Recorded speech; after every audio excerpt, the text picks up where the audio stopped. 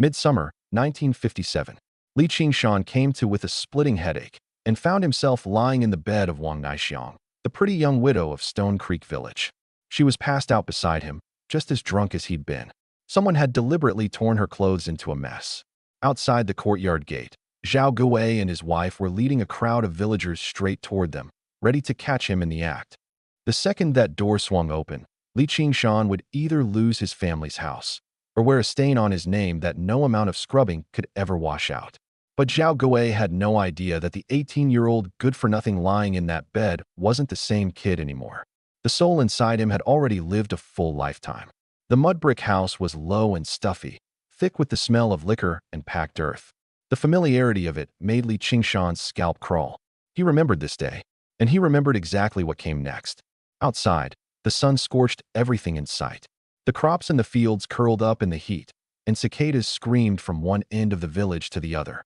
When Zhao Guwei and his wife had half carried him inside, they'd kept up the friendly act. Qingshan's had too much to drink. Let him sleep it off here at Andy's place. The moment the door shut, all that fake concern vanished.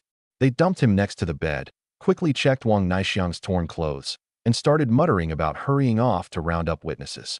Zhao Guwei was already daydreaming about the Li family's brand-new courtyard falling into his hands. Sell the place, and the money would cover his son Zhao Chang's debts nicely. Li Qingshan kept his eyes shut the whole time, never letting them realize he was awake. Only when their footsteps faded did he finally confirm it. The memories in his head weren't some drunken dream. The rickety wooden bed, the water basin in the corner, that single shaft of sunlight cutting through the paper window, all of it identical to decades ago. In his last life, Zhao Guwei's youngest, Zhao Chang, had racked up 36 yuan in gambling debt. To plug that hole, Zhao Guwei and his wife had set their sights on the Li family's newly built courtyard. Their plan was simple: get Li Qingshan blackout drunk, dump him in the bed of their daughter-in-law Wang Naixiang, then storm in with the villagers and play the victim. Pin it on Li Qingshan, say he'd forced himself on Wang Naixiang, and they could squeeze the Li family for the house as compensation. Zhao Guwei only dared try this because Li Qingshan's reputation back then was garbage. An 18-year-old who wouldn't touch farm work, who just loafed around the village all day. Behind his back, everyone called him a deadbeat. If it came down to his word against theirs, most people would side against him on instinct. And even if Wang Naixiang swore nothing had happened, a single man and a widow caught together in one bed, the rumors alone would be enough to bury them both. But Wang Naixiang hadn't played along. When she came to, she stood up and cleared his name, and made enemies of her in-laws in the process. For the next month, she didn't just endure the whole village's whispers. She took beatings and abuse from the Zhao family every single day. Zhao Guwei had even planned to hand her over to the debt collector, Li Hu, as payment. In the end, with nowhere left to turn, she threw herself into the river. The day before she died, Wang Naixiang had come to Li Qingshan and begged him to take her away from Stone Creek Village. But that Li Qingshan had been a coward, spineless, gutless, and he hadn't dared say yes. Only after she walked away in despair did he understand what he'd let slip through his fingers.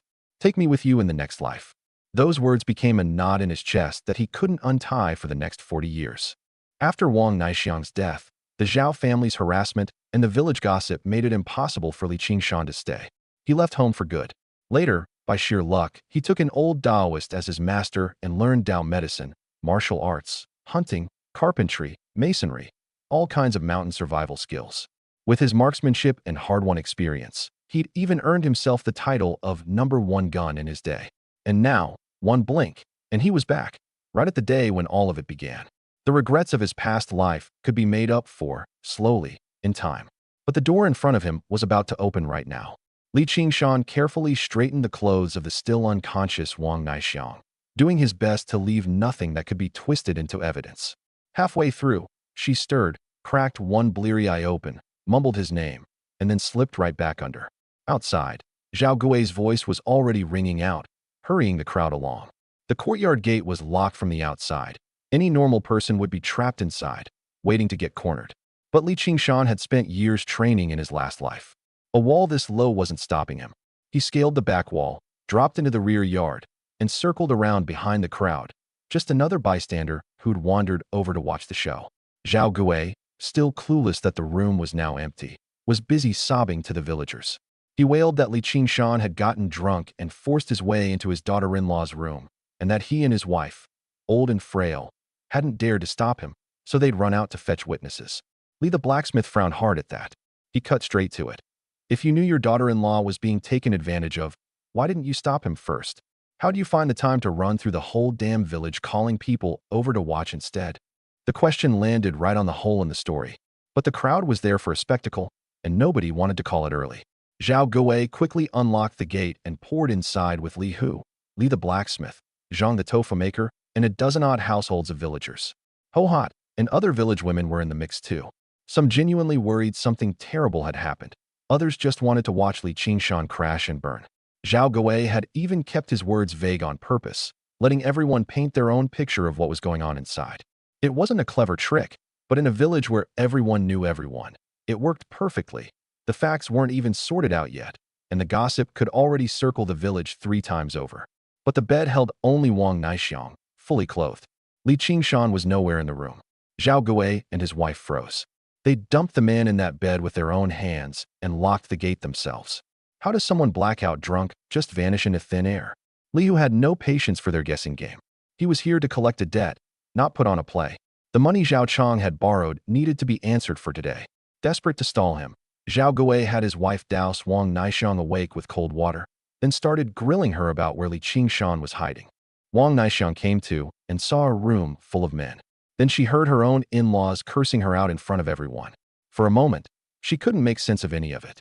The longer Zhao Gui went without finding his man, the more he panicked, until he actually blurted out, in front of the whole crowd, that Li Qingshan had just been in her bed. He tore through the cabinets, checked under the bed, dead certain the man was hiding somewhere in the room. The search turned up nothing, but it laid Zhao Gui's whole scheme bare. No father-in-law who actually cared about his daughter-in-law's honor would say those things in front of half the village, let alone throw open her bedroom for everyone to gawk at. Just as the crowd started turning suspicious, Li Qingshan spoke up from the back, slow and easy. Big crowd. What's all the fuss about? Zhao Gui lunged at him like a drowning man grabbing a rope, jabbing a finger and shouting that Li Qingshan had been drinking at his place just now and forced himself on Wang Naixiang while wasted. Li Qingshan didn't rush to argue. First, he let the crowd take a good look at him. Sure, he smelled like liquor, but that was from drinking at home this morning. Right now, his speech was clear, his footing steady. Did he look anything like a drunk who'd just been dragged in and dumped? More to the point, Wang Naixiang's clothes were untouched, the room had been empty, and Zhao Gui couldn't produce a shred of proof. Zhao Gui dug in, insisting they'd been drinking together, and cooked up a story on the spot. Li Qingshan had said he was going out to take a piss, and somehow ended up in the daughter-in-law's room. The old couple, no match for a young man in a fight, had gone to fetch the neighbors for help. Li Qingshan heard him out, then asked just 2 questions. If he'd been so drunk he needed to be carried, how had he turned around and scaled the locked courtyard wall? And if Zhao Gui had seen him walk into that room with his own eyes, why not raise the alarm on the spot? Why leave Wang Naixiang alone in there instead? Zhao Gui had no answer. All he could do was repeat, over and over, he was just in the bed, I swear. And the more he repeated it, the more it sounded like the truth had slipped out by accident.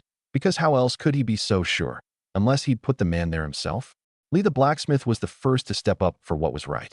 Li Qingshan might be a layabout, but he'd never once brought harm to any girl in the village.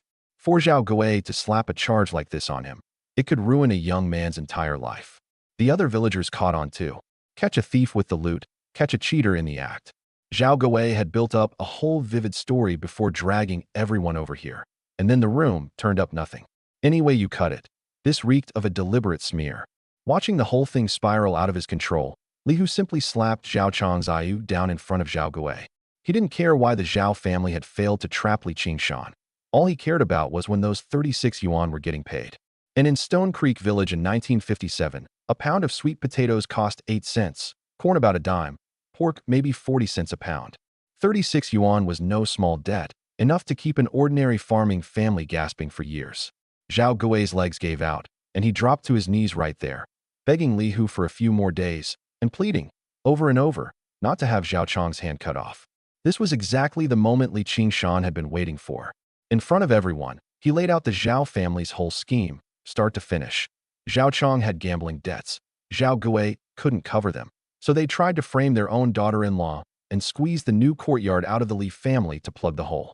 The proof might not be enough to haul Zhao Gui down to the township office, but it was more than enough for the whole village to see exactly what kind of man he was. Li Qingshan seized the moment and rushed in, giving Zhao Gui a thorough beating. He didn't just swing at his face. He picked the spots that hurt like hell, but wouldn't leave any serious damage. His Dao medicine skills from his last life were more or less wasted on a brawl like this, but they were perfect for collecting interest. At first, the villagers wanted to break it up, but once they understood Zhao Gui had tried to trade his daughter-in-law's honor for money, their hands got a lot slower. Only when Zhao Gui was curled up on the ground howling did the crowd finally pull Li Qingshan off him. Furious and in pain, Zhao Gui lay there and kept cursing. But Li Qingshan didn't lose control any further. He knew full well his goal today wasn't to put Zhao Gui in the hospital. It was to make the villagers remember why this couple had earned their beating. If someone actually died, the side that was in the right would get dragged down with them. It was the first change in how he did things since coming back to life. Don't flinch when it's time to be ruthless, and don't let your emotions drag you around once you've made your point. Still, a beating didn't make the gambling debt disappear. Li Hu's eyes landed on the newly awake Wang Naixiang, and he floated an even nastier idea. The Zhao family marries Wang Naixiang off to him, and Zhao Chong's debt gets wiped clean. Zhao Gui barely hesitated. His eldest son had died on his own wedding day, struck in the chest by an iron nail sent flying from a homemade firecracker gone wrong, dead on the spot. Wang Naixiang had been widowed on her very first day of marriage, and she'd stayed a widow for 3 years.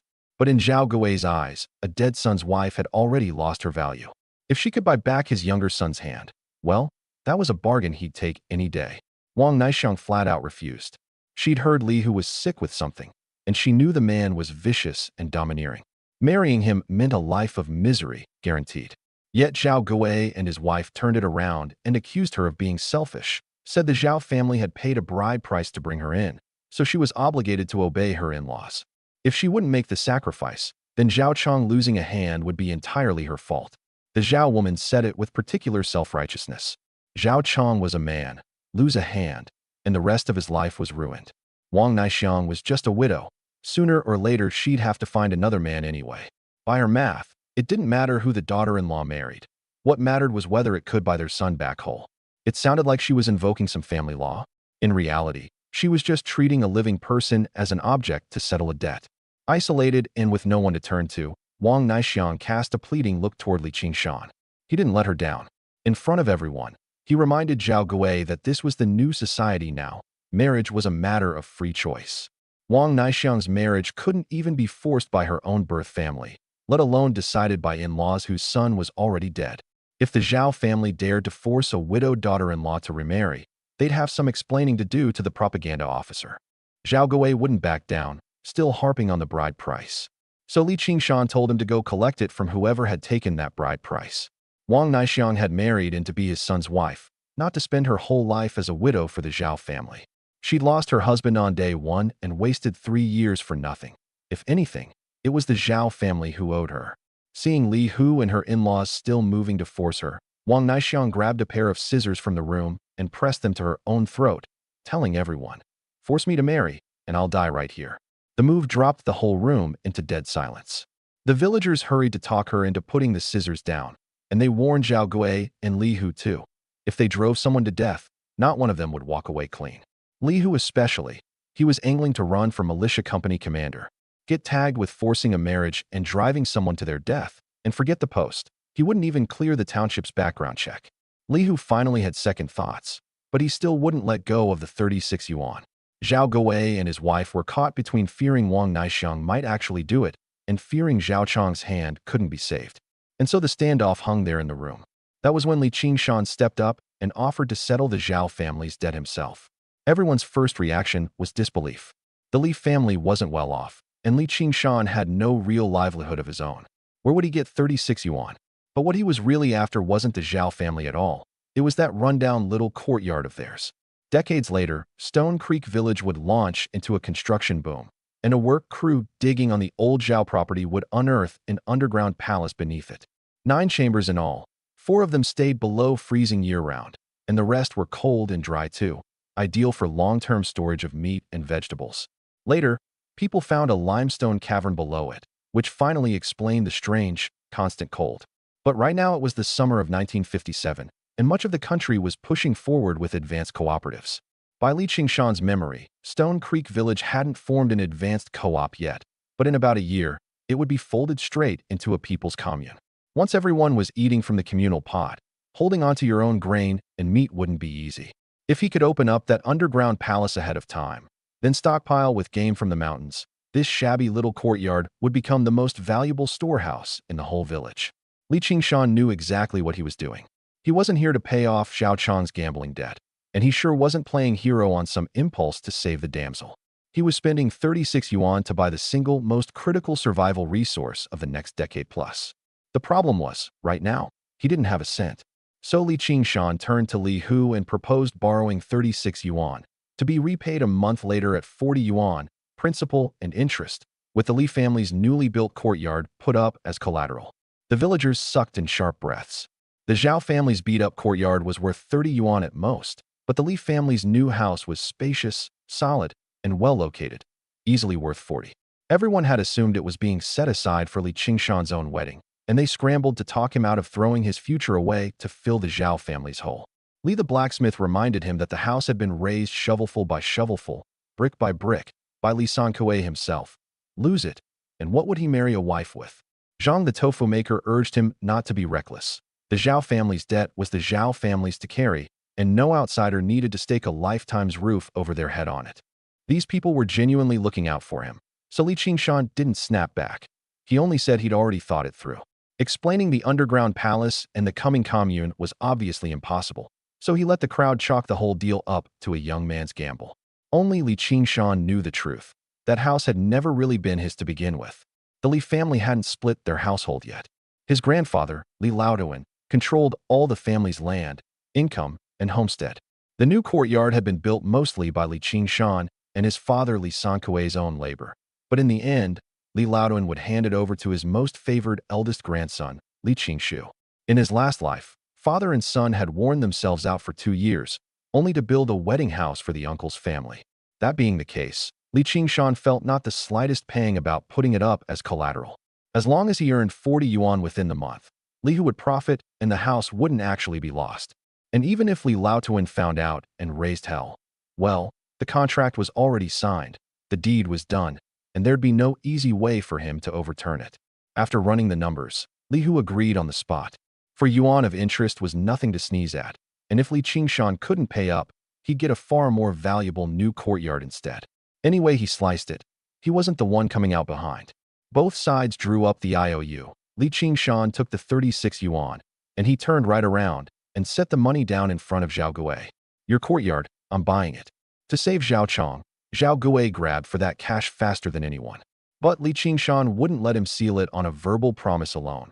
He had a separate sale contract drawn up, stipulating that once the title transfer was complete, both sides were square, and giving the Zhao family 5 days to move out. 36 yuan for the Zhao family's old courtyard was a few yuan over the going rate. The onlookers were more convinced than ever that Li Qingshan had gotten fleeced, while Zhao Gui clutched the money like it was a lifeline, terrified Li Qingshan might change his mind. But that was exactly why Li Qingshan was willing to overpay. Set the price high enough, and Zhao Gui would sign fast in his moment of panic. And once the paperwork was done, even if he later discovered there was a whole other world beneath that courtyard, he'd have a hard time reopening the case on the excuse that he'd been lowballed. To keep Zhao Gui from backing out later, the two of them took their documents down to the township office that same day. The paperwork went smoothly. The clerk said the land and property title could be picked up in 3 days. Only when he'd walked out of the township office did Li Qingshan finally let himself relax. A scheme that should have destroyed him and Wang Naixiang had instead landed him the Zhao family's courtyard. Zhao Gui had cleared his gambling debt, but lost the roof over his head. Li Hu now held a 40 yuan IOU, and all Li Qingshan had put on the line was a new house that had been destined to go to his cousin anyway. Of course, none of it was truly in the bag yet.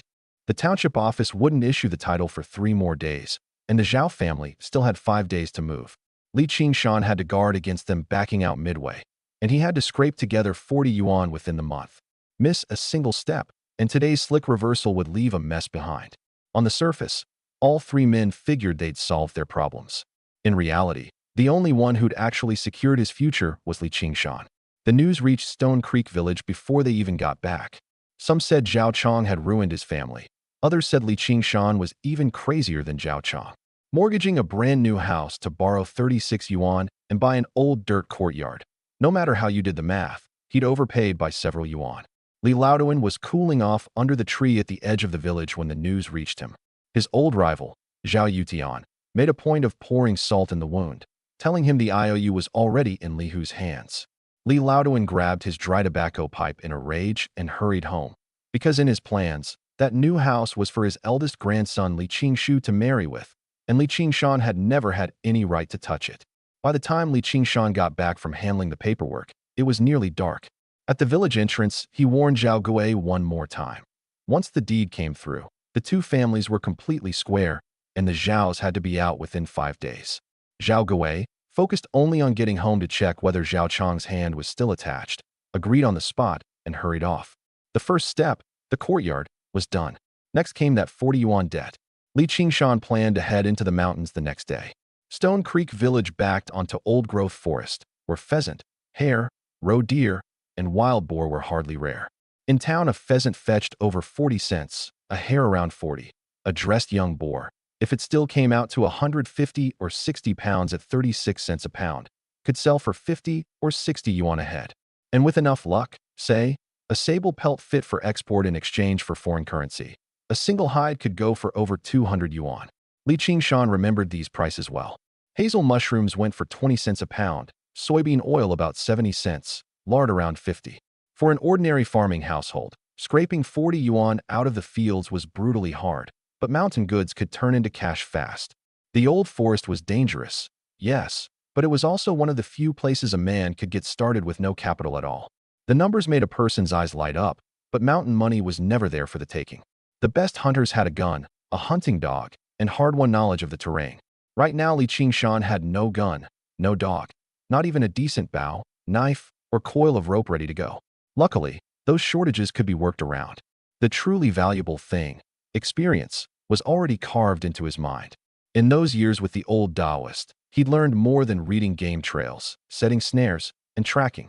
The old man had spent years treating the accumulated injuries and ailments of several old soldiers, and through that, Li Qingshan had gotten his hands on all kinds of firearms at the military district. Long years of body tempering practice had pushed his strength, reflexes, eyesight, and senses far beyond any ordinary hunter's. This 18-year-old body hadn't recovered to his past life peak yet, but for handling a bow and cold steel, it was more than enough. So the order of preparation he set for himself was clear. First get a bow, arrows, a knife, and rope, then find someone who knew the mountain paths outside the village and ask around for recent conditions. A gun and a hunting dog would be ideal, but neither was a must for a first trip in. What he really needed to avoid was letting others mistake his confidence for the reckless bluster of a total greenhorn, and cutting off this path to money before it started. He was still working out his gear when Wang Naishang called out to him from behind a haystack. She'd already changed out of the clothes soaked by the cold water, and she'd come specifically to thank Li Qingshan. If not for him today, she'd either have been framed by her in-laws or forced to marry Li Hu.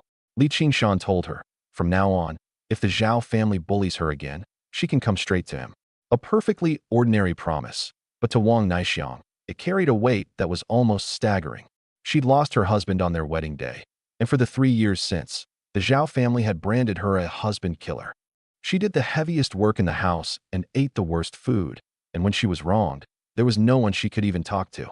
It wasn't that she didn't know how to resist. It was that a widow with no birth family behind her had almost no leverage to resist with, not in this village. Wang Naishang saw the risk of today clearly too. Li Qingshan escaping the Zhao courtyard had been luck and skill, but if Zhao Gui and his wife had dared to set one trap, there might well be a second. She didn't want Li Qingshan saddled with a 40 yuan debt on her account, and even less did she want that new house, the one meant to marry a wife with, falling into Li Hu's hands. But what worried her most was Li Qingshan himself. Turning 36 yuan into 40 within a month was flat out impossible on farm work alone. The moment she learned he planned to go hunting in the mountains, she tried to stop him. Over the years, the men who died in that old forest numbered at least a dozen or more. Even famous hunt leaders rarely came back out in one piece. Zhao Zhanshan of the village was seasoned. He'd even saved Li Qingshan up in the mountains a few years back, and not long ago he'd still been badly gored by a boar. Now he lay bedridden, likely never to set foot in the mountains again. The way Wang Naishang saw it, Li Qingshan going in with no hunt leader to guide him and no gear was barely different from throwing his life away.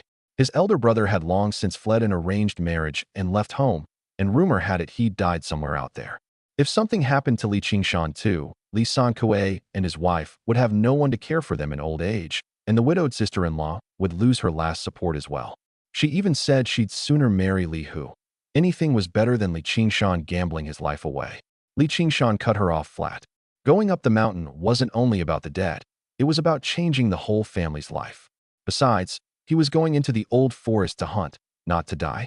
After all the trouble he'd gone to today to pull Wang Naixiang out of Li Hu's hands, if she turned around and jumped into the fire pit herself, then everything he'd done really would have been for nothing. Unable to talk him out of it, Wang Naixiang could only pull a freshly boiled egg from inside her clothes. In these times, an egg was as precious as meat. Ordinary farming households couldn't bear to eat them. The loss of even one would be noticed.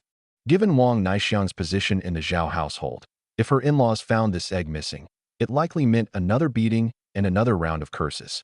Li Qingshan didn't just push it away the way he had in his last life. He understood that sometimes accepting someone's kindness was a way of giving them back a little dignity. He peeled the egg, ate half, and held the other half out to Wang Naixiang. She wouldn't take it at first, so Li Qingshan told her.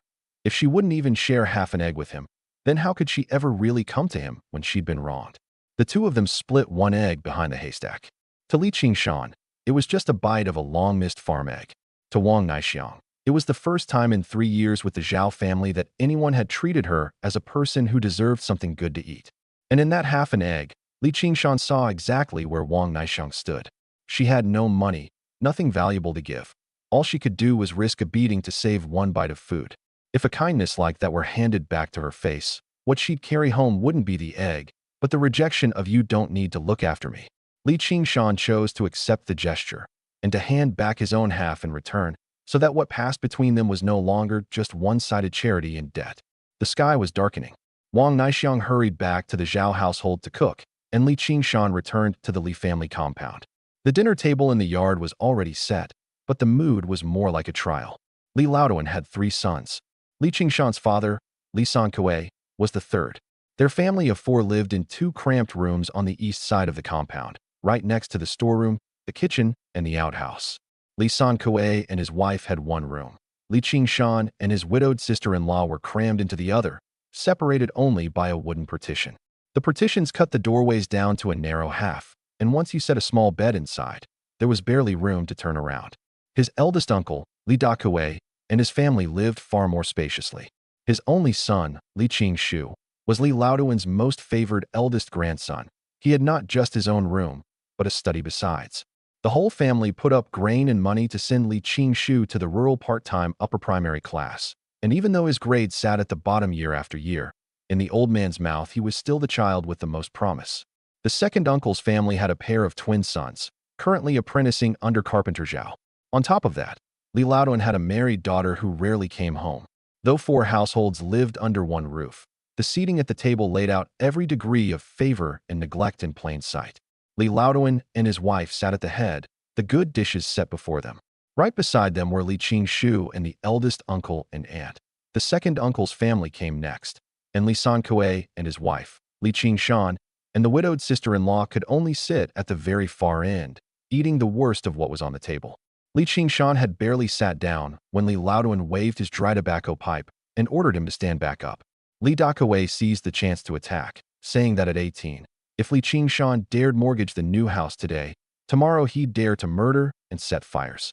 The eldest aunt dragged Li Qingshu into it, claiming that if Li Qingshan ruined the family's name, it would hurt Li Qingshu's chances of finding work down the road. A crime that hadn't even happened was thus dragged out as evidence for family law. What truly angered them wasn't that Li Qingshan had borrowed money.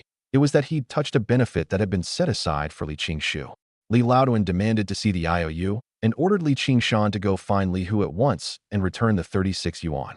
Before Li Qingshan could say a word, his father Li Sankuei was already stunned. He'd spent these years building that courtyard brick by brick, clod by clod during the farming lulls, always believing it was for his son to marry with. Only now did Li Laoduan admit, in his own words, that the new house had been meant for the eldest grandson Li Qingshu from the very start. For the first time, Li Sankuei challenged his father in front of everyone. and was instantly slapped with the label of unfilial by his elder brother. Li Laoduan then trotted out four so-called principles. First, he never explicitly promised the house belonged to Li Qingshan. Second, the homestead was registered in his own name. Third, as head of the household, he had the right to decide the family's property. Fourth, Li Qingshu was the eldest son of the eldest line and had reached marrying age, so he should rightly be first into the new house. As for Li Qingshan, he could build his own later when he had the means. The 4 points sounded like a careful progression, but they all came down to one thing. Li Sankuei could do the labor, Li Qingshan could wait, and the ready-made benefit had to go to the eldest branch first. What pained Li Sankuei most wasn't even losing the house. It was that his father had never counted his toil for anything. To save on materials, he'd mixed the mud, molded the bricks, and laid the walls himself during the off-season. And Li Qingshan had put in no small share of the work too. The old man knew perfectly well why the third branch had broken their backs on that house, yet had deliberately left the ownership unspoken. Then, once it was built, pulled out head of the household to crush them. This wasn't a change of heart on the spot. It was a plan from the very beginning to make the third branch labor for free for the eldest line. Years of being ground down had left Li Sankuei soft by habit, even when he knew it was wrong. He didn't dare keep arguing, and could only mutter that maybe his father had a point after all. At the far end of the table, both the mother and the sister-in-law were sweating on Li Qingshan's behalf, but neither dared jump in. In this household, the third branch had no say over even what they ate, let alone the right to fight over a new courtyard. Every time conflict flared in the past, it usually ended with Li Sankuei apologizing first and the third branch losing out again. The others had long since come to take that surrender for granted. But this time, Li Qingshan rose to his feet and walked, step by step, toward the head of the table. He didn't bow his head as he once had, and he had no intention of paying for anyone's favoritism any longer. Li Laoduan and Li Dakue assumed he'd finally caved to family law, and satisfaction was already showing on their faces. What they didn't know was that this young man, once theirs to push around at will, had already seen through the Li family's accounts across a whole other lifetime. He'd already overturned the Zhao family's scheme, and the courtyard worth 36 yuan had already changed hands. What was due for settling now was the old debt this dinner table had owed the third branch for years. Reaching the head of the table, Li Qingshan didn't grab for the tobacco pipe, and he didn't keep arguing the points with Li Laoduan that could never be argued through. He reached past Li Qingshu and swept the steamed buns, the soybean paste, and the stewed cabbage off the table, carrying them all over to the third branch in one go. The whole yard went silent in an instant. The Li family table ran on a set of rules maintained for years. The good dishes went first to the old man and the eldest line. The third branch should count itself grateful just to get sweet potato soup. Li Qingshan carrying the food away now moved more than a few bowls. It moved the very authority Li Laoduan used to prove he was head of the household. Sweet potato soup in the morning, sweet potato soup at noon, sweet potato soup again at night. Keep drinking it, and a man'll turn into a sweet potato himself. Li Qingshan sat back down at the far end, took a chopstick full of cabbage first, then looked up and asked, "Grandpa, you just said the family's never shorted me a single meal. So me eating a little of the dishes, that's no problem, right?" Li Laoduan had just declared he never shorted anyone's food, so of course he couldn't take it back in front of everyone now. Li Dakue tried to cut in, and Li Qingshan glared straight at him. "Grandpa said I can eat. What's your hurry? Acting like you outrank the head of the household." One line jammed both father and son. The old Li Qingshan would only have shouted them down head-on, and always ended up crushed back by those two words, unfilial. Now he'd learned to use Li Laoduan's own rules to pin the eldest line in place. Only when he was half full did he bring up the mortgage. The new courtyard was only collateral. He'd never said he wouldn't repay. Within a month, as long as he handed 40 yuan to Li Hu, the house naturally wouldn't slip away. "And what are you going to repay with?" Li Dakue sneered. "Loafing around the village?" Li Qingshan set down his bowl and told the whole family. Tomorrow, he was going up the mountain to hunt. That drew not support, but a whole table of doubt. Some asked whether he could even draw a bow. Others said going into the old forest, he was only good for feeding the black bears. His mother and sister-in-law were genuinely afraid, but the eldest line quickly spotted a different kind of benefit in the matter. Li Qingshu lowered his voice and worked out a vicious calculation for Li Laoduan and his father. If Li Qingshan died in the mountains, the loan became a bad debt. With the new courtyard registered in Li Laoduan's name, Li Hu might not actually be able to take it. Li Sankuei was getting on in years and had only this one son left. Once the third branch's line was cut, Li Qingshu could step forward to promise care in old age, and everything Li Sankuei and his wife earned would sooner or later fall to the eldest line. Li Laoduan and Li Dakuei actually nodded along, even praising Li Qingshu as living up to his name as the most promising child in the family. A young man dead last in his upper primary class won such unanimous approval for the first time, not through his studies, but by dreaming up how to devour the rest of his third uncle's life. They thought they'd kept it quiet enough. Li Qingshan heard every word. Li Laoduan then switched to a different tone, deliberately baiting him. If he really had the ability, then bring back a 300-pound boar. Young men were most vulnerable to a dare. If Li Qingshan pushed deep into the mountains to prove himself, the eldest line wouldn't even have to lift a finger. Li Qingshan turned the scheme back on them, declaring on the spot that never mind 300 pounds, he could haul back a 500-pounder. But to go hunting, he'd need a proper tool for the job. He asked the family first for money to buy a gun. Sure enough, the moment money came up, Li Laoduan's face darkened. The family's savings were for Li Qingshu's wedding. Where was their spare cash to buy the third branch's boy a gun? The old man didn't forget to shove the blame back onto Li Sankuei either, saying that if only the third branch earned more, he, as grandfather, would surely be willing to help. A hunting rifle cost far more than an ordinary earthen brick house, and Li Qingshan hadn't expected him to agree anyway. He stepped back and said if not a gun, then a bow, and was refused flat by Li Laoduan again. Only after 2 refusals in a row did Li Qingshan raise what he'd really wanted all along, provisions for the mountains. The Li family's grain sack had always been held in his grandmother's hands. For a hunter going up for several days, the handiest food was chow mein, cornmeal fried and cooked in advance. On the trail you could eat it dry, with water and thyme, mix it into a paste. Or you could carry hard cornmeal flat cakes baked with salt, long-keeping and filling. Better-off hunters would bring jerky. Ordinary households naturally couldn't bear to. The type of grain in these times also marked a family standing. Most in Stone Creek Village filled their bellies on high-yield, cheap sweet potatoes, and rotating through sweet potato soup morning, noon, and night was nothing unusual. Only slightly better-off homes ate cornmeal flat cakes. Above that were millet and white flour. A hunter had to cross ridges, cut trail, and haul game. Far more taxing than ordinary field work. And on thin soup alone, he'd lose his strength fast. That was exactly where jerky's value lay. It kept, and it replenished what the body most lacked. But to a household that saw meat only a handful of times a year, making jerky to carry into the mountains was practically a luxury. Li Qingshan didn't expect his grandmother to part with meat. Getting enough fried cornmeal would serve his purpose. Once he brought down his first batch of game, the mountains themselves could supply the rest. Li Qingshan said he'd be in the mountains 3 days at the least, 10 days to half a month at the most. Take too little food, and he could only circle the outer edge. Bringing back a 300-pound boar would be a joke. Hearing this, Li Qingshu immediately egged the old man on to give more. The more food, the more likely Li Qingshan would push deep into the old forest, and the greater the chance he'd lose his way or run into a beast. Li Laoduan actually had his wife prepare fried cornmeal in a portion for 10 days to half a month. This time it was Li Qingshan's turn to be quietly pleased. He hadn't gotten a gun or a bow, but he'd wrung provisions far beyond expectation out of an old man who'd never given up a hair before. The eldest line was hoping for his death, so he'd feed himself full on their grain first. After the meal, his parents and his sister-in-law Lu Guixiang followed him into the cramped room. Li Sankuei shut the door and asked at once whether something had possessed his son. Zhao Zhanshan of the village had hunted for decades and still had his heart and lungs gored by a boar. If other hunters hadn't happened to find him, he'd have been left in the mountains for good. Li Qingshan had no hunt leader to guide him and had never openly learned to hunt. Any way you looked at it, going up was courting death. His mother clutched her son's hands and pleaded, again and again, for him not to go. Li Sankuei had already lost an eldest son who'd fled his marriage and left home. If something happened to Li Qingshan too, this family would be left with no hope at all. Li Qingshan couldn't speak of his rebirth or his past life. All he could do was promise not to take reckless risks.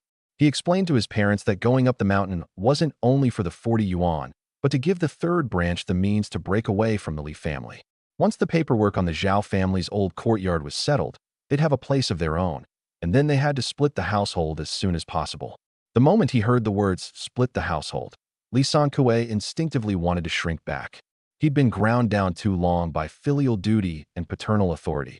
Even having just learned that the house he'd built was to be handed to his nephew, his first reaction wasn't to leave, but to examine where he had fallen short. Li Qingshan knew full well his father couldn't change overnight.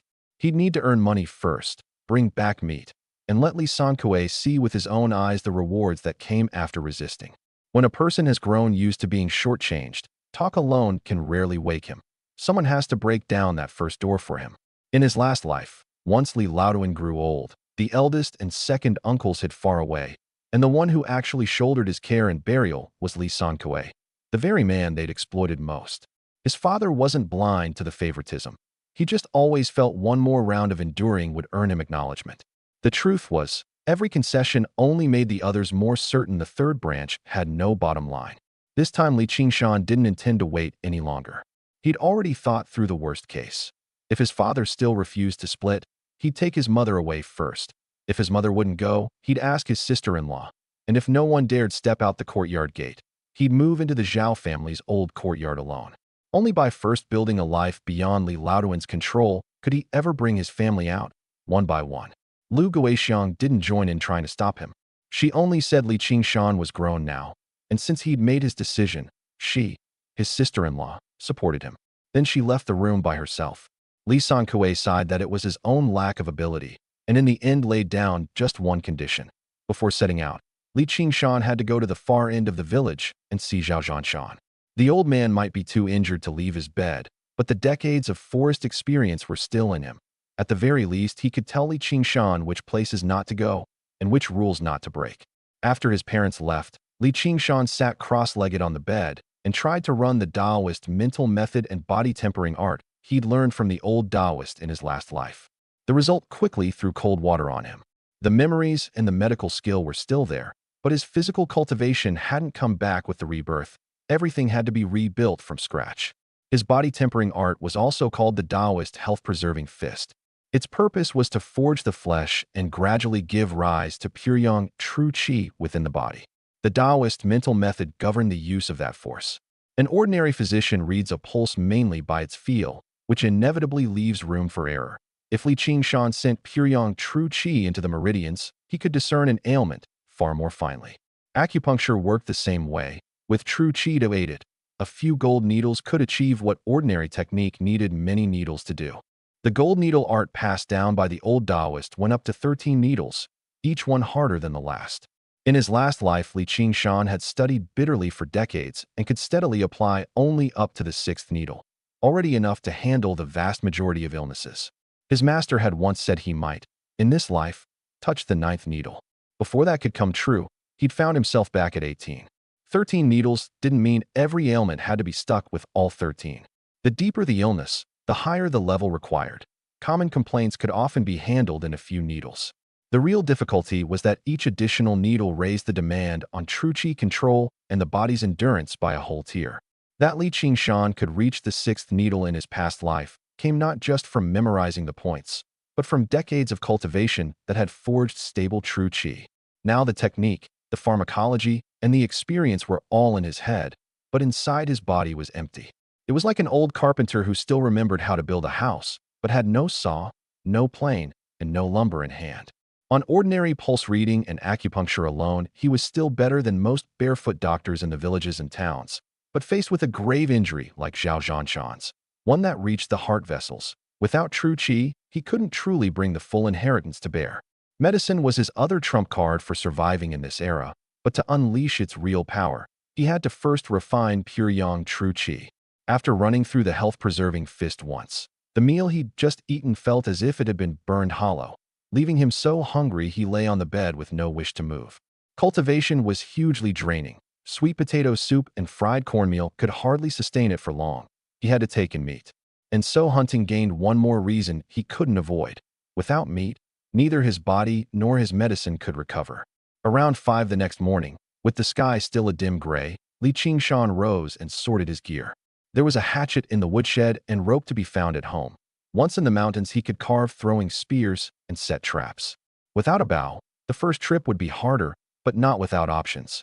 He pushed open the door and was surprised to find Lu Guixiang hadn't come back all night. Just as he began to worry something had happened to her, footsteps came from outside the courtyard gate. Lu Guixiang walked back limping, her face covered in sweat, a real hunting bow slung across her shoulder. She'd rushed back to her parents' home overnight and brought back the bow her father used to use. It was in fine condition, worth at least 8 or 9 yuan at market. No lowly piece among hunting bows that ranged from 5 to 20. 9 yuan was enough to buy 20-odd pheasants, even more than the bride price the Li family had once paid for Lu Guixiang. Lu Guixiang wasn't unaware of what that bow was worth. Her old father no longer used it, but that didn't mean it had no value. To a hunting family, a familiar good bow was the tool that put food on the table and something that could save your life in a crisis. Taking the bow from her family was, in effect, handing over an important piece of property her father had kept for years to the Li household. Lu Guixiang said her father was old and the bow only sat and used, so Li Qingshan shouldn't ask too much. Just take it up the mountain to protect his life. But Li Qingshan noticed at a glance that the silver bracelet on her wrist was gone. That bracelet had been part of Lu Guixiang's dowry when she married in, still on her wrist the day before. She hadn't just gone home to borrow the bow, she'd traded the silver bracelet for it. The one waiting outside to see her back was her own brother, Lu Dazhu. The Lu family had long been disgusted by the way the Li household bled the third branch dry, and had already sworn never to set foot in their door again. Lu Dazhu had no kind face for Li Qingshan either. He told him that one silver bracelet was nowhere near enough to match this bow. Their father had refused at first. It was only because Lu Guixiang knelt outside the door for half the night that the old man's heart softened. Before leaving, Lu Dazhu gave a solemn warning. If the Li family kept bullying his sister, he would take Lu Guixiang back for certain, and he would never let the Li family off easy. Li Qingshan didn't argue. The Lu family's anger was entirely justified.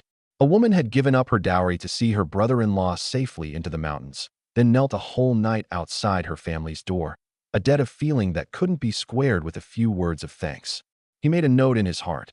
Once he'd earned money, he'd not only redeem the silver bracelet, but ideally buy his sister-in-law an even finer piece of jewelry. Li Qingshan understood well enough why Lu Guixiang would rather kneel than come back empty-handed. Her husband's fate was unknown since he'd left home, and the only ones in the Li household who truly treated her as family were these few people of the third branch. If Li Qingshan died in the mountains, she'd lose not only a brother-in-law. The third branch would be wholly at the mercy of the eldest line and the old man. She was saving Li Qingshan and guarding the last support she had left for herself. Back inside, he noticed again that Lu Guixiang's gait was wrong. The shoes on her feet were too small to begin with. The grandmother, grudging the waste of making new ones, had fobbed her off with the eldest aunt's cast-offs. Walking the long road overnight, her feet were already rubbed raw. The eldest aunt wore new shoes herself, while the third branch's widowed daughter-in-law couldn't even get a pair of well-fitting old ones.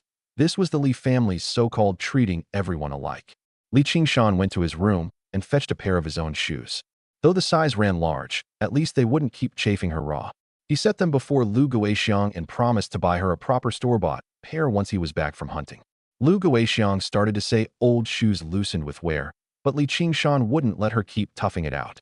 He checked her chafed feet, confirmed it was only skin and flesh, nothing to the bone, then told her to change into looser shoes and rest well. Of all the bodily details in this that might invite misreading, only one thing truly mattered to this relationship. Lu Guixiang was willing to trade her dowry for Li Qingshan's safety, and Li Qingshan was finally beginning to treat his sister-in-law's plight as his own responsibility. Outside the door, the fried cornmeal his grandmother had prepared was already bagged. Li Qingshan shouldered the roughly 60-pound hunting bow, packed 6 arrows, the hatchet, rope, and provisions, and went first to the far end of the village as his father had asked. Zhao Zhanshan's home was the household in Stone Creek village closest to the Great Mountains. This hunter, in his 40s, had gone into the mountains for decades and had once saved Li Qingshan's life. His son had met a black bear in the mountains years ago and never came back. His wife had died early too. Now only his daughter, Zhao Shanxing, was left to care for the home.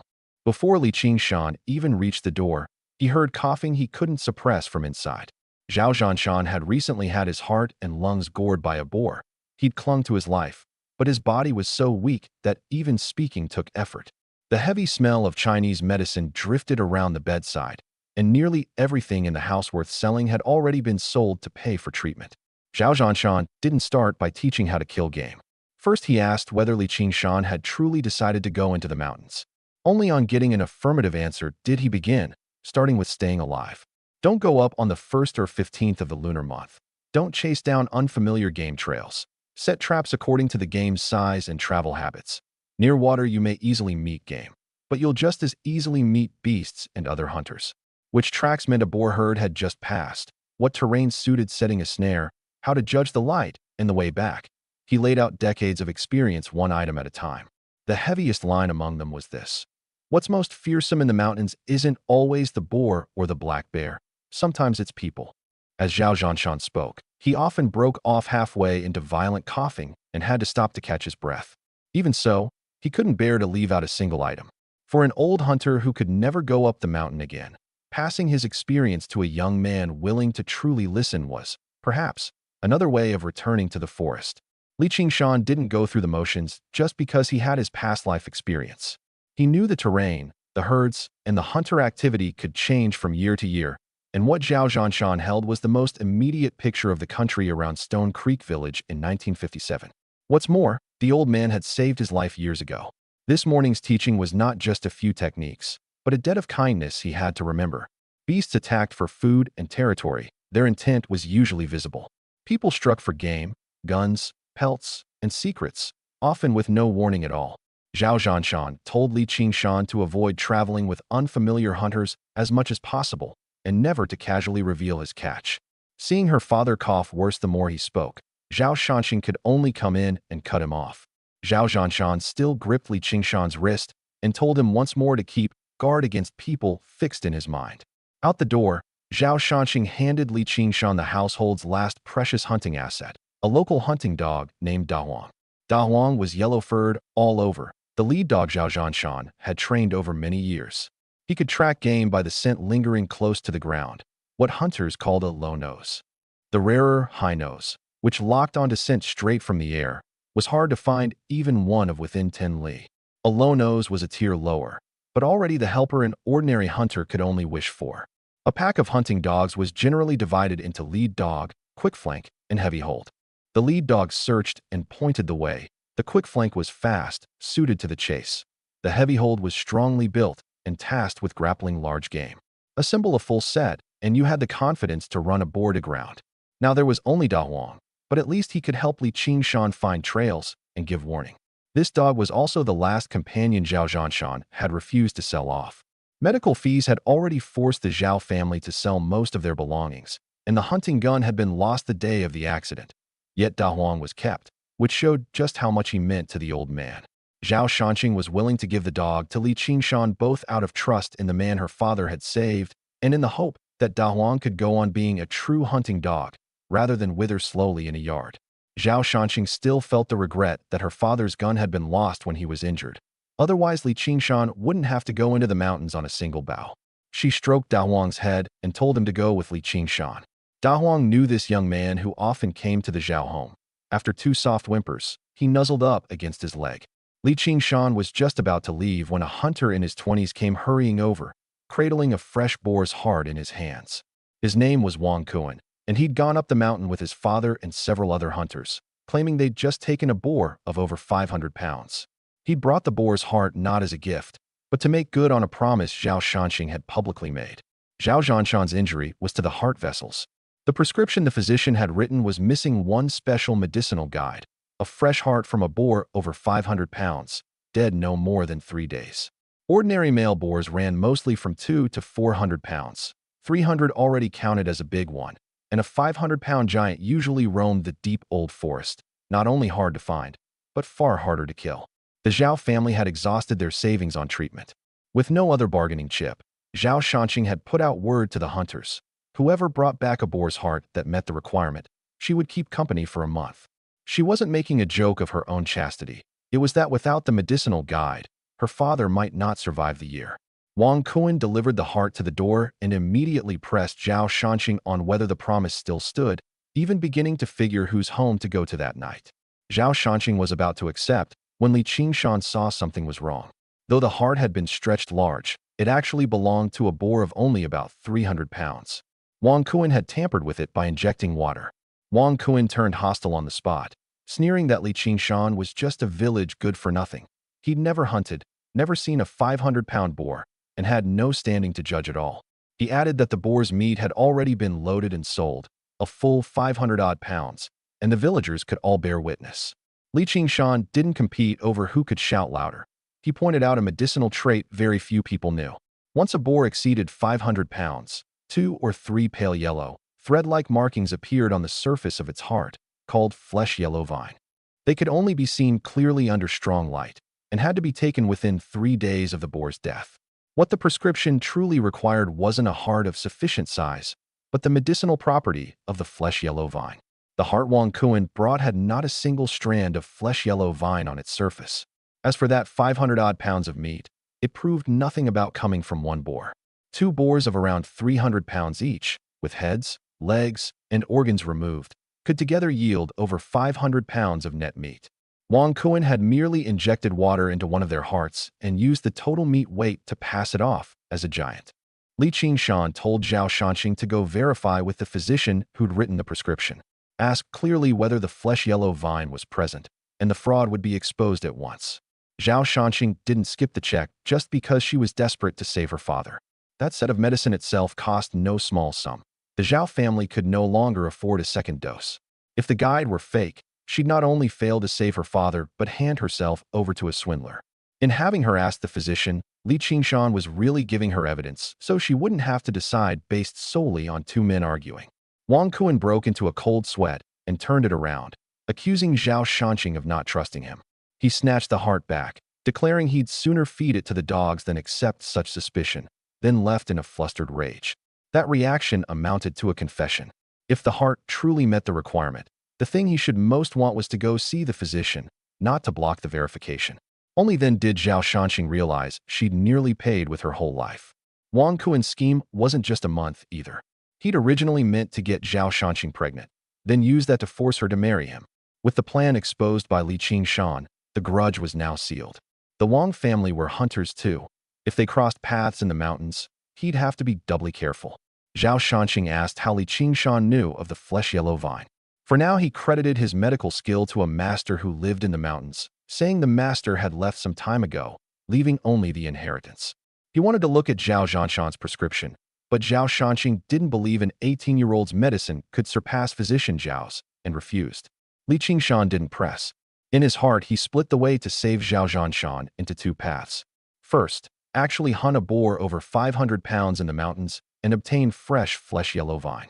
Second, refine pure yang true qi as soon as possible and use gold needles to temporarily hold Zhao Zhanshan's life.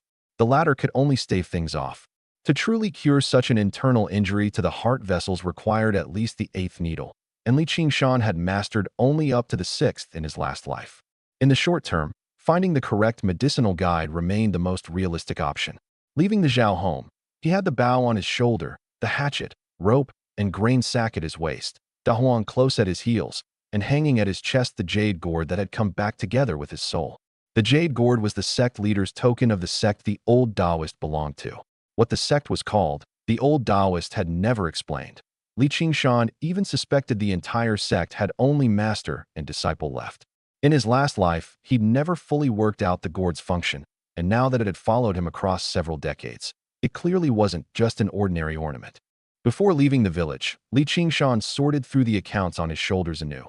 Repay Li Hu 40 yuan within the month, redeem his sister-in-law's silver bracelet, and later add an even finer piece. Renovate the Zhao family's rundown courtyard. Find a way to apply for an adjacent homestead for his father so the 2 courtyards could be joined, and guard against Zhao Gui backing out, Wang Kuan's grudge, all while helping the 3rd branch break away from the Li family as soon as possible. This hardly looked like an 18-year-old's first hunting trip. It was more the opening move of a plan to turn the whole family's fortunes around.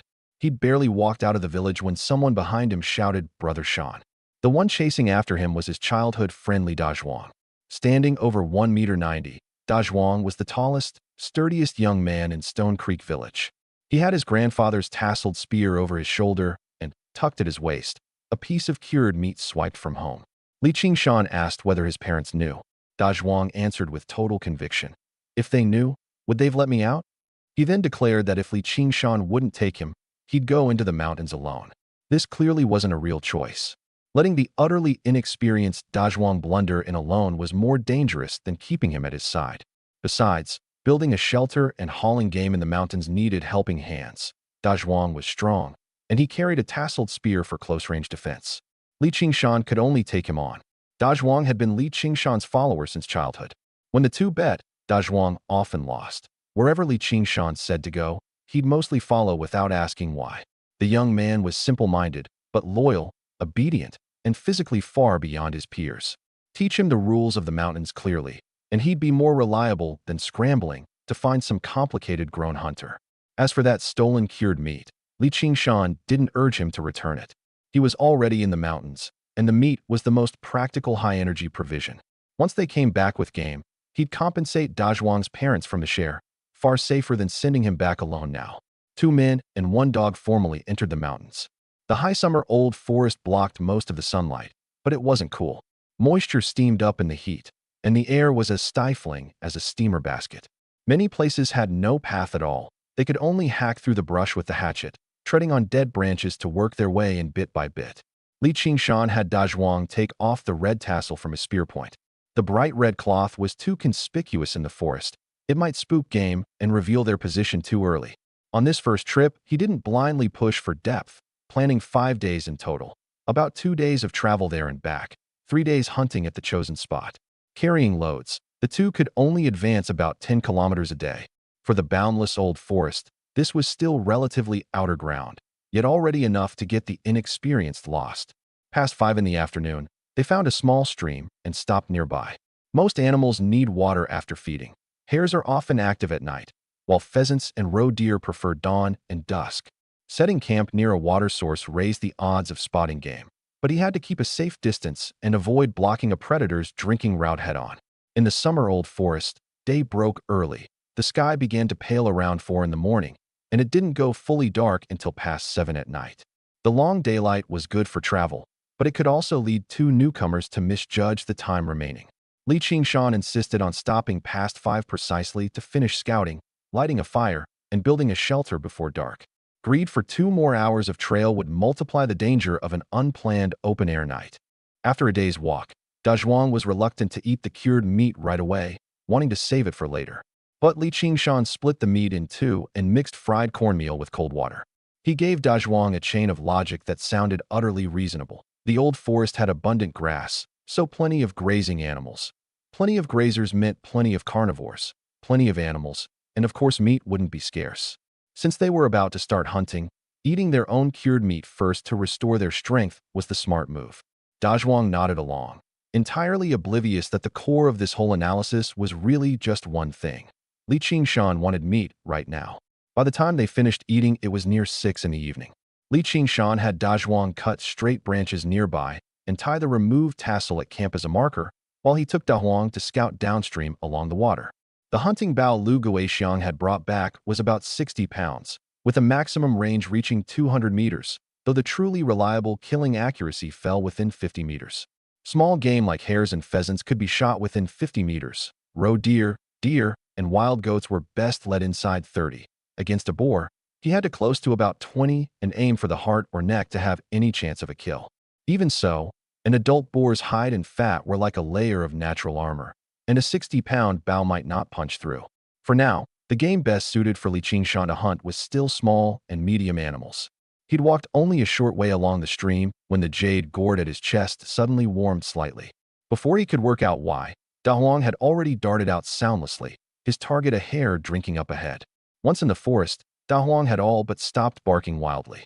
This was the fruit of Zhao Zhanshan's years of training. On spotting game, prioritize tracking and action, and unless warning his master, don't reveal position with barks. That single point alone put him far above an untrained house dog. A hound chasing a hare would startle other nearby game, so Li Qingshan drew the bow at once. Feet planted, stance slightly wider than his shoulders, judging wind speed at about 3 meters per second, target distance 30 meters. He led ahead based on the hare's running direction, breathing, aiming, and releasing in one smooth motion. The arrow's shadow shot through the woods and pierced the hare's neck cleanly. Da Huang rushed up and carried the quarry back, setting it at Li Qingshan's feet, tail wagging non-stop to claim credit. This was his first game since rebirth, about 4 odd pounds, with maybe a 60% meat yield. Li Qingshan didn't just bask in the joy, he immediately gutted, bled, and buried the remains. In the high summer heat, if a dead hare weren't handled promptly, its belly could ferment and bloat within about 2 hours. The smell of blood could also spread far in a short time, both scaring off game and possibly drawing in beasts. Real hunting didn't end the moment the arrow flew. How you handled the traces likewise decided whether a hunter got home safe. 5 minutes later, Li Qingshan hung the dressed hare at his waist and continued downstream. He was still pondering why the jade gourd had warmed earlier when the warmth came again at his chest. This time Da Huang had no reaction. Li Qingshan immediately scanned around, and, more than 40 meters off, saw a second, fatter hare nibbling tender grass. He drew the bowstring to full again and struck the neck with one arrow. The second hare topped 5 pounds, and the arrowhead was undamaged. The quiver Lu Guixiang had brought back held only 6 arrows in all. Every one had to be recovered. If he had income after returning to the village, the first thing would be to have blacksmith Li forge more arrowheads. A gun was beyond his means for now, but the bow had the advantages of silence and not scattering game over a wide area. Even once he had a hunting gun later, for hares, pheasants, foxes, raccoon dogs, or precious pelted sables, the bow and arrow would still be the better choice. Especially for the likes of sable, silver-black fox, snow fox, and snow hare, what was truly valuable was often not the meat but the intact pelt. Gunshot would ruin the hide, whereas an arrow left a relatively concentrated wound. If he could take them alive, the value rose higher still. So Li Qingshan didn't regard this bow as a stopgap until he bought a gun, but as a core tool for long-term use. Over the next dozen-odd minutes, the jade gourd didn't warm again. Though minnows and forest frogs could be seen in the stream, there was no obvious large game nearby.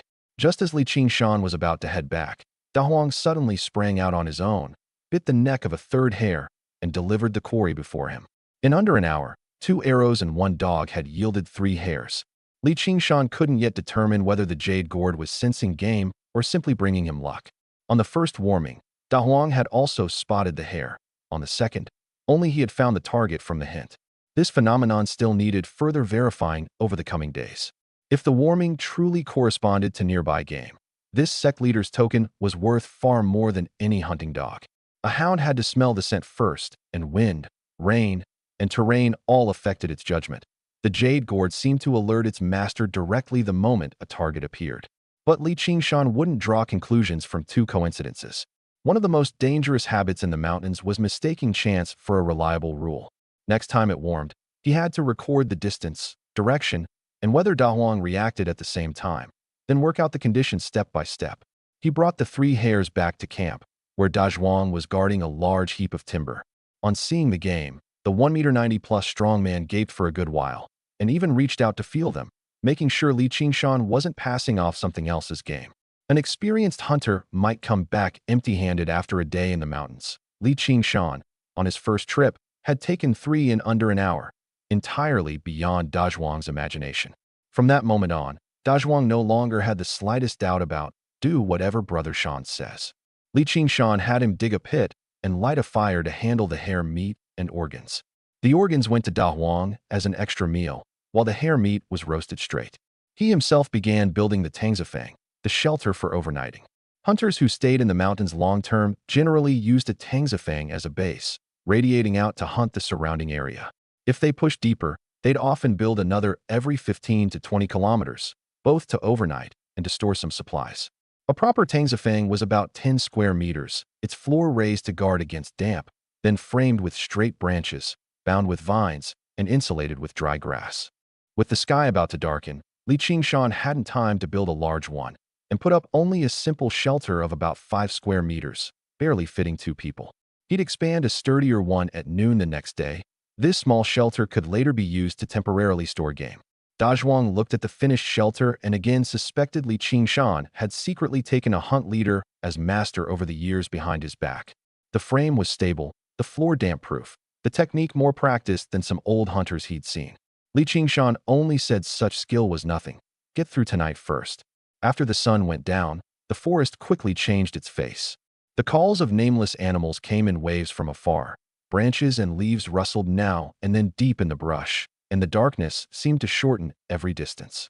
The campfire became the camp's only clear boundary. Da Huang lay quietly by the fire, ears still tuned to all around. Li Qingshan had Da Huang gather and handle the blood, hare skins, and inedible remains together, not toss them carelessly beside the Tangzafang. A campfire could drive off some beasts, but it wasn't absolute safety. Lure a large predator to the door with the smell of blood, and no matter how sturdy the branch shelter, it couldn't withstand a single charge. With the Tangzafang finished, Li Qingshan announced they'd roast all 3 hares. Da Zhuang was stunned and thrilled. Back in the village, even during holidays and festivals, a whole family wouldn't dare eat 3 rabbits in a single sitting. But Li Qingshan had it all figured out. Rabbit meat would replenish the energy he burned training and hunting the next day.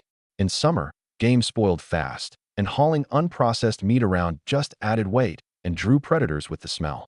On top of that, with the jade gourd and Big Yellow around, tonight's 3 rabbits were probably just an appetizer. He didn't hog all the meat for himself and Da Zhuang, either. Big Yellow had run all day, tracking and taking down the kills, so the organs and some scraps went to the dog first. A hunting hound wasn't some tireless tool. When it went hungry, its nose and speed both dropped off. A hunter who only cared about preserving his catch and wouldn't feed his dog would be the one paying for it when it mattered most. The coals licked at the rabbit meat, fat slowly beating and dripping. 2 young men who'd grown up on watery sweet potato soup sat by the fire, smelling real, all-you-can-eat meat for the first time in their lives. Da Zhuang stared at the spit, swallowing non-stop, asking over and over if they were really going to finish it all in one night. Li Qingshan told him to eat up. The real work that needed strength started tomorrow morning. Tonight was about letting his body get used to meat, and about giving himself another round of his health cultivation forms after dark to see whether all that protein and fat could speed up the recovery of his pure yang true qi. That one meal changed both their mindsets. Da Zhuang started to believe that following Li Qingshan really could pull wealth out of these mountains. And Li Qingshan, for the first time, brought all his pieces together, his past life experience, the bow his sister-in-law had given him, the Zhao family's hunting dog, and the mysterious jade gourd. As long as each of these resources played its part, that 40 yuan debt no longer looked as impossible as the villagers imagined. And the jade gourd against Li Qingshan's chest still held a faint warmth beneath his shirt, one that hadn't quite faded. Whether that warmth meant good luck, a warning, or some ability he'd never truly understood, the answer would show itself soon enough on the next hunt.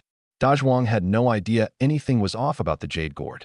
He was a lot more focused on the 3 roasting rabbits in front of him. Hunters rarely ate their own catch like this. Game got hauled to market and traded for grain, salt, cloth, and medicine money. Day to day, the family still lived on coarse grain, wild vegetables, and pickles. The reason was simple and practical. Hunting had no steady payoff. You might come home loaded today and not see a single animal for the next 10 days. And if a man got hurt up in the mountains, he'd be living off whatever cash he'd managed to save. But Li Qingshan had decided to keep all 3 rabbits, about 13 caddies total. After you took off the hides, bones, and organs, the actual meat came to just over 7 caddies, and roasting shrank it even more. Da Zhuang stood nearly 2 meters tall. Putting away more than a caddy in one sitting was nothing for him. And Li Qingshan burned even more than that after practicing his forms. Sold off, the meat would have fetched maybe a yuan and change, but eating it might mean recovering his pure yang true qi days sooner. The math was completely different from a normal hunter's. An ordinary man would sell the rabbit meat and turn it into a few days' worth of coarse grain for the family. Li Qingshan ate it instead, speeding up his cultivation, then used the extra strength and his medical skills to earn far more than a few rabbits were ever worth. The catch was he had to prove the mountains offered a steady supply. Otherwise, this kind of eating really would just be burning through everything. Of the 3 rabbits, the first ran about 4 caddies, the second about 5, the third a little over 4. The hides were kept whole, the bones could go into soup, the organs fed the dog. Very little actually went to waste. Li Qingshan just refused to do what he'd always done before, trade away the most nourishing food for cash, and leave himself and his family scraping by on thin broth. Da Zhuang finally came around to the logic. The rabbit meat over the fire browned and gave off a rich, greasy aroma. Big Yellow had already finished off 3 sets of organs and lay contentedly by the flames. Li Qingshan and Da Zhuang tore into the meat while, out in the darkness, animal calls rose and fell all around them. Once he'd eaten his fill, Li Qingshan didn't go straight to sleep. He got up and ran through his health cultivation forms beside the firelight, every stance clean and flowing, every move connecting seamlessly. Da Zhuang watched, dumbstruck. His own grandfather had been a fighting monk in his youth and had thrown punches his whole life. but Li Qingshan's movements looked even more practiced than the old man's. Li Qingshan asked if he wanted to learn. Dazhuang waved him off. His grandfather had trained for years and never amounted to anything with it, so he'd rather just lie down and save his energy. Li Qingshan didn't push. The forms looked slow, but actually running through them ate up a staggering amount of energy. With Dazhuang's appetite and his family's means, without a steady supply of meat to fuel it, training like that would sooner wreck his body than help it.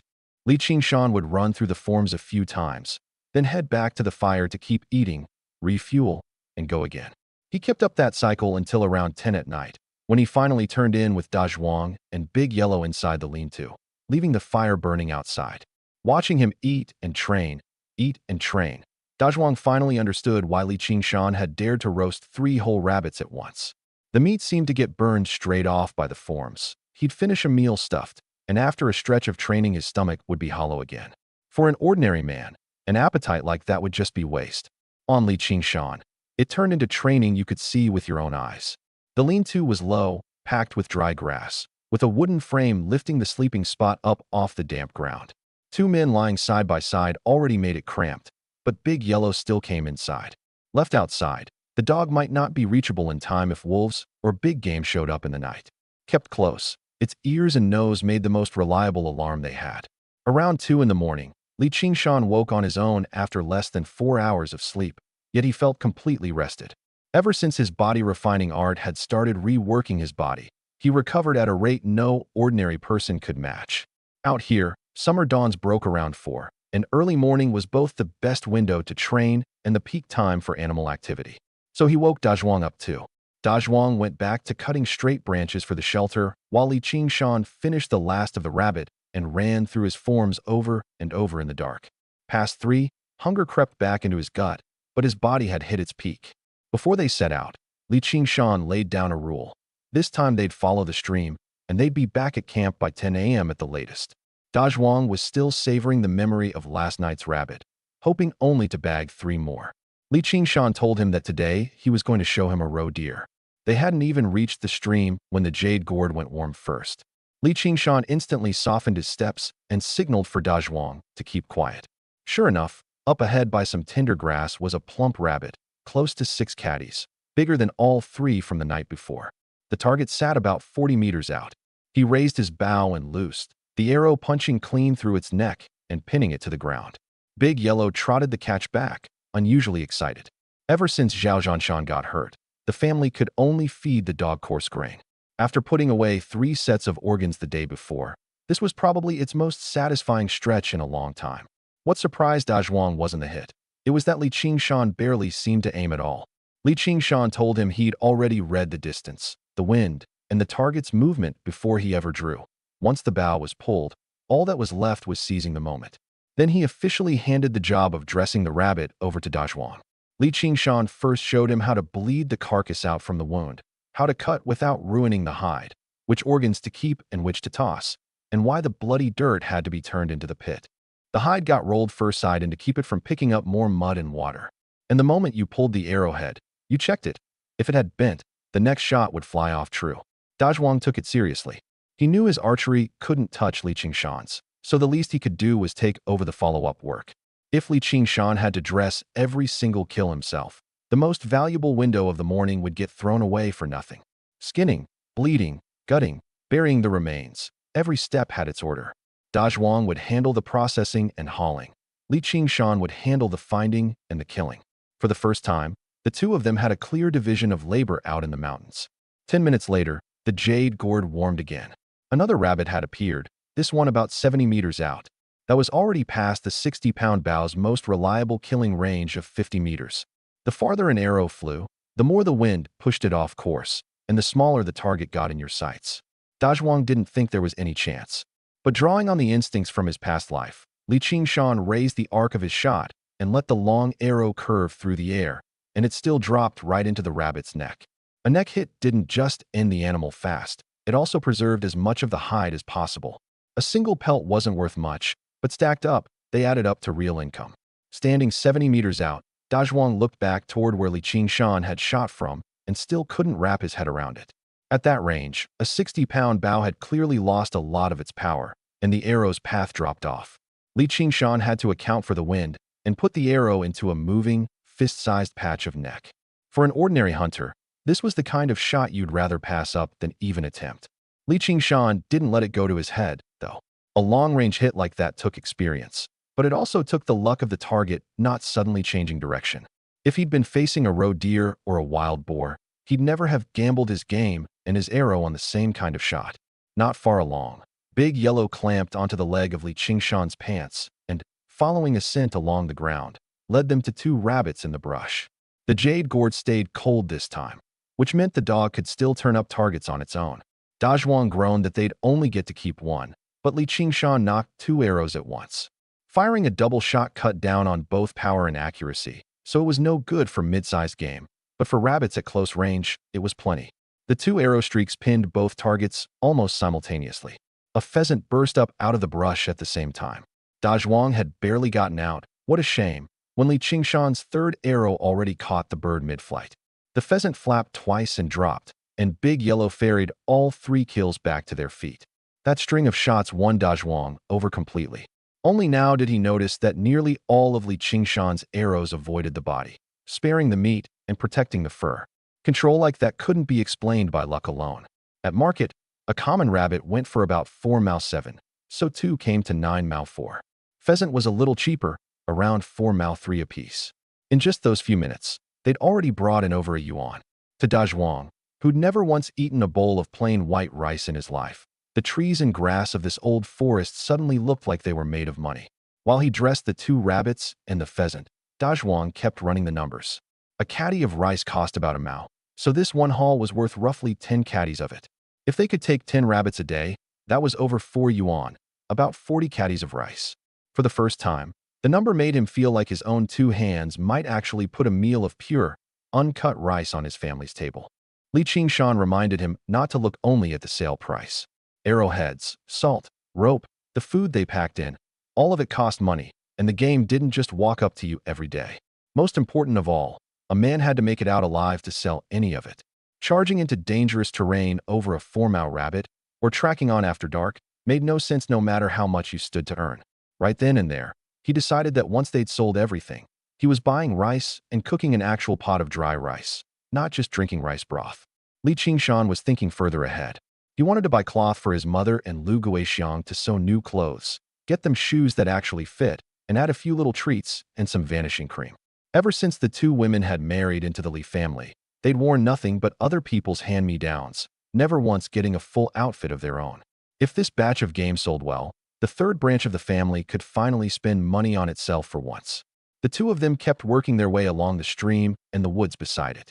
They'd planned to head back to camp at 10, but started back a little after 7. Dazhuang simply couldn't carry anything more. When they tallied it up, even Li Qingshan was a little surprised. In a single morning, they'd taken 11 rabbits, 5 pheasants, and 1 masked palm civet. From the stream to the woods that morning, they hadn't relied on the jade gourd every time. Some rabbits they'd found after the gourd warmed. Some Big Yellow had tracked by scent along the ground. A few pheasants had been flushed by the bowstring and their footsteps and picked off on the fly.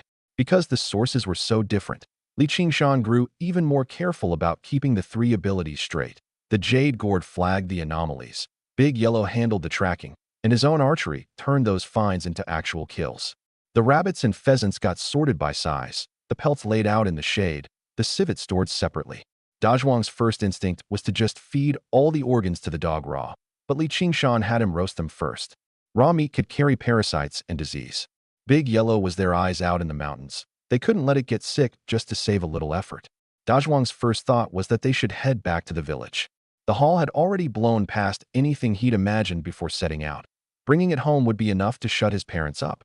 But Li Qingshan didn't think it was enough. Everything together came to under 100 caddies, and between what the two of them ate along the way and the weight lost to hides, bones, and organs, the amount they could actually sell was less than it looked. The 40 yuan debt, the house repairs, and outfitting the whole family were all waiting on cash. Now that they'd found a good hunting ground, they couldn't just pack it in over one lucky first trip. Dazhuang couldn't bring himself to keep eating meat. He'd rather gnaw on parched flour. People raised on poverty look at game and think of the price first, not the taste. Li Qingshan didn't force him. He just had him roast up several rabbits and their organs. After resting a bit, Li Qingshan put away 2 whole rabbits in one go, and Big Yellow ate until its belly bulged. The masked palm civet, also called a gem-faced civet, made even better soup stewed down. They hadn't brought a pot, only Dazhuang's army canteen, so Li Qingshan had him cut the meat into small chunks and slow simmer it in there. Next trip in, they'd bring not just erzwang but a pot, salt, and more seasoning. The canteen only held so much. A single civet had to be cooked in several batches. You couldn't cram the chunks in too tight, or the meat wouldn't cook through once the water boiled. Dazhuang tended the fire, catching the smell of the soup but too reluctant to eat any, until Li Qingshan told him that in summer this kind of meat spoiled even faster than rabbit. Only then did he finally agree to share a bowl. The reason Dazhuang brought up his younger brother, Erzwang, was that the workload had already outgrown a 2-man setup. One man handled the killing. The other had to dress the catch, cut wood, build the shelter, and haul everything. And the moment a big haul came in, it was too much to keep up with. Erzwang was tall and lean like his brother, but strong, and he did what his brother told him. With 3 of them next time, they could also take turns keeping watch and cut down on nighttime exhaustion. At midday, Dazhuang went back to felling trees and expanding the lean-to. Li Qingshan, meanwhile, topped off on meat and ran through his forms again and again. Over about 2 hours, most of the rabbit he'd just eaten had already burned away, so he finished off the last one and set his stance once more. When the form flowed into its critical point, a faint warm current finally stirred inside him at last. It wasn't the ordinary heat of exertion, it was true qi, flowing along the meridians, something his mind's technique could actually guide. Pure young true qi. In his past life, Li Qingshan had trained under an old Taoist for 3 months before he'd first produced true qi, and the master had still called his talent decent. This time it had taken only a few days, clearly thanks to a full life's worth of experience and a steady flood of meat. He knew exactly how each movement should channel his force and where the breath should turn. His body only had to retrace a path it already knew by heart. The true qi was still incredibly thin, nowhere near enough to hold for long. But it meant the 13 needles and pulse reading by true qi were now within reach, at least at a basic level. The next stage was to keep accumulating it until it gathered into a bead the size of a mung bean. At that point, whether for cultivation, healing, or fending off the cold, everything would be far more stable. After stopping, Li Qingshan checked it several times over. The warm current really could move from his dantian out to his arms at his mind's command, but it couldn't travel far before dispersing. If he read someone's pulse now, it'd only work for a quick scan. If he forced the needles, it'd be good for minor ailments at most. Zhao Zhanshan's internal injuries were still far beyond what he could handle. Even so, this was way faster than he'd expected. As long as he kept eating meat and training, he could pair ordinary medicine with a little true qi and soon start treating common injuries and illnesses for the villagers. The clinic still had no one who truly knew medicine. Down the line, this skill wouldn't just earn money. It would also help the 3rd branch of the family carve out some standing in the village. A little after 4 in the afternoon, the big lean-to was finished, roughly 10 square meters, enough for 2 men to rest and to store their gear. The old 5 square meter shelter got turned into a game storeroom, its entrance blocked off with timber to keep small animals from making off with the catch. Once the heat let up, the 2 of them headed out to hunt again. 10 minutes in with nothing to show for it, Li Qingshan felt oddly restless. Dazhuang turned it back on him, pointing out that most hunters going a whole day without running into much game was the norm. Their morning haul had been absurd, so there was no way there'd be an animal waiting every few steps. He'd barely finished saying it when the jade gourd went warm again. Not far off, a hornless doe roe deer was grazing, about 60 catties. A roe deer was mid-sized game, worth close to 20 yuan whole, as much as dozens of rabbits. Li Qingshan immediately had Dazhuang and Big Yellow drop down while he used the brush to creep in a little at a time. Roe deer had sharp ears. The slightest sound would bring their heads up, and when they fled, they'd often stop short to look back, which was how they'd earned the nickname Silly Roe Deer. But faced with a real hunter, the animals were anything but slow. For a 60-pound bow to reliably drop a roe deer, 30 meters was the mark to hit. Li Qingshan controlled his breathing and closed the gap from 50 meters down to under 40. With maybe 37 yards left, the doe suddenly lifted her head and looked straight in his direction. Dazhuang's heart sank. He was sure the deer was about to bolt. But another rabbit chose that moment to dart out of the brush and pull the doe's attention away. Once she confirmed the noise was just a rabbit, she actually dropped her head and went back to grazing. Li Qingshan seized the chance to close to 30 meters, drew full, and aimed for the neck. The first arrow punched through the roe deer's throat. The animal ran a few wounded steps and went down. The second arrow followed right after, into the rabbit from before, another clean hit. Dazhuang hauled the roe deer back to camp while Li Qingshan bled it on the spot to keep the meat from turning, saving the full skinning for the lean-to. Gunshots tended to leave holes and scorch marks on a hide. A plain damaged roe deer pelt might only bring 4 yuan in change, while a good one ran around 8. Li Qingshan's pelt, with its single clean neck wound, was in excellent shape. With the right buyer, it might even fetch as much as 15 yuan. Looking at the meat alone, a 60-catty roe deer, minus the blood, organs, bones, and waste, still had a sellable portion worth close to a dozen plus yuan. Add a whole, undamaged hide, and the total value could top 20 yuan, which meant this one arrow had just about wiped out half of Li Hu's 40 yuan debt. But Li Qingshan didn't rush to figure the net profit. First, he checked whether the arrow had cut into any important part of the hide beyond the windpipe, then taught Dazhuang not to let the fur drag across the ground while carrying it. Selling pelts was all about condition. One unnecessary scrape gave a buyer an excuse to knock down the price. That raised a new problem, too. In the dead of summer, meat spoiled fast. They'd have to dig a cellar at camp as soon as possible, and next trip they'd need to pack more salt to cure whatever meat they couldn't haul out right away. Otherwise, the more they killed, the more they'd lose. The two of them carried the first roe deer back and headed out to scout again. A loop along the stream turned up nothing, but the jade gourd went warm once more. Before long, the sound of branches and leaves snapping came rushing toward them through the woods, and 2 roe deer bolted straight in their direction, one of them with a claw wound across its body. The wound was clearly from a wolf. These 2 deer weren't out foraging. They were fleeing a predator nearby.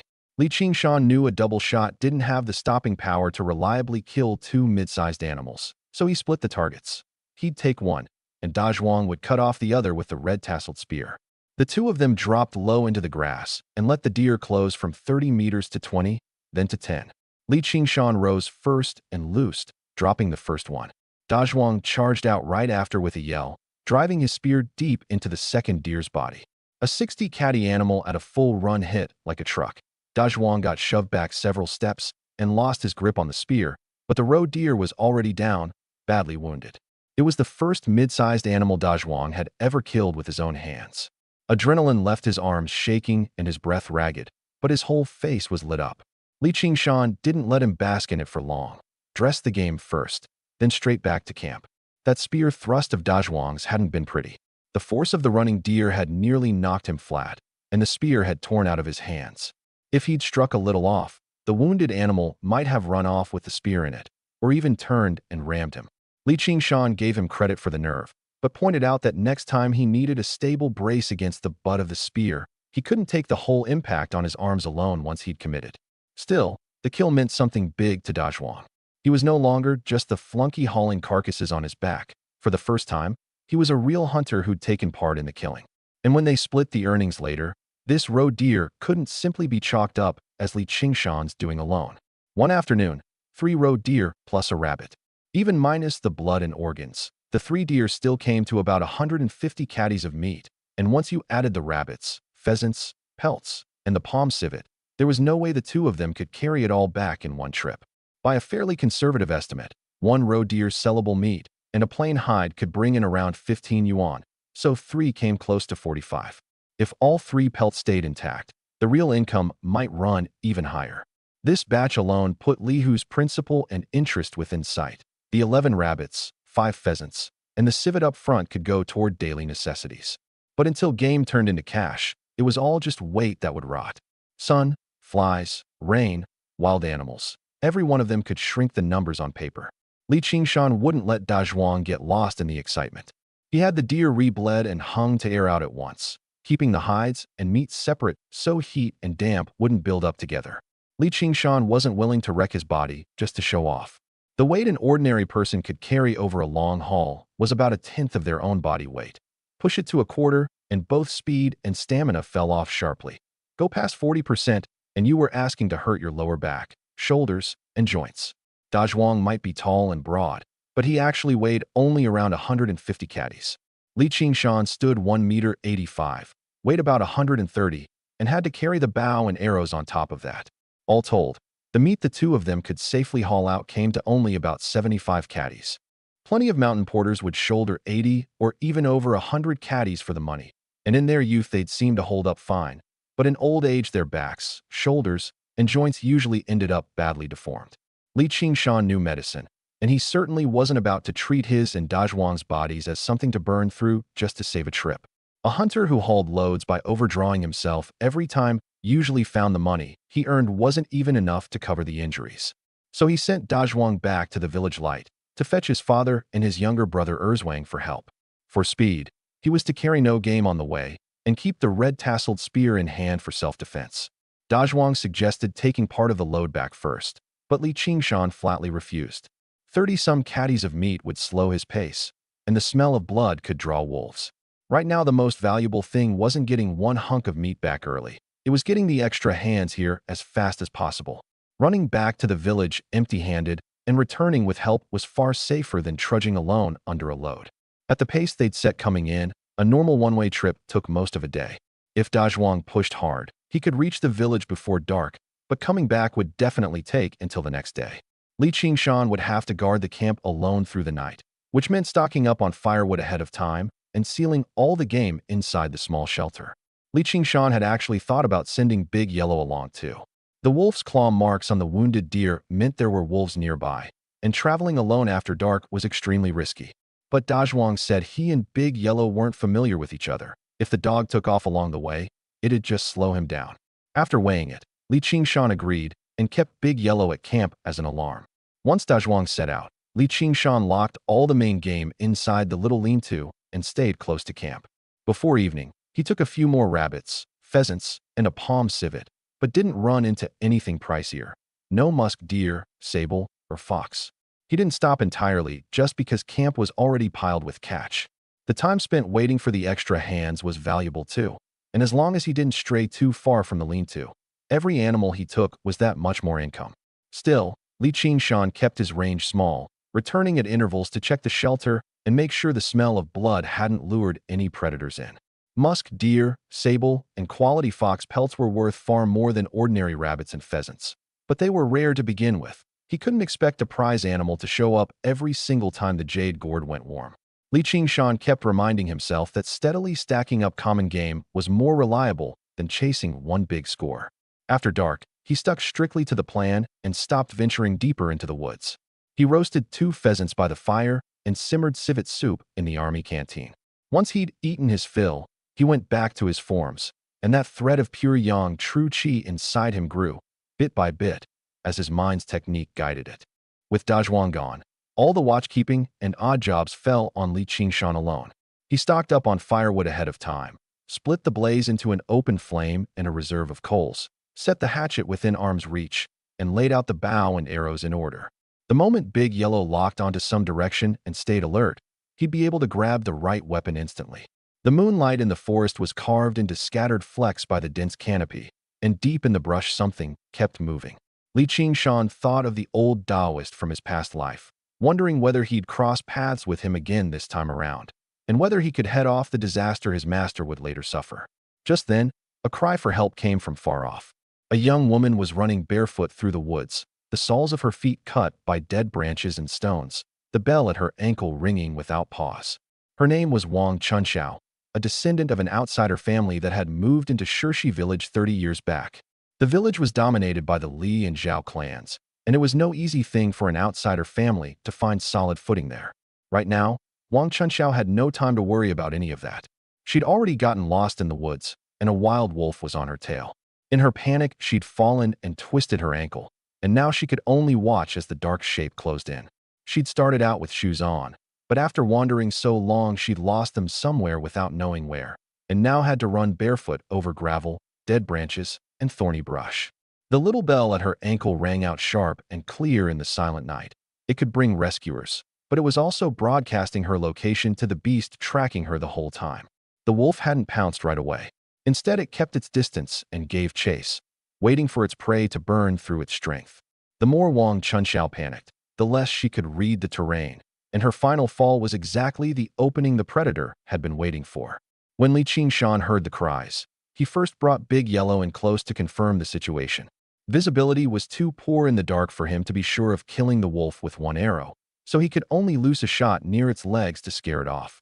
The arrow grazed the wolf's leg while Big Yellow's furious barking and the torch closed in at the same time. The wolf sized up the risk and finally turned and slipped back into the woods. Only then did Li Qingshan recognize the person sprawled on the ground. He asked Wang Chunxiao whether she'd come running into the old forest in the dead of night to hunt, or to serve herself up as dinner for the wolves. Having just barely escaped death, the girl burst into tears the moment she heard it. For an ordinary girl on foot, walking here from Shirshi village took a very long time. Wang Chunxiao clearly hadn't just left home. She'd been wandering the woods for hours. She had no knife, no way to make fire, no markers to tell direction by. Even without a wolf, the nighttime cold and hunger would have worn her down until she was too weak to go on. Worried the crying would draw the wolf back, Li Qingshan could only scare her with a half-truth, saying if she kept it up he'd stop looking after her. Wang Chunxiao immediately clapped a hand over her mouth, leaving only the tears to keep falling. With her hurt ankle, she couldn't walk on her own. Li Qingshan didn't linger in the dark. He retrieved his arrow and carried her back to the lean-to. Her clothes had been torn by branches during the run, and the soles of her feet had plenty of small cuts. Right now, the important thing wasn't grilling her about why she'd left home. It was checking the sprain and making sure she'd live through the night. Inside the lean-to, firelight filtered in from outside. Li Qingshan had her sit on the dry grass, took off her shoes and socks, and examined her. The ankle was already out of joint. Leave it overnight, and it'd be far more trouble to deal with once the swelling set in the next day. His Taoist medicine lineage wasn't just herbal formulas and golden needles. It included massage and bone setting too. Li Qingshan first checked that no bone was broken, then used massage to loosen the muscle tension from her long run, and finally, finding the right spot, completed the reset. Massage wasn't just rubbing at the sore spot. Wang Chunxiao's feet had taken far too much walking, and the muscles in her soles and calves had gone stiff, while her right ankle was dislocated from the fall. Li Qingshan loosened the surrounding area first, confirmed the nerves and blood flow were normal, and only then did the reset, so he wouldn't cause a second injury by forcing it while everything was still tensed up. Once he'd finished, he didn't let her walk around right away, just had her put weight on it briefly to test it. A joint back in place didn't mean it was fully healed. She'd need to rest at least for the night, and she couldn't keep hiking long distances alone the next day, either. After a soft click, the right foot Wang Chunxiao hadn't dared set down was working again. She tried standing, found the pain had eased dramatically, and asked in surprise when Li Qingshan had learned medicine. Li Qingshan gave his usual explanation about an old mountain doctor, said he'd studied under the man for a while, and that the doctor had later left to wander the country. He had Wang Chunxiao sit back down and kept working on the fatigue and cuts in both feet. Otherwise, the soreness from all that running would come crashing down on her the next day. Once she'd calmed down, Wang Chunxiao finally explained. Her father was planning to marry her off to Zhao Ba, the son of the village party secretary. She didn't want it, so she'd snuck away from home. She had no clear destination. She just felt anywhere would be better than marrying Zhao Ba, and had ended up blundering into the old forest and losing all sense of direction. Li Qingshan didn't join in cursing Zhao Ba. Instead, he asked whether she'd thought about how she'd actually live once she left home. Wang Chunxiao had no answer. To make her truly grasp the danger, Li Qingshan laid it on hard. He reminded her that in the mountains there were no bystanders. A girl on her own who ran into the wrong person could be robbed, hurt, even disappear for good. And even if she met no one, wolves, bears, venomous snakes, getting lost, and starvation were all more than enough to kill her. That she'd run into him tonight was pure luck. She couldn't treat running from a marriage as the same thing as solving it. He even had her imagine that if the one who'd saved her hadn't been him, but a man who preyed on lone women, she'd have had no chance to fight back or call for help at all. The villagers would only know she'd run away from home, and her body might never be found. There was nothing wrong with refusing her father's arrangement. What was wrong was handing over her life to an unprepared escape. The warning sounded cruel, but it was closer to the truth than a line like, "A girl ought to listen to her parents." Li Qingshan wasn't telling her to marry Zhao Ba because of it. He was telling her to line up a fallback first, and then resist. His words left Wang Chunxiao shaken with second thoughts, and she finally admitted she wouldn't dare run off again with no plan, but she still refused to marry Zhao Ba.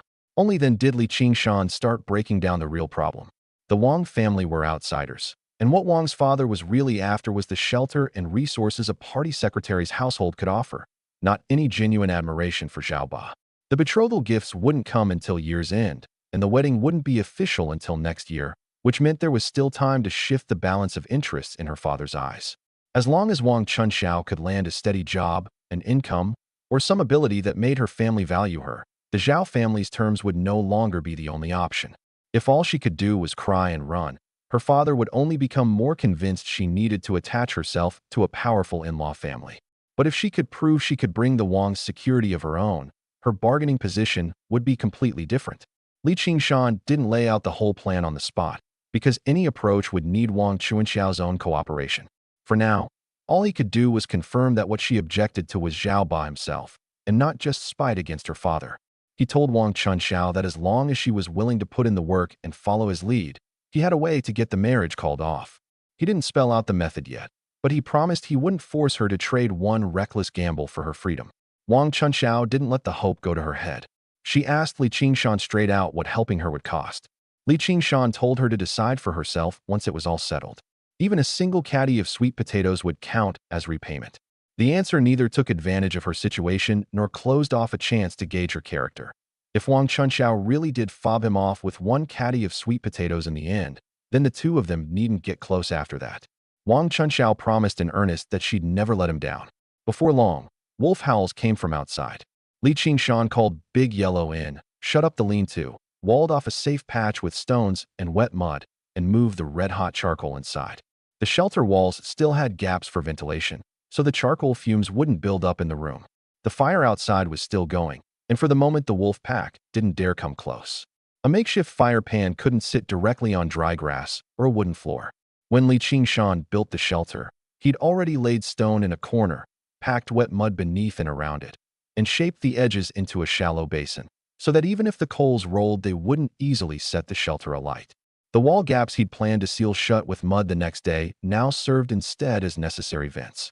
This setup proved once again that the lean-to wasn't just a random pile of branches. Fire, damp-proofing, ventilation, the width of the doorway, the sightlines for keeping watch. Every one of them had to be planned in during construction. Last night Dazhuang had thought this was just Li Qingshan showing off one more skill. Tonight, those details directly decided whether all three of them made it through safe. Wang Chunxiao hadn't eaten in a full day, and the dry rations she'd carried had been lost during the run. Li Qingshan took out a dressed rabbit, roasted it over the coals, and sprinkled it with a little salt for her. The girl, who'd gone months without a scrap of meat, ate almost to tears, and the rabbit was gone in no time. Meanwhile, Dazhuang made it back to Shirshi village before nightfall. Dazhuang's parents were sitting in the main room, waiting for word. His mother had long griped about him running around with Li Qingshan, and his father, though he figured a man willing to go up the mountain wasn't a true good-for-nothing, still worried that two young men, with no seasoned old hunter to lead them, would come to grief sooner or later. The couple had already agreed to forbid Dazhuang from going into the mountains with Li Qingshan again once he got home. Dazhuang's father only wanted to pass his own trade down to his two sons, so they'd farm honestly and settle into families of their own in peace. The old forest had swallowed too many people over the years.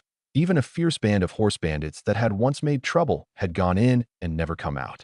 The way he saw it, one safe return could be called luck, but no one could guarantee a second or a third trip would go the same way. Dazhuang kicked the courtyard gate open and came charging in, soaked through with sweat, leaves still stuck to him. He couldn't spare a thought for the scolding coming his way. First he rushed into the room and smacked the sound asleep Erzwang awake, telling his brother to throw on some clothes and get outside. Erzwang had been dead asleep, and after suddenly taking a slap, he sat up and couldn't make sense of the situation for a good while. Annoyed at how slow he was, Dazhuang smacked him again. Their father, hearing the commotion, hurried over, and seeing Dazhuang stride toward him, instinctively covered his own face, afraid his frantic, addle-headed eldest might slap him awake right along with everyone else. Once Dazhuang got the whole story out, the three of them, who a moment ago had been ready to lay into him, all fell silent. The hall he described was so huge it sounded more like tall tale than truth. Yet he was too frantic to be making it up, and even offered to bet his own future trips up the mountain on it. His parents still figured he'd lost his mind. It wasn't until Dazhuang rattled off every last item: 3 roe deer, 11 rabbits, 5 pheasants, the palm civet, and everything he'd bagged after, that no one in the room believed him at all. Even if Zhao Zhanshan hadn't been hurt, he couldn't necessarily have taken that much in a few days. Anxious to move the game, Dazhuang swore he'd never go up the mountain with Li Qingshan again as his guarantee. Only then did his father decide to go take a look with him. But no sooner had the family gotten ready than rain began to fall outside. Dazhuang wanted to throw on a raincoat and leave at once, but his father flatly stopped him. Late night, a downpour, and slick mountain trails all at once. You could lose your way even on a familiar route. The game wouldn't all go bad from a few hours' delay, but if a man slipped and got hurt on the trail or wandered off, the loss would be far greater. They could only wait for the rain to ease. The call left Dazhuang on edge, but he didn't force his way out again. Mountain routes weren't village roads. In many places you found your way only by the shape of the trees, the slope of the ground, and temporary markers. Rain would wash out footprints and knock down markers, and the dark made every distant landmark vanish. Making it back alone that day had already drained Dazhuang badly, and if he set out at night with his father and Erzwang right then, he wouldn't even have the strength left to look after them both. The rain pushed Li Qingshan's camp into real crisis, too. At first the drops only pattered on the leaves, but in a blink it became a torrential downpour. The fire outside the lean-to went out fast, and wolf howls rang out one after another in the dark. The rustle of branches and leaves closed in from several directions at once. Going by the sounds, Li Qingshan reckoned there were about 10 wolves nearby. With the firelight gone, the pack began testing the shelter. Claws scratched and slammed against the wooden walls, and rain kept seeping in through the gaps. The last of the charcoal inside got soaked, threw up a curl of gray smoke, and went out completely. The wolves didn't rush all at once. They circled the shelter, occasionally probing the wall's strength with their claws, then let out cries from different directions. That kind of waiting wore a man down more than a straight attack, because Li Qingshan couldn't tell which side the next hit would come from, or how long the pack would hold out. Big Yellow kept low by the door, neither lunging wildly nor barking nonstop. It knew the numbers outside far outmatched it, and only bared a threat when a wolf got too close. If Big Yellow lost its head and charged out, the pack would have it surrounded and split apart in no time. Li Qingshan had only finished this big lean-to that afternoon. Had they still been in the flimsy 5-square-meter shelter, its thin walls might not have held up under the pack's relentless digging. As it was, even if the wolves bit open a gap, he could hold the narrow entrance with his hatchet and keep them from pouring in all at once. The problem came down to warmth. The summer downpour drove wind through the wall gaps, and neither of them was dressed heavily. Li Qingshan could hold his body temperature with his newly born pure yang true qi, but Wang Chunxiao had long gone underfed and had just been through a full day of running. She was soon shivering so hard her teeth chattered. Once the charcoal died, the temperature inside the shelter kept dropping.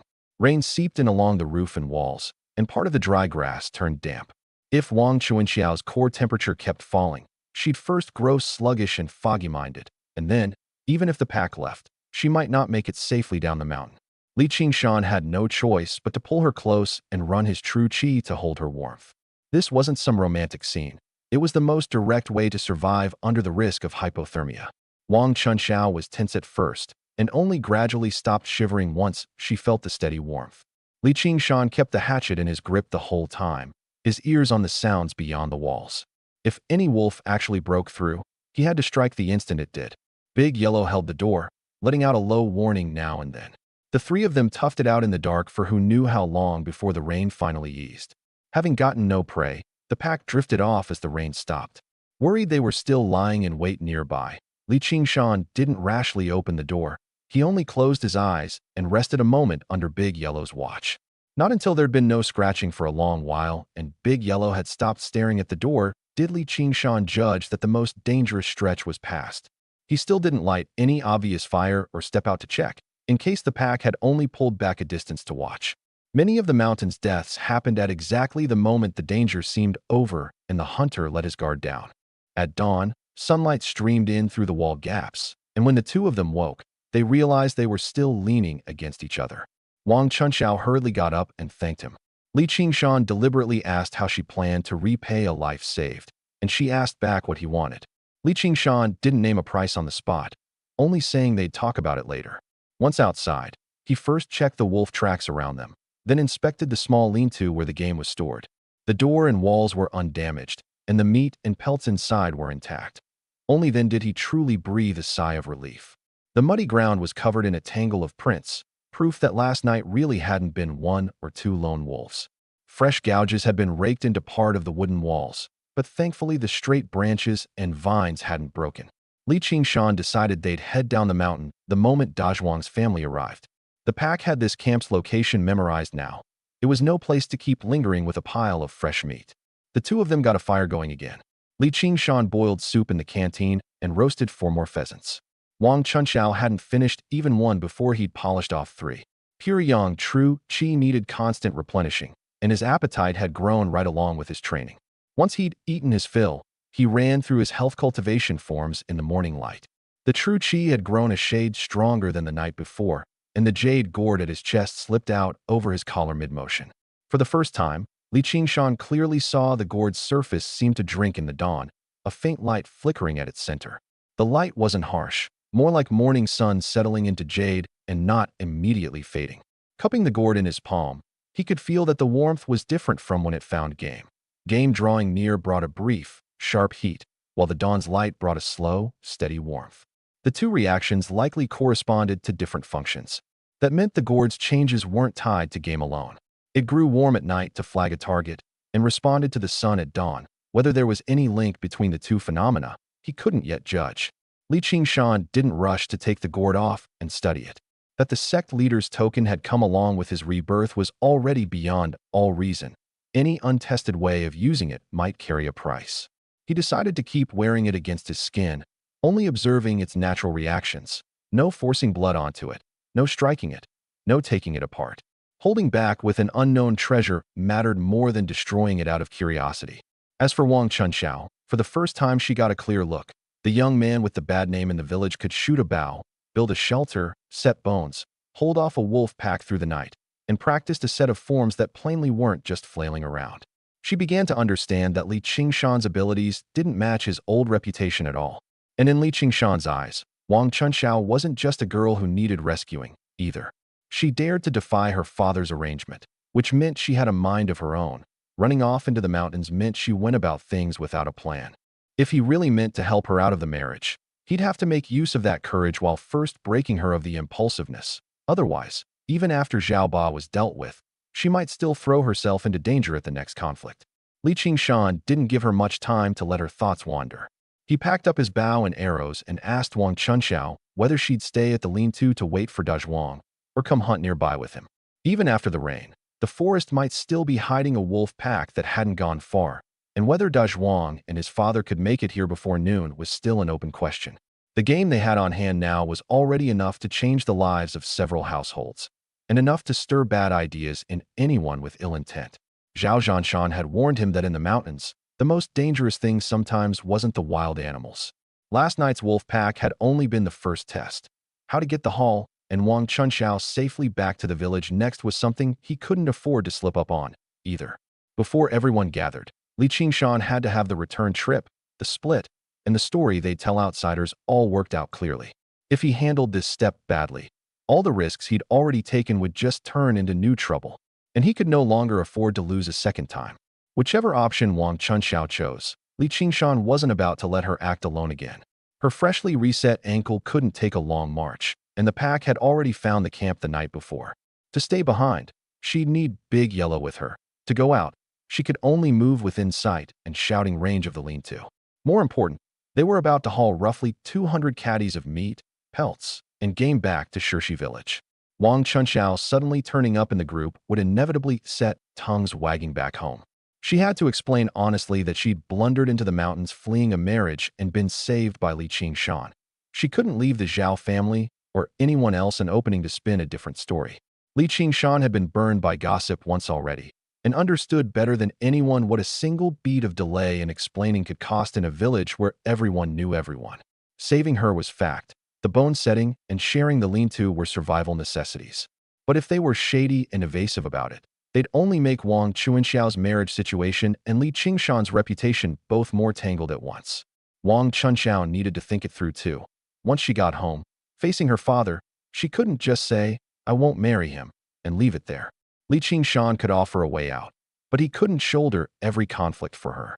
To truly break free of Zhao Ba, she had to turn this brush with death in the mountains into a real resolve to change her circumstances. Wang Chunxiao chose without hesitation to go with Li Qingshan. She'd rather spend the day beside him and Big Yellow than dare stand guard alone at the lean-to the wolves had clawed at the night before. Li Qingshan didn't stop hunting entirely just because the pack had appeared. The old forest held wolves and black bears to begin with, and in rare cases you might even run into a tiger. A hunter couldn't wait for the mountains to be absolutely safe before heading out. All he could do was pick the relatively favorable time and conditions. By day, visibility returned. If he met a wolf, he could climb a tree. His bow was useful, and Big Yellow would smell it coming ahead of time. Far less risk than at night. Last night's downpour had swollen the stream. Shallow spots that had only come up to the ankle now ran thigh-deep in places. The air was washed clean by the rain, and wood frogs and toads had come out in droves. These had value too, only they were spread too thin. Catching them one by one would waste time. The two of them had followed the stream out for less than 2 minutes when the jade gourd went warm again. Up ahead, a pair of pheasants was tangled together at the edge of the grass, their attention completely off their surroundings. Wang Chunxiao thought they were fighting. Li Qingshan explained with a line about them, working hard on the next generation, which turned the girl's face red on the spot. Jokes aside, the game still couldn't be let go. The two pheasants' bodies were nearly overlapping. Li Qingshan waited for the angle to line up, and one arrow ran clean through both. That shot wasn't just luck. The two birds kept shifting. If the arrow came in from the side, it'd only catch one, and the other would take flight at once. Li Qingshan waited until the cocks' and hens' necks and bodies drew close to a single line, then used the arrow's penetrating force to take both together. Wang Chunxiao had felt it wasn't quite decent to kill them at a moment like that, but once she saw the two plump pheasants, her thinking turned practical fast. For someone who hadn't seen meat in months, leaving the pheasants their private time plainly mattered a lot less than dinner. She'd assumed there was some other meaning to him moving close to her earlier, but when she opened her eyes, she saw only Li Qingshan charging toward the game and felt an inexplicable little pang of disappointment. Li Qingshan didn't point it out. He just handed her the two pheasants, over 5 caddies together, to carry. 5 minutes later, he shot a palm civet hiding in the brush. The target's color blended into the surroundings. Standing right beside him, Wang Chunxiao could barely find it. Yet Li Qingshan raised his bow and hit it in an instant. It was the first time she'd witnessed this archery firsthand, and she finally believed Dazhuang's praise of him hadn't been padded. The morning hunt ran from 6 to 9.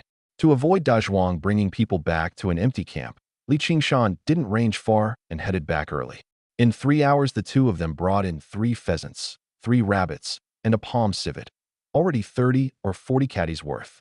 Wang Chunxiao took the initiative to carry whatever game she could manage. Her ankle was reset, but Li Qingshan still wouldn't let her carry too much, checking her condition after every stretch. For the girl, those 3 hours were like a live hunting lesson. No shouting once you spot a trail, bleed the game the moment you get it. Watch the water level underfoot when passing the stream. Remember the direction of camp on the way back. She soon realized that Li Qingshan's never missing didn't mean he shot at anything he saw. When the angle wasn't right, when the fur might be damaged, when the game was near dangerous terrain, he'd rather wait a little longer. What really won you over wasn't how fast the arrow flew. It was that he knew why he was loosing it every single time. As they neared the lean-to, the jade gourd warmed again. 50 or 60 meters off, a brownish-black animal was foraging in the grass. Locals called it a mayaguzi. Its proper name was raccoon dog, also of the canine family. A grown one ran about 6 or 7 caddies, and its fur was good material for fur coats, far more valuable than ordinary rabbit skin. Li Qingshan's arrow caught it in the neck. The raccoon dog ran a few steps and dropped. Watching the game pile up, Wang Chunxiao finally tasted a worry she'd never known. Not that they couldn't catch enough, but that 2 people simply couldn't carry it all. She'd once figured marrying a hunter just meant meat every few days. Now she began to suspect that if Li Qingshan bagged this much every time, eating meat at every meal wouldn't even be an exaggeration.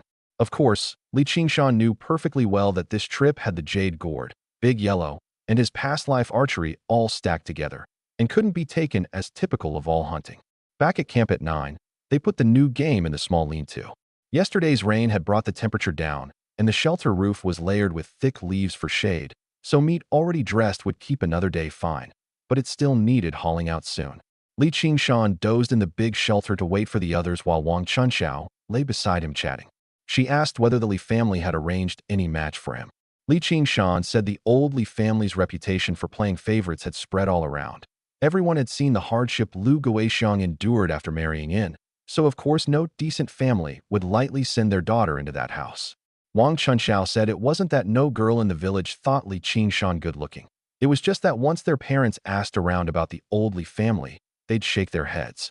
Marriage wasn't only living with a man. You had to weigh the in-laws, the grandparents, the sisters-in-law. The third branch had no stove of its own and no control over any income. So a girl who married in would most likely become a second Lu Guixiang. He let on, too, that he was already preparing to split off from the family. Only by breaking free of the Li Laoduan household registration and courtyard would his marriage, his income, and his life truly be his own to decide. When she heard, already preparing, Wang Chunxiao clearly grew serious. The core reason her father was willing to marry her to Zhao Ba was the Zhao family's means and the party secretary status.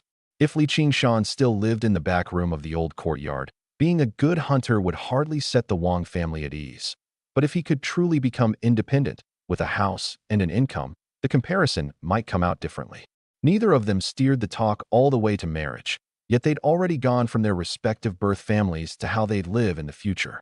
Last night's life-saving debt gave them a layer of trust beyond that of ordinary young men and women in the same village.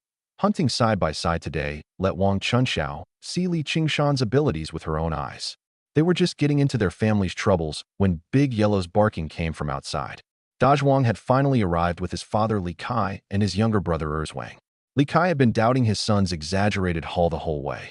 Stepping in and first seeing Wang Chunxiao emerge from the lean-to, he was even more startled.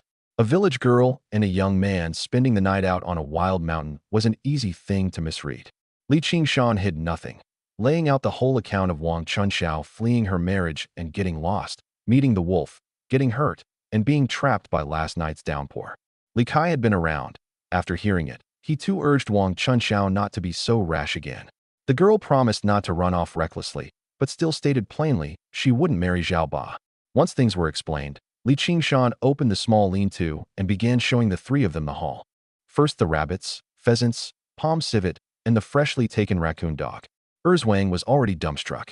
Then Dazhuang dragged out the first 60-some catty roe deer and dropped it heavily on the ground. The second and third followed one after another, and Li Kai couldn't even get his words out straight. Dazhuang didn't grab the credit. He told his father that the vast majority of the game had been shot by Li Qingshan, that he'd mainly handled the dressing and hauling, and had only taken one roe deer at the end with the red-tasseled spear. That explanation left Li Kai even more pleased with his son. Dazhuang hadn't raked all the credit onto himself just because he'd gone along, nor had he hidden Li Qingshan's part. In the mountains, the worst thing among partners was falling out over splitting the take. A companion willing to speak honestly was rarer than one who was simply strong. Li Kai pressed Li Qingshan on when he'd learned to shoot. Dazhuang jumped in to answer. Never missed within 50 meters, could hit rabbits and pheasants at range too, and Li Qingshan would sooner or later become the finest lead hunter in the whole region. Li Qingshan didn't ride the hype. He only said he'd learned from mountain folk in the past, and that there'd been some luck in this first haul, too. The Jade Gourd's power couldn't be made public, and Big Yellow's role couldn't be erased, either. Casting all the success as a personal miracle would only invite more probing and jealousy. Dazhuang and Erzwang got more and more excited, and right in front of Wang Chunxiao started discussing introducing their cousin Qinglian from Song Village to Li Qingshan. Wang Chunxiao's face immediately went a little stiff. Li Kai caught the sign and quickly shut his two sons up, telling them to sort out their own marriages first and stop matchmaking for other people. The more practical problem at hand was transport. The camp now held 3 roe deer, about 170 catties, 7 pheasants left, about 16 catties, 10 rabbits, about 50 catties, 1 palm civet at about 8, and the newly taken raccoon dog at about 7. 251 catties in all. And that figure was what remained after they'd already eaten a good number of rabbits and pheasants. Count in everything taken from the first day until now, and the haul would only be higher.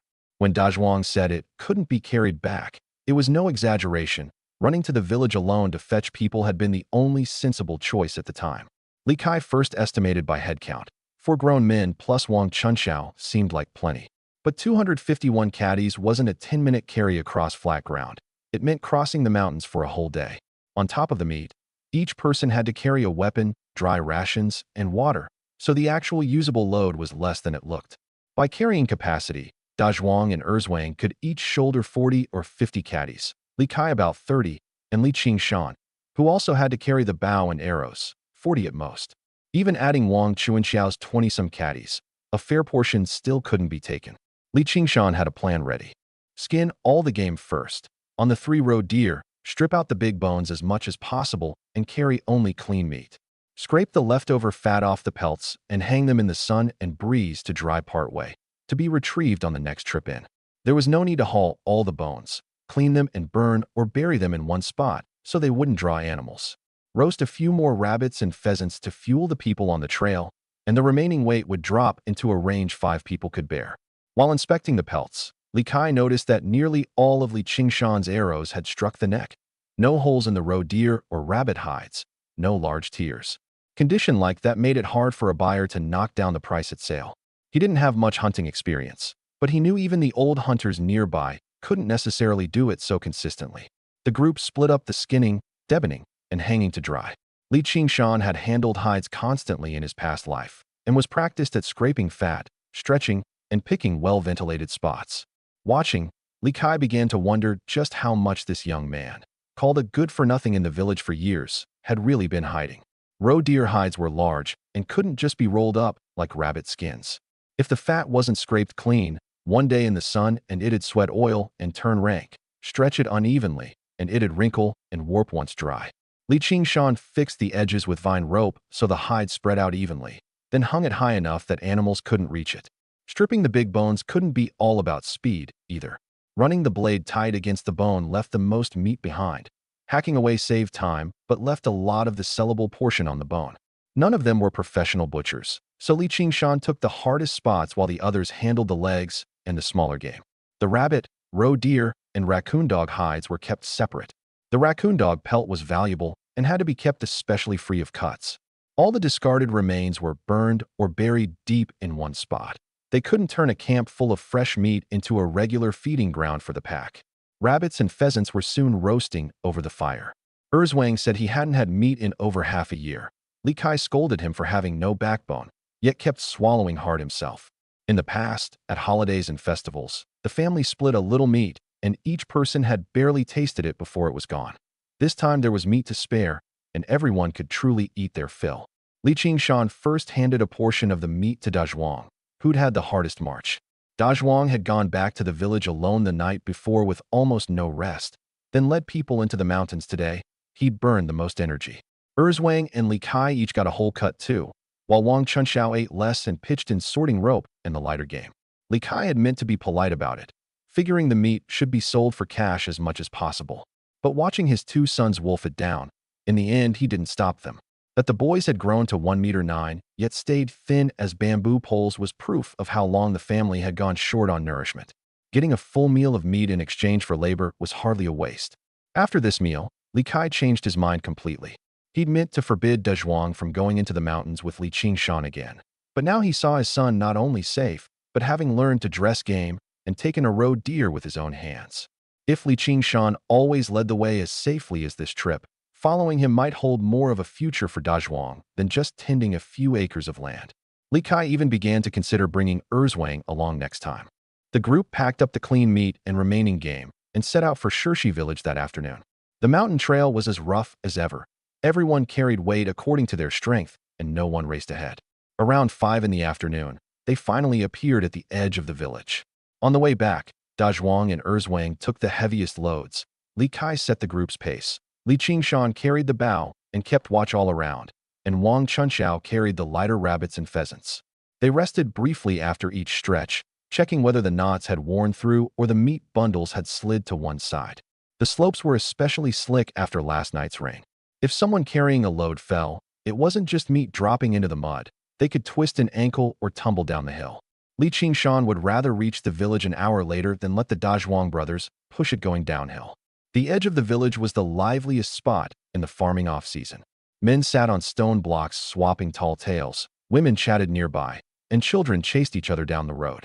Someone made out Li Qingshan, Dazhuang, and Erzwang from a distance, and their first reaction was that the 3 were lucky to have come back alive. Only as they drew near did the villagers see that every one of them had fresh meat covered with leaves on their shoulders, with rabbits and pheasants hanging at their waists. Blacksmith Li mistakenly thought it was Li Kai and his son's catch and praised him to his face for hiding his depths. Li Kai laughed and denied it, making clear the game belonged to Li Qingshan and that his family had only gone up the mountain to help haul it. The leaves and thin branches weren't just to block prying eyes. They also kept the sun off the meat and kept it from getting coated in dust the whole way. Even so, the smell of meat and blood was enough to draw everyone at the village edge over. The children couldn't tear their eyes off the pheasants, while the grown-ups silently tallied how much the stuff could fetch. The crowd erupted at once. That good-for-nothing who hated fieldwork and loafed around all day had brought back this much meat on his very first trip up the mountain. It defied everything everyone knew. Zhao Chong was in the crowd too. He'd just been let go by Li Hu and still hated Li Qingshan for wrecking his family's scheme. Had Li Qingshan died in the mountains, the Zhao family might have wriggled out of the house deal. Now not only was he was back loaded down, and Zhao Chong insisted in front of everyone that the game was stolen. Zhao Chong himself knew perfectly well that no hunter had reported anything missing, and he couldn't say where Li Qingshan would have stolen 3 roe deer from. He was simply playing on the villagers' old impression of a good-for-nothing. When a man's reputation had been bad, every new thing he accomplished was held to a higher standard of proof, which was exactly why Li Qingshan had to lay out the logic clearly for everyone. The guess happened to feed some people's jealousy. Even seasoned hunters might go days without a haul like this. How could Li Qingshan possibly manage it? Pockmarked Auntie, Zhao Yutian, and others seized on it to demand he explain, some even saying he should be reported to the government. Blacksmith Li, Carpenter Zhao, and Tofu Shishir spoke up for him. They didn't necessarily know how the game had come about, but they weren't willing to condemn a young man with no evidence. Li Qingshan didn't rush to refute them. He filed everyone's words away in his mind. Who kicked a man while he was down when the facts were unclear, and who was willing to speak fairly first, would decide who he cared to associate with later. Da Zhuang and Wang Chunxiao stepped forward to testify too, saying the game truly was taken by Li Qingshan's own hand in the mountains. Li Kai could vouch for it as well. He'd not only seen the game at camp, but had personally handled the neck wounds from the arrows and the pelts. The wounds on all 3 roe deer were consistent, and most of the rabbits and pheasants had been arrow-struck too. There was no way it had been cobbled together on the fly from different hunters. Some villagers changed their tune because of this, while others still felt Li Kai's family was in on a scheme. Li Qingshan didn't try to make everyone like him on the spot. He only needed the slanderers to understand that from now on, any accusation came with the burden of producing evidence. Once the crowd had mostly had its say, Li Qingshan grabbed Zhao Chong by the collar and asked what grounds he had for declaring the stuff stolen. Zhao Chong said Li Qingshan couldn't hunt in the past. That was reason enough, and told Li Qingshan to prove his own innocence. Li Qingshan turned the burden of proof right back on him. The one accusing another of theft ought to produce the victim, the location, and the sequence of events, not make the accused prove something he'd never done. He asked Zhao Chong back. He could just as easily claim Zhao Chong had stolen 100 yuan. So how would Zhao Chong prove he hadn't? Zhao Chong reflexively said that would be a false charge. Li Qingshan then pressed. If an accusation with no evidence was a false charge, then what did that make his claim about the game? Cornered, Zhao Chong had nothing left but, I've got a feeling. Li Qingshan took the opening to bring up Zhao Gui's frame-up a few days earlier, saying the Zhao father and son, one falsely accusing him of bullying Wang Naixiang, the other of stealing game, had methods cut from the same cloth. Then, in front of everyone, he gave Zhao Chong a lesson. His fists and feet didn't strike at anything fatal, but they were enough to leave Zhao Chong on the ground begging for mercy. The villagers pulled them apart, but they knew the troublemaker was in the wrong. When Li Qingshan asked again who else could produce evidence, everyone who'd been shouting loudest a moment ago shut their mouths. He also pointedly tied the 2 frame-ups together. Zhao Gui couldn't produce evidence when he said Li Qingshan had bullied Wang Naixiang, and Zhao Chong went on nothing but a feeling when he said Li Qingshan had stolen the game. The Zhao family was used to slinging mud first, and then forcing the victim to prove himself. If he didn't make them pay a price this time, next time they'd just swap in a different charge. Even after being pulled away, Zhao Chong lay on the ground cursing, but Li Qingshan didn't keep after him. The goal was achieved. Going further might turn a fair lesson into excessive harm. Seeing the hard approach fail, pockmarked Annie switched tactics. She blocked Li Qingshan's path and straight off demanded a pheasant, saying her grandson was growing and neighbors ought to look out for one another. Li Qingshan named a price of 50 cents. But pockmarked Annie figured that since he'd caught so much, giving her one was the only way to show he understood how things worked between people. Li Qingshan didn't fall back on the crude comparison from before. He only asked her, "You've got grain, chickens, a son, and a daughter-in-law. Why not take your own things to nourish your grandson? Why should the game I risked my life in the mountains for be given away for free, just because you live close by?" To someone who was slandering me a moment ago. Pockmarked Auntie had no answer, and could only curse him for not understanding human decency. Li Qingshan simply went around her. Real decency was helping each other in hard times, not stomping on someone first, and then reaching out a hand once you spotted a benefit. He wasn't against selling game in the village, nor unwilling to knock off even 50 cents. If families like Blacksmith Lee's or Carpenter Zhao's, who'd been willing to speak fairly just now, really had someone sick who needed building up, he'd even help at cost. But the neighbor, pockmarked Andy spoke of only existed when meat was on the table. That kind of decency didn't need to be accepted. Zhao Chong, pockmarked Auntie, and Zhao Yutian kept saying behind his back that the game was stolen, even hoping the victim would show up with the government in tow. But most of the villagers, watching the meat the group had hauled back, felt more envy and reappraisal than anything. From this moment, the first crack appeared in Li Qingshan's reputation. When they got back to the old Li house, dinner had just been laid out. At the head table were cornmeal cakes, a plate of stir-fried vegetables, and half a salted duck egg. At the lower table, it was still sweet potato porridge and pickles. Li Laoduan first picked out the salted duck egg for Li Qingshu, then kept a little for himself. The second branch occasionally got a share of cornmeal cake, while the third branch could only sit with sweet potato porridge. This meal laid the difference before and after splitting the household right out in the open. In the mountains, Li Qingshan could already eat several rabbits in one sitting, while his mother and sister-in-law couldn't even get half a salted duck egg at home.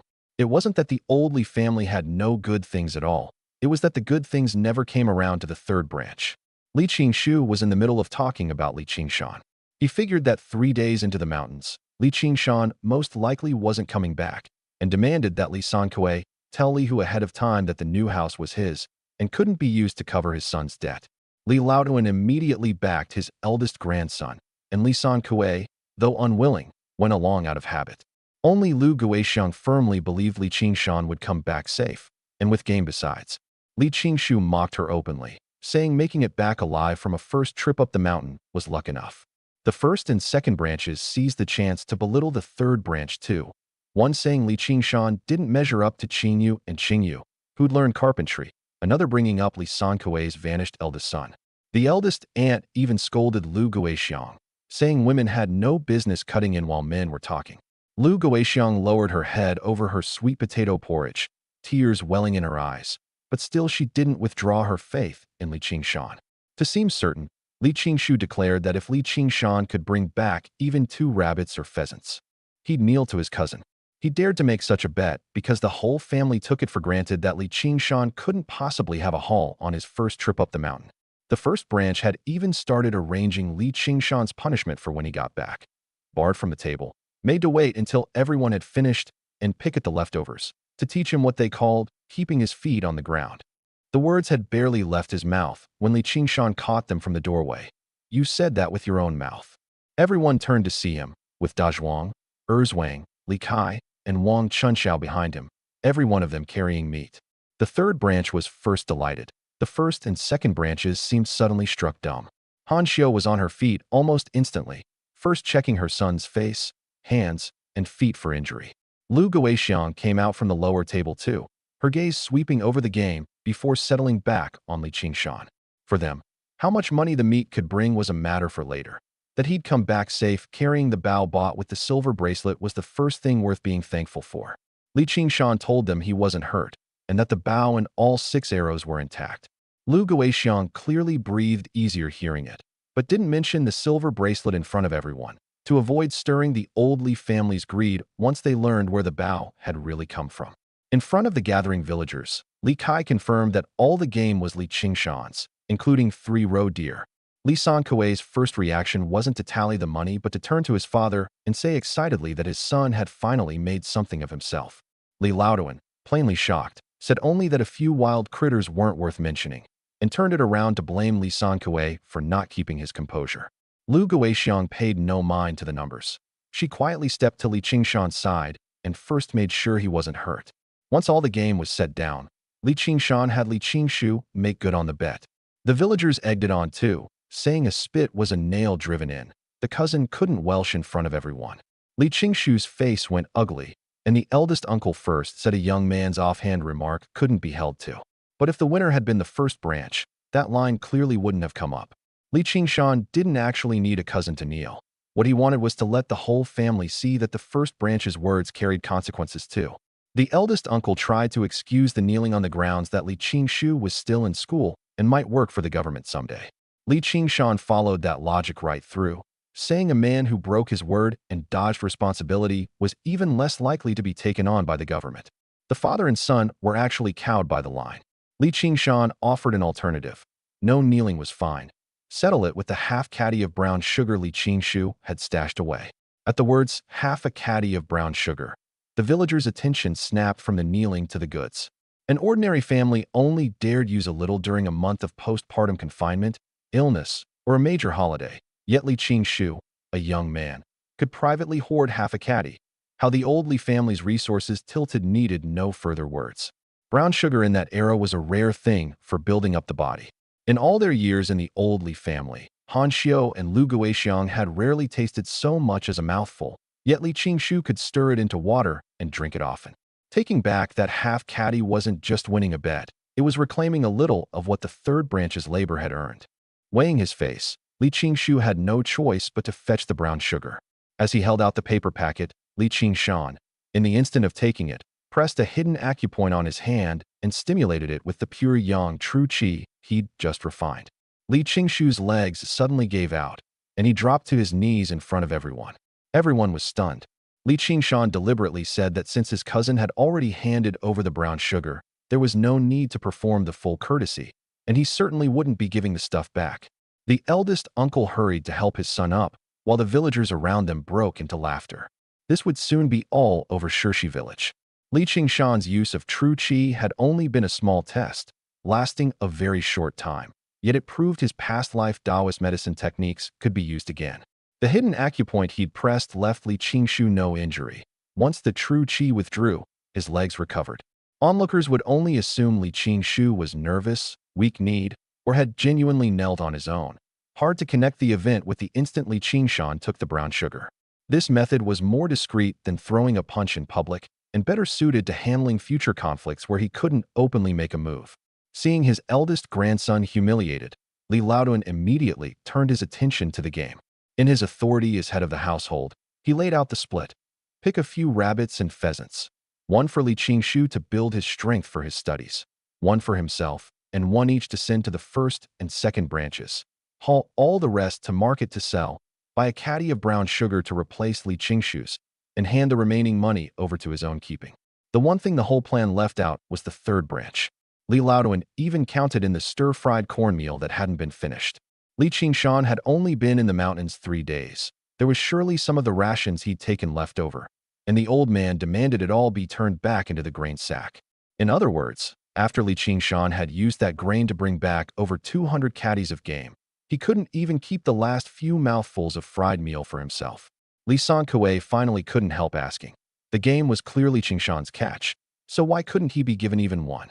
But Li Laoduan, citing Li Qingshan forcing his cousin to kneel, said neither father nor son was fit to eat meat. Li Qingshan had taken a few caddies of fried meal up the mountain, too, and the rest had to be handed back to his grandmother, so he could keep drinking sweet potato porridge as a lesson from now on. At this point, Li Qingshan spared him no more face. He told Li Laoduan plainly that the game belonged to the ones who'd put in the work of hunting it, not something the old man could take entirely with a word about being head of the household. Li Laoduan slammed the table and berated him for insubordination. Li Qingshan drove the hatchet into the thick wooden table. The huge crack and the flying splinters stopped everyone who'd been about to reach for the game. He hadn't aimed the blade at anyone. The target was always the table. It made his stance clear while keeping a property dispute from escalating into armed assault. But that deep gash was enough to make it plain. Whoever reached for the meat on the ground again would find the next step wouldn't just be talk. Second Uncle Li Erkue had the shortest temper and stepped out to pull rank as an elder. Li Qingshan admitted it wasn't fitting to strike an elder directly, then turned and asked whether teaching 2 cousins of his own generation a lesson was any problem at all. Before Li Erkue could even react, he'd already dropped Li Qingyu with a punch. grabbed Li Qingyu and thrown him over his shoulder, then kicked Li Qingshu flying. The three of them, who normally bullied the third branch on the strength of numbers and first branch standing, were all on the ground in the blink of an eye. Li Qingyu took the punch to the gut and dropped into a crouch.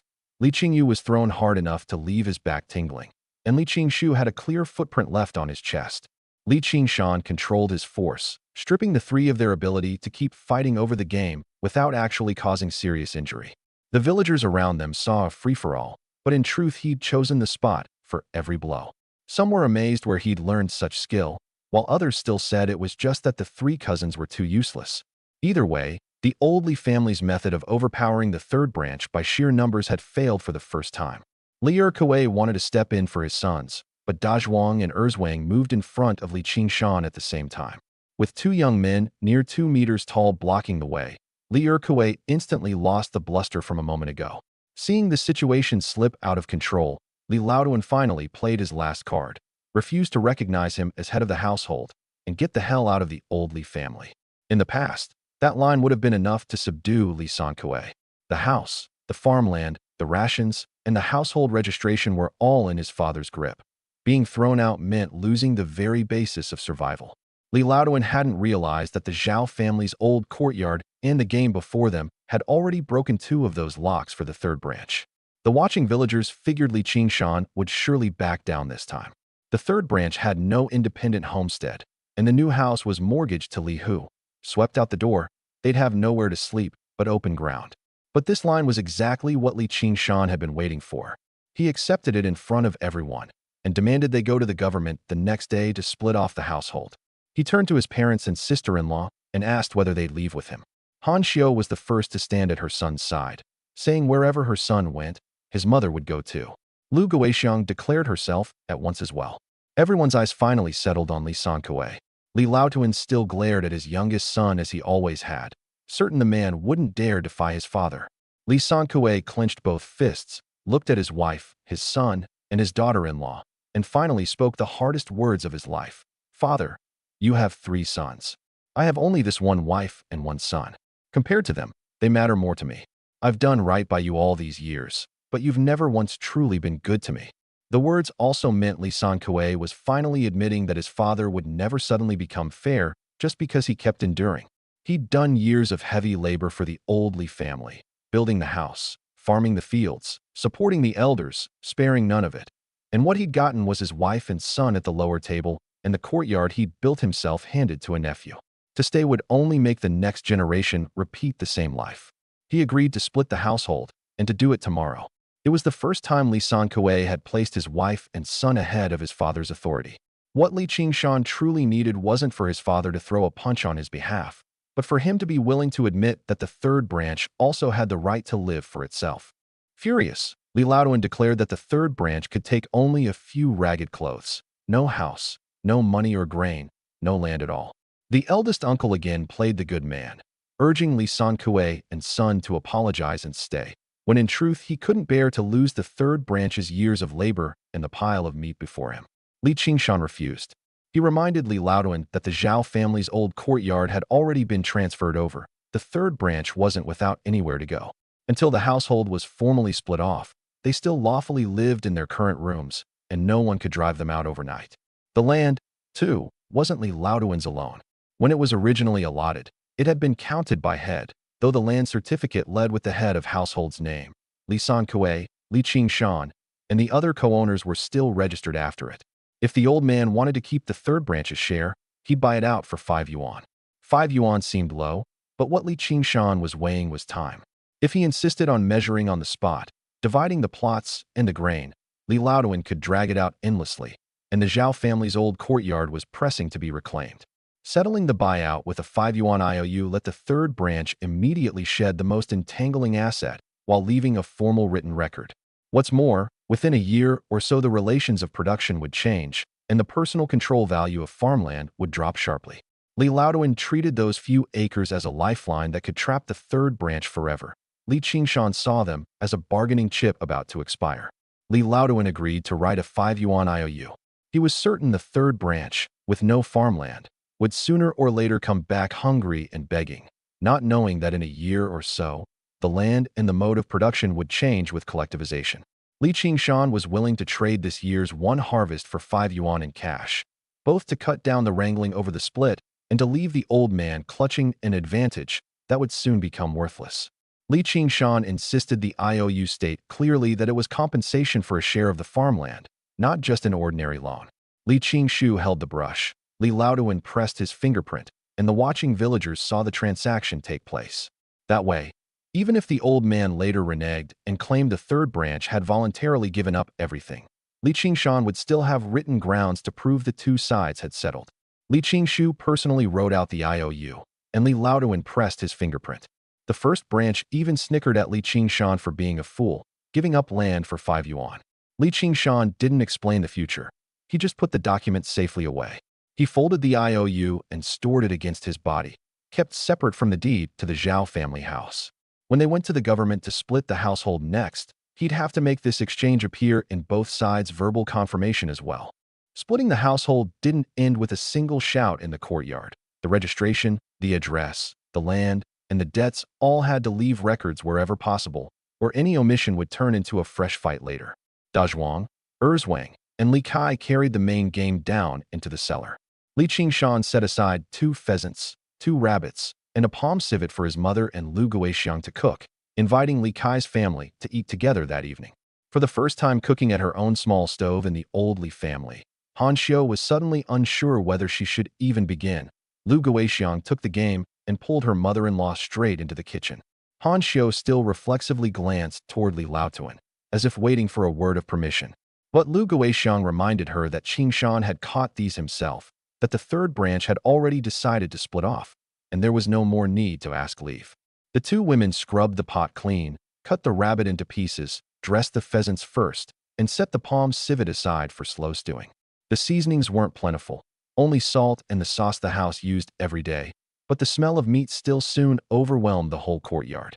Cooking, Han Xiu asked several times whether she was putting in too much, and Lu Guixiang only smiled and said tonight they'd let the ones who'd gone into the mountains and done the hauling truly eat their fill.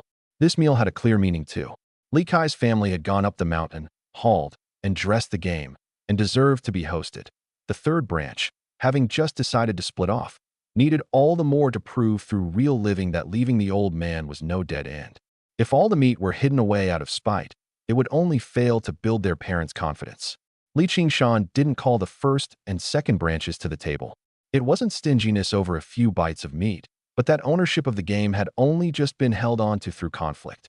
If Li Laoduan redistributed it now under "the whole family eats together," the boundary would blur again at once.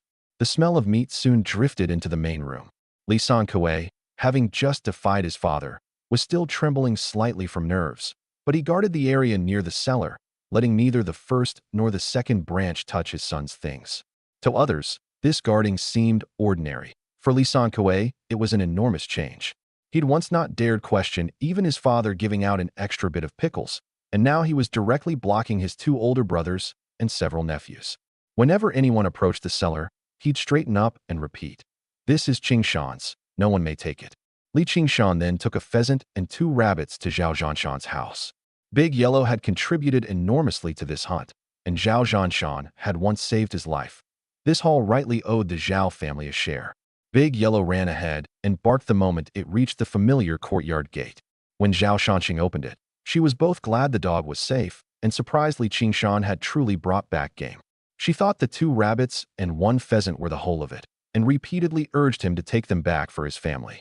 Only when Li Qingshan mentioned the 3-roe deer and over 200 caddies in total did she feel sure this gift of thanks wouldn't burden the third branch. Wang Chunxiao was preparing to head home too. She asked Li Qingshan when he'd go into the mountains again, and pressed about the way to be rid of Zhao Ba. Li Qingshan told her to wait until he got back from the market the next day. He had no plan to make public yet. He gave Wang Chunxiao a rabbit as payment for hauling, and told her to tell her family only that she'd gotten a craving and wanted to go take a look in the mountains, where she happened to run into a hunting party. Wang Chunxiao proposed he tell her first before the next trip up the mountain. Li Qingshan immediately warned her she couldn't follow him into the forest again, but the girl said she had other plans and he'd understand when the time came. She had plainly already made Li Qingshan the key to changing her marriage and wanted to do something for this help. That cover story could hide the runaway marriage. If the Wang family learned she'd left home alone, they'd very likely bar her from going out for a while, and any later plan to change the marriage would have no room to unfold. Wang Chunxiao nodded in agreement and headed home carrying the rabbit. On the road, Li Qingshan happened to run into Zhao Chong and again gave the Zhao family notice. Move out of the old courtyard by noon the next day at the latest, or bear the consequences themselves. Zhao Chong went home and passed it on, but Zhao Gui meant to Welsh. Their family had lived in that courtyard for generations, and even with the deed transferred, they wouldn't leave. Certainly, Qingshan surely wouldn't go so far as to kill anyone. After Zhao Chong got home, the father and son felt all the more that they could tough it out on numbers. Zhao Chong still had a flicker of worry, since the township office paperwork had already gone through.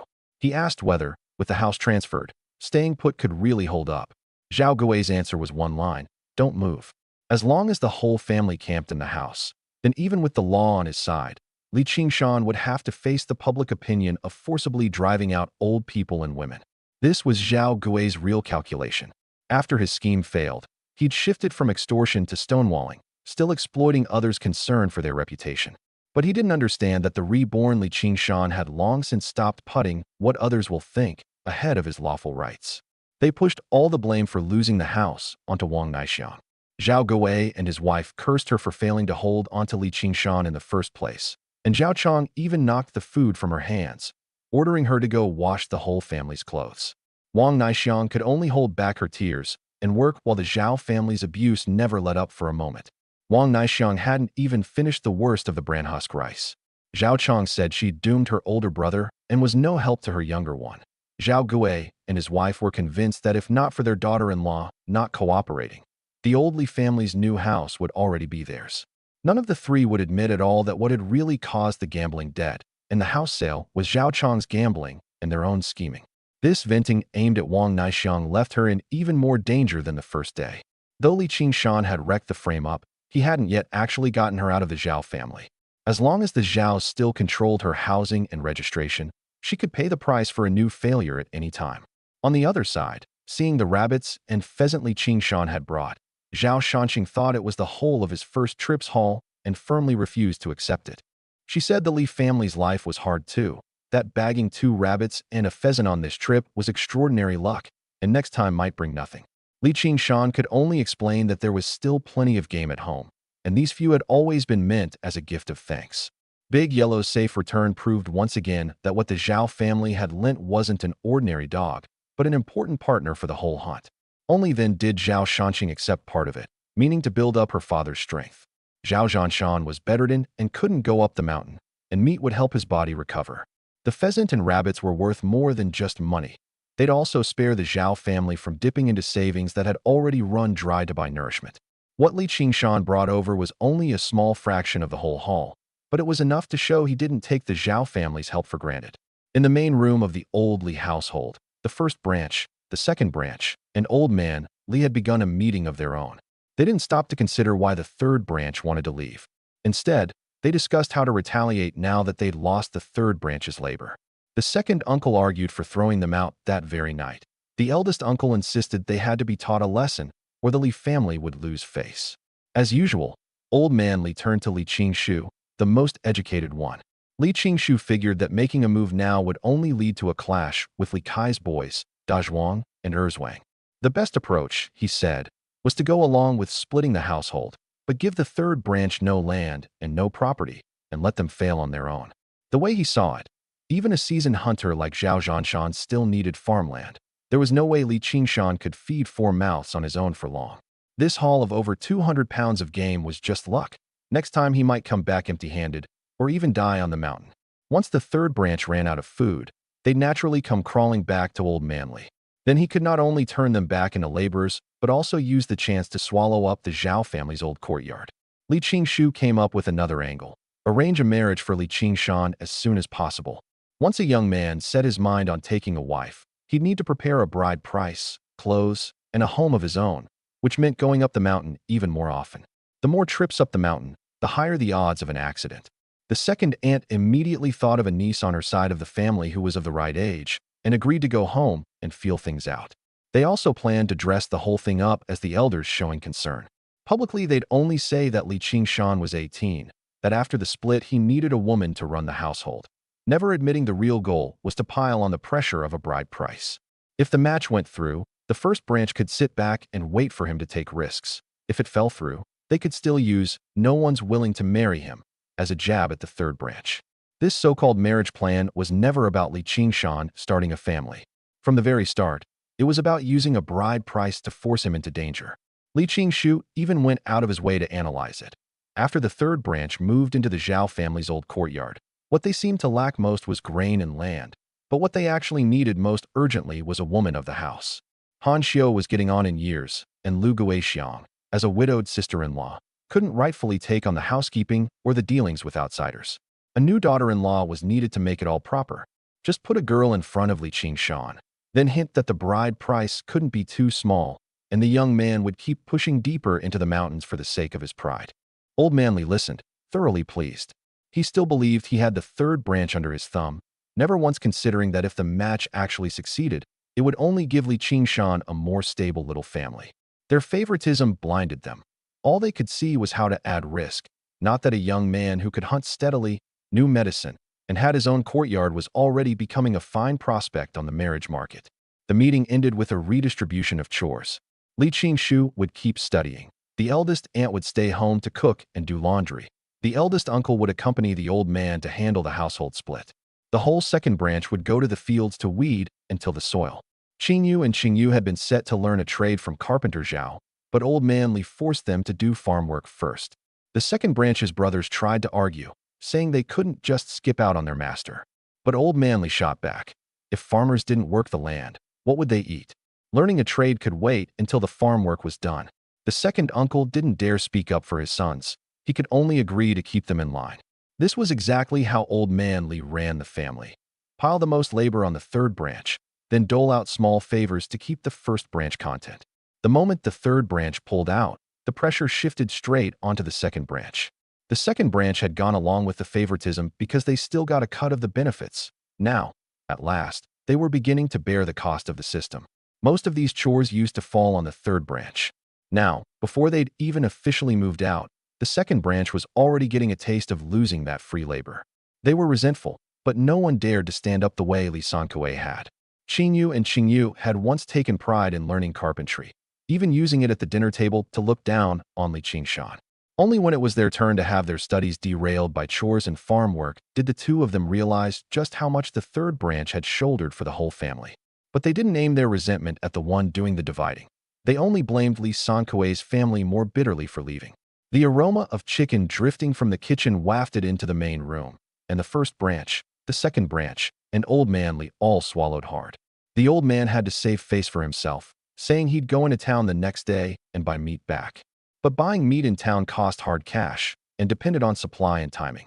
The third branch's meat was right there on the other side of a wall, yet for the first time they couldn't just reach for it on the strength of being elders.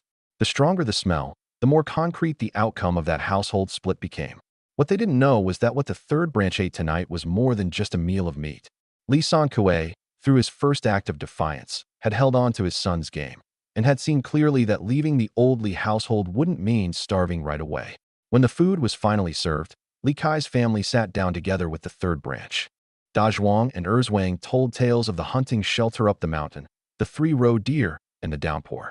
Han Xiu, hearing about the wolf pack surrounding the shelter, was still shaken. Lu Guixiang, while dishing out food, kept an eye on whether Li Qingshan got hungry again quickly after his training. And for the first time, Li Sankue didn't carry the best meat to the head of the table. Instead, he let his wife, children, and guests eat first. Across the courtyard, the first and second branches could hear the chatter at the little table.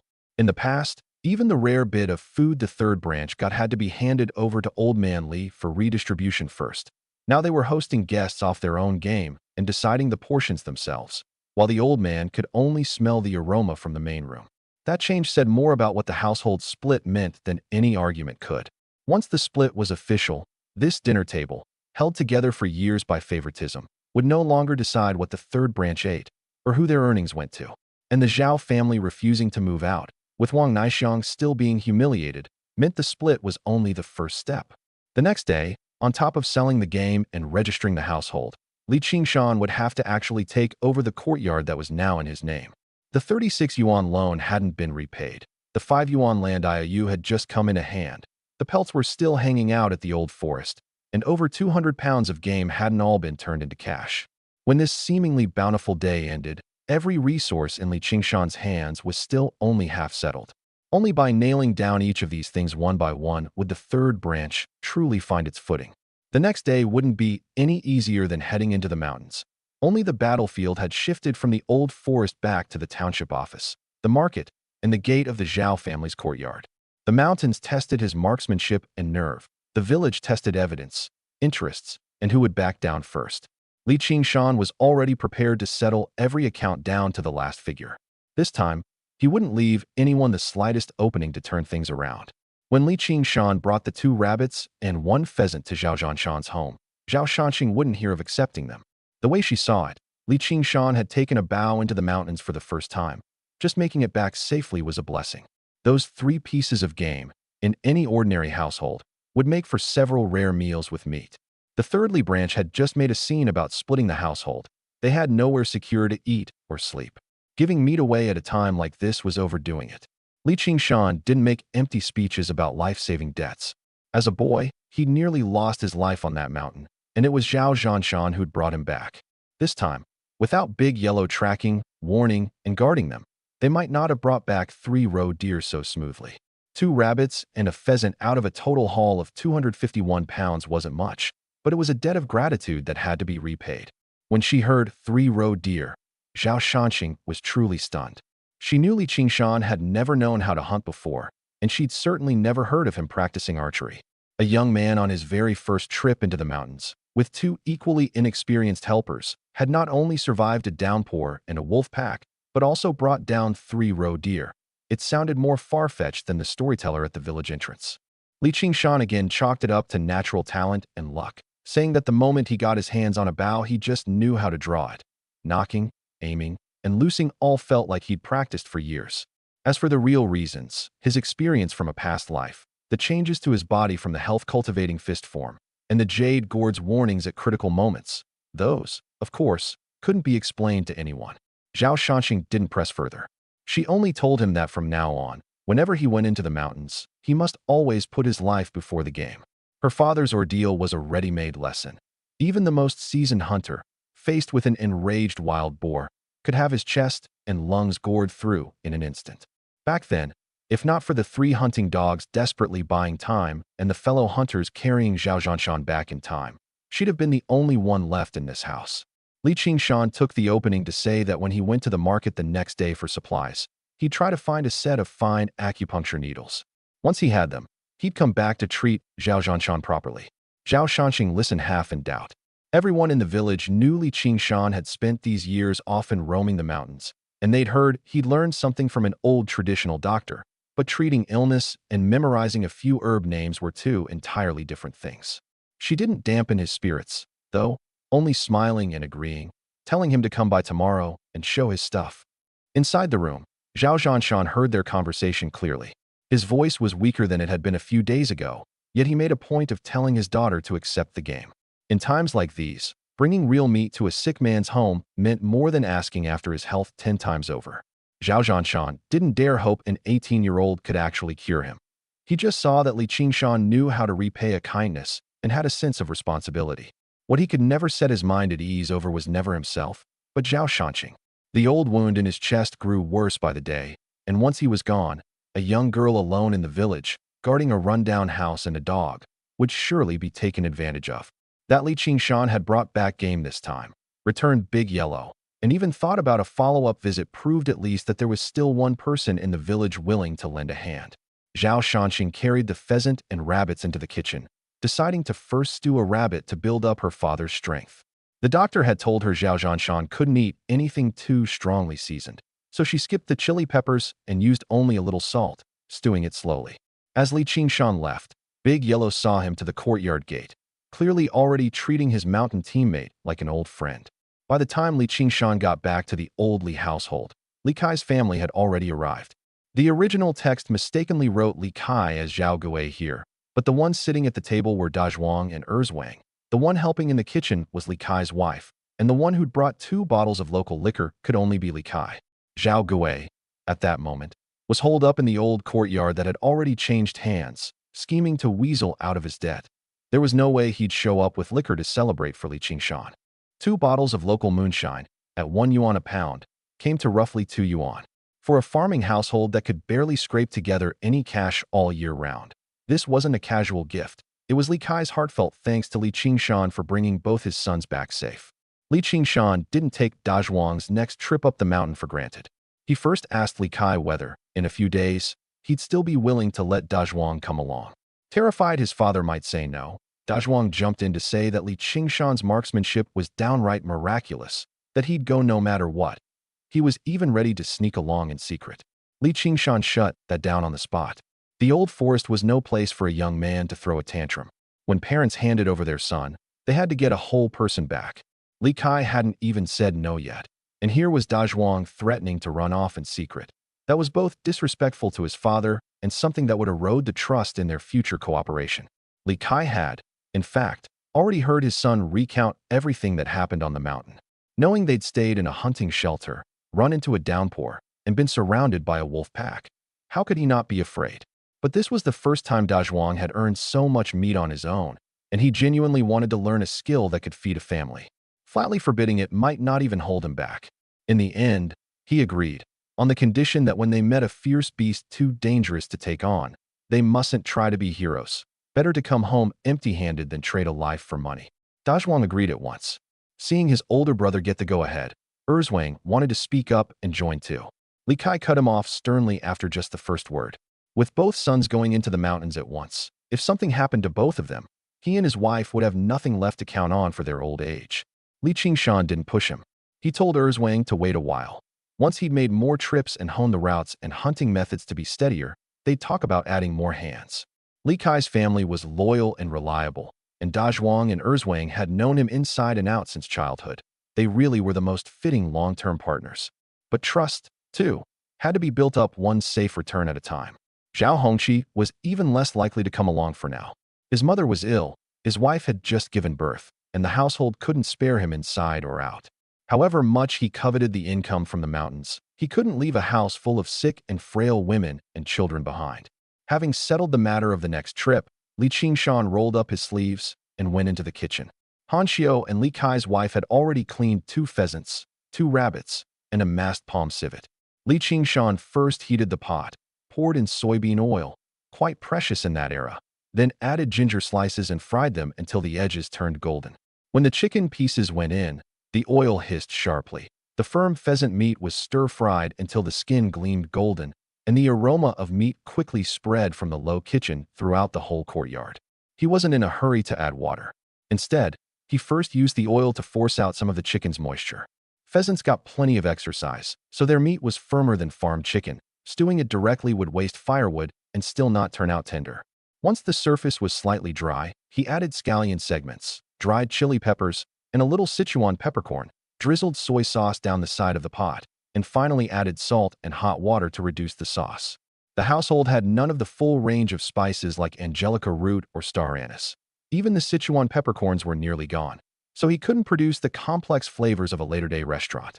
But for people who ordinarily ate nothing but bran, wild greens, and pickled vegetables, soybean oil, chicken, and scallion and ginger together were already luxurious enough. Catching the scent, Da Zhuang immediately proposed bringing a pot on the next trip up the mountain. Li Qingshan laughed that all he thought about was eating, but he didn't object. Dry rations could keep a person alive, but hot food could quickly restore strength in the cold, damp mountain woods. Proper cookware was already on the list for the next round of supplies. The aroma drifted over the courtyard wall, and the first branch, the second branch, and Old Man Li soon couldn't sit still. In the main room, Old Man Li swallowed hard while cursing the third branch for wasting money, claiming all the game should be sold for grain and never eaten in a single meal. But what truly galled him wasn't the waste. It was that the meat hadn't been carried to his seat at the head of the table. Li Qingshu of the first branch was so eager for a taste that he paced back and forth. Li Dakue sent his wife, Sun Lan, out to sweet-talk them, hoping to use her standing as the eldest aunt to get a plate of meat and pour a little liquor. But before Sun Lan could even step out the door, the second branch's daughter-in-law, Wu Xiu, had already beaten her to the table. Wu Xiu first praised how fragrant the chicken smelled, then asked how it tasted, clearly waiting for the host to offer a polite, "have a taste." But Li Qingshan pointedly gave her no such opening, only asking what she wanted. She circled around with a few remarks, but the invitation never came. Losing face, she began accusing the third branch of not knowing how to manage a household, predicting that once they'd eaten through the game, they'd surely come crawling back to beg the old Li family to take them in. Li Qingshan dropped the courtesy too, saying flatly that he hadn't set out bowls and chopsticks for the first or second branch tonight, and he certainly wouldn't be handing back meat he'd hunted himself. Wu Xiu stormed back to her room, and the more she smelled the meat, the more wretched she felt about her lot. In the past, the reason she'd supported the old man in dumping the work on the third branch was that her own household got to profit from it. Now that the third branch had just decided to leave, she vented her resentment over having no meat onto her husband, Li Erkawei. The first branch saw all this, and Sun Lan simply gave up going out. She knew that even if she swallowed her pride, she'd only hit the same wall as Wu Xiu. Yet Li Dakuei and his son interpreted Li Qingshan's refusal as cold-hearted and ungrateful, as though, back when they'd seized the third branch's grain and income, they'd ever given a thought to family bonds. At last the meal in the courtyard was fully laid out. 2 stir-fried chickens, 2 stewed rabbits, and a masked palm civet were set on the table, and the 2 bottles of liquor Li Kai had brought were opened. When Li Sankuei used to eat in the old Li household, he'd always had to wait for his father and older brother to pick up their chopsticks first. This time, for the first time, he welcomed guests as the master of his own home, telling his wife, children, daughter-in-law, and Li Kai's family that there was no need to stand on ceremony.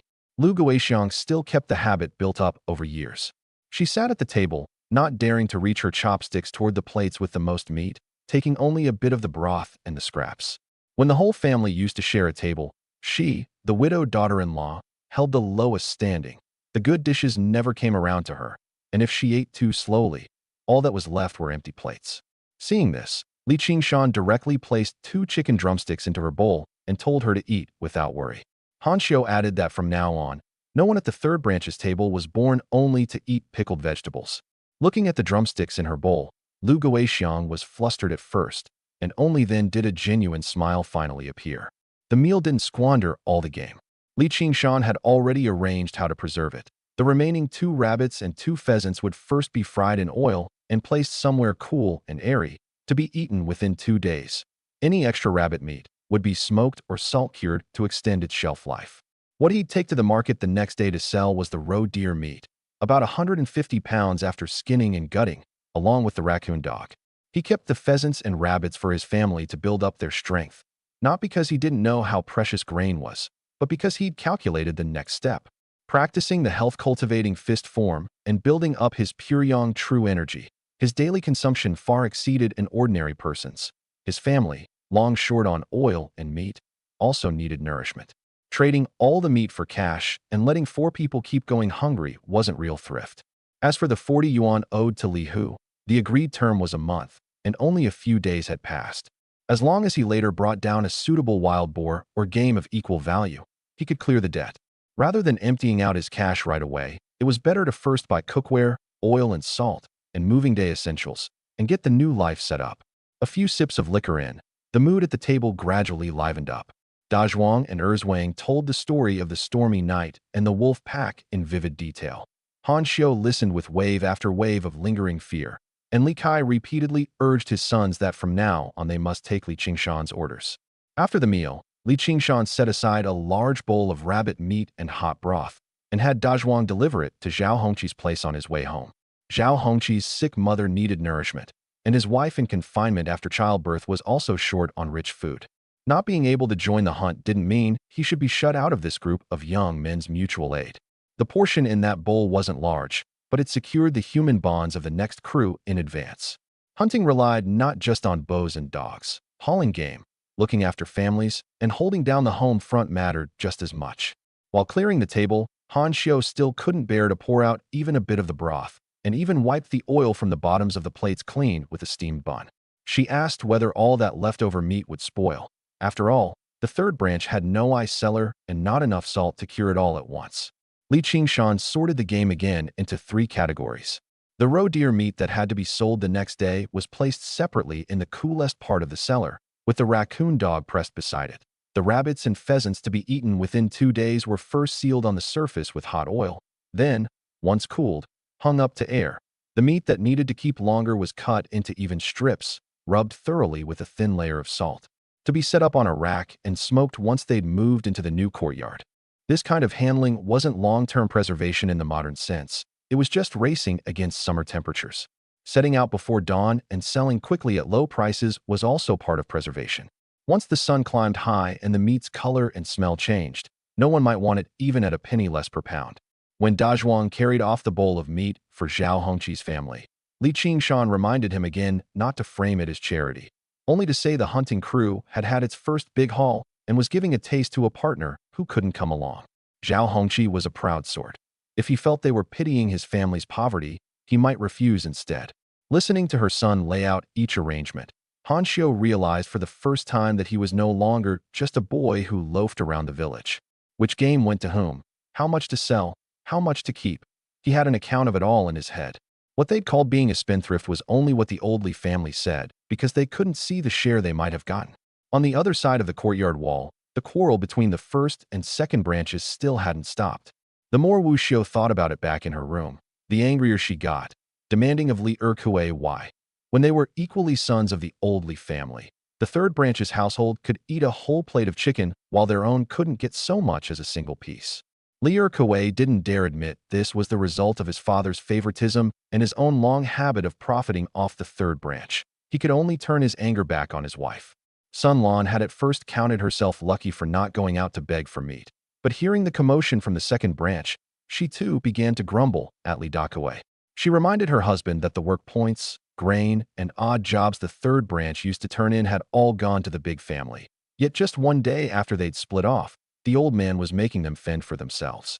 If Qingshu's schooling expenses continued to be borne by the whole family in the future, the first branch would still take the biggest share, and the second branch would sooner or later make an even bigger fuss. Li Qingshu cared nothing for the strife between the two branches. He only leaned against the window, staring at the empty plates on the third branch's table. He told himself that once he enrolled in the upper primary class and became a cadre or a worker someday, a bit of chicken would be nothing at all. But such daydreams couldn't fill his stomach here and now, and every time the meat's aroma drifted over, he hated Li Qingshan all the more for not offering it up. Within the same courtyard, the two sides now understood managing a household in entirely different ways. The third branch was working out how to preserve the meat, how partners would share the profits, how to care for the sick. The first and second branches were only debating why others had meat in their bowls while they had none. After dark, everyone dispersed. Li Qingshan told Dazhuang to bring the handcart over before 2 in the morning, then to rest as early as possible. Shirshi village was nearly an hour's walk from the Tuxiang market. In summer the sky brightened early, and the first meat buyers often arrived by 3 or 4. If he waited until the sun rose high, the meat would spoil easily and the customers would scatter. To sell it off fast, he'd have to travel in the dark. The next day, before dawn, Dazhuang and Erzwang arrived at the courtyard right on time. Erzwang couldn't go into the mountains this time, but he could help work the market and pull the cart. The three of them loaded about 150 pounds of roe deer meat and 1 raccoon dog onto the handcart and covered it with cloth. Big Yellow was left guarding the cellar entrance over the remaining game, to keep anyone in the Old Leaf family from sneaking off with it while the third branch was out. Before setting off, Li Qingshan discussed the household split arrangements with his parents once more. Simply splitting Li Sankue's family out of Old Man Li's household registration wasn't enough. Lu Guixiang was the widow of the eldest brother. If she stayed under the same registration as her in-laws, then matters of the house plot, grain rations, and remarriage could all easily be manipulated by others down the line. Li Qingshan needed to establish his own independent registration too, so he could rightfully apply for a house plot and handle the new courtyard and future production.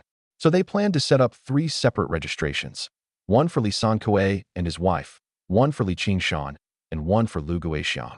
The 3 of them would be split out from the old big household, and then, according to actual circumstances, apply for 2 house plots or the related rights. To others this arrangement might seem excessive, but to Li Qingshan, having lived a whole life over again, it was crucial. Household registration, like a house deed, was just a piece of paper in ordinary times, but in a dispute it determined who had the standing to speak. The reason Zhao Gui could use the old courtyard to set a trap And the reason the old Li family dared to order the third branch around at will was precisely that residence, land, and registration were all clutched in the elders' hands. The three of them walked nearly an hour in the dark, reaching the market only a little after 3. The horizon showed only a layer of grayish-white. The first sellers of vegetables and eggs and the early shift laborers had already appeared. Li Qingshan picked a good spot, lifted the covering cloth, and divided the roe deer meat into 2 piles by male and female, setting the raccoon dog off to one side. At the time, pork sold for about 40 cents a pound. Wild boar, because its gamey smell was slightly lower, and roe deer meat normally went for 31 to 32 cents. Li Qingshan had no intention of burning a whole morning over a penny or two, so he directly priced the buck roe deer meat at 30 cents and the doe at 29, lower than the comparable meats around him. The first customer, an old man, still haggled out of habit. Li Qingshan didn't push back hard. Instead, he pointed at the 2 piles and said 29 cents could only buy doe meat. The buck had to be 30. The old man didn't understand why buck and doe differed by a penny. So Li Qingshan, playing to the topic men of that era cared about most, said half-truthfully that buck roe deer meat was better for building up the body. The meat itself was rich in protein and did provide real nourishment to people chronically short on oil and rich food. He just packaged it into a more memorable selling point. The line worked instantly. The old man, who'd only meant to buy a pound, changed his order to 2, and several other men nearby crowded over. Some bought a pound to try it. Others simply cut off 3 pounds, afraid that if they were a step slow the good meat would be snatched up. What truly made the meat sell fast was still the price and freshness, but a simple line resolved the customer's hesitation for them. Da Zhuang, watching from the side, was stunned. Only now did he understand that bringing down game was only half the job. Turning it into cash was a skill of its own. Li Qingshan handled the cutting, weighing, and taking money. Da Zhuang and Erzwang split duties, one keeping the line in order, the other wrapping meat and making change. To avoid short waiting, he'd sooner cut a little heavy with every stroke. Rural markets ran on reputation. Cheat a bit on your first sale, and next time no one might even come near your stall. The first wave of customers who crowded over were mostly nearby farmers and early rising laborers. They didn't have much cash on hand and often cut only half a pound or a pound. Li Qingshan didn't mind the small orders and cut just as cleanly. When people picked up the meat to check its color and smell, he didn't stop them. He only kept the arrow-wounded spots separate from the normal cuts, letting them see clearly before buying. Halfway through selling, someone doubted that roe deer, not being a domesticated animal, would have tough meat. Li Qingshan told them to slice it thin and stir-fry it fast, or stew it slowly with pickled cabbage. It couldn't be treated like fatty pork, prized only for its grease. Roe deer had little fat to begin with, which was why it cost about a dime less. What you bought was solid meat, not lard to render. One woman thought 29 cents was still too high and wanted to trade eggs for part of it. Li Qingshan saw the eggs were fresh and converted them at the market's normal price, not driving the price down just because she was eager for meat. Erzwang packed the eggs separately off to the side to take home later, in effect trading part of a meat sale for a food reserve for the new home. Someone else, seeing the buck meat sell fast, deliberately pointed at a piece of it and claimed it was doe, demanding a penny less. Da Zhuang nearly got into it with him, but Li Qingshan clearly explained the cut marks and placement of the 2 piles, then let the man choose for himself. In business, nothing was worse than brawling in the street over a few cents. Once a stall descended into chaos, onlookers would suspect something was wrong with the meat. Seeing he couldn't gain any advantage, the man had no choice but to buy at 30 cents. Watching customers behind him saw that the stall keeper was neither a pushover nor a troublemaker, and felt all the more at ease. The raccoon dog meat wasn't as well received as the roe deer, and the last buyer haggled the price down several times. Li Qingshan reckoned things had already gone smoothly earlier and didn't waste time on the final piece of game. He gave a little within reason, and in exchange cleared out the whole cart. The 50 yuan wasn't a tidy sum from simply multiplying 150 pounds by 30 cents. It included the 29-cent difference on the doe meat, the raccoon dog sale price, and the extra bits given away while cutting. Only after packing up did Li Qingshan count each stack of small bills again, confirming he hadn't made any errors in the rush. Before the sun had fully risen, the handcart was already empty. About 150 pounds of roe deer meat, plus 1 raccoon dog, had brought in 50 yuan in all. The 3 of them stood by the empty cart counting the money, and even Erzwang felt like he was dreaming. For many farming households, 50 yuan was nearly a sum they could only save up slowly over a whole year, and Li Qingshan had traded for it in a single trip up the mountain. But when it came time to split the take, Dazhuang was the first to balk. Li Qingshan, figuring the two of them had gone into the mountains together, was ready to hand over 25 yuan outright. Dazhuang wouldn't take it, no matter what. He knew full well that up on the mountain his main job had been hauling and lending a hand. All 3 roe deer had been shot by Li Qingshan, and the routes and the wolf-pack crisis had been handled by Li Qingshan too. If he walked off with half, then no matter who took the role of lead hunter next time, it wouldn't be fair. He'd only agree to take 5 yuan, and explained that this was the rule his father, Li Kai, had set the night before. From now on, anyone going into the mountains with Li Qingshan could earn at most 2 yuan a day per person, or a share by a reasonable ratio. If the 2 brothers went together, they could take 2 shares, but they must never take the bigger cut just because there were more of them.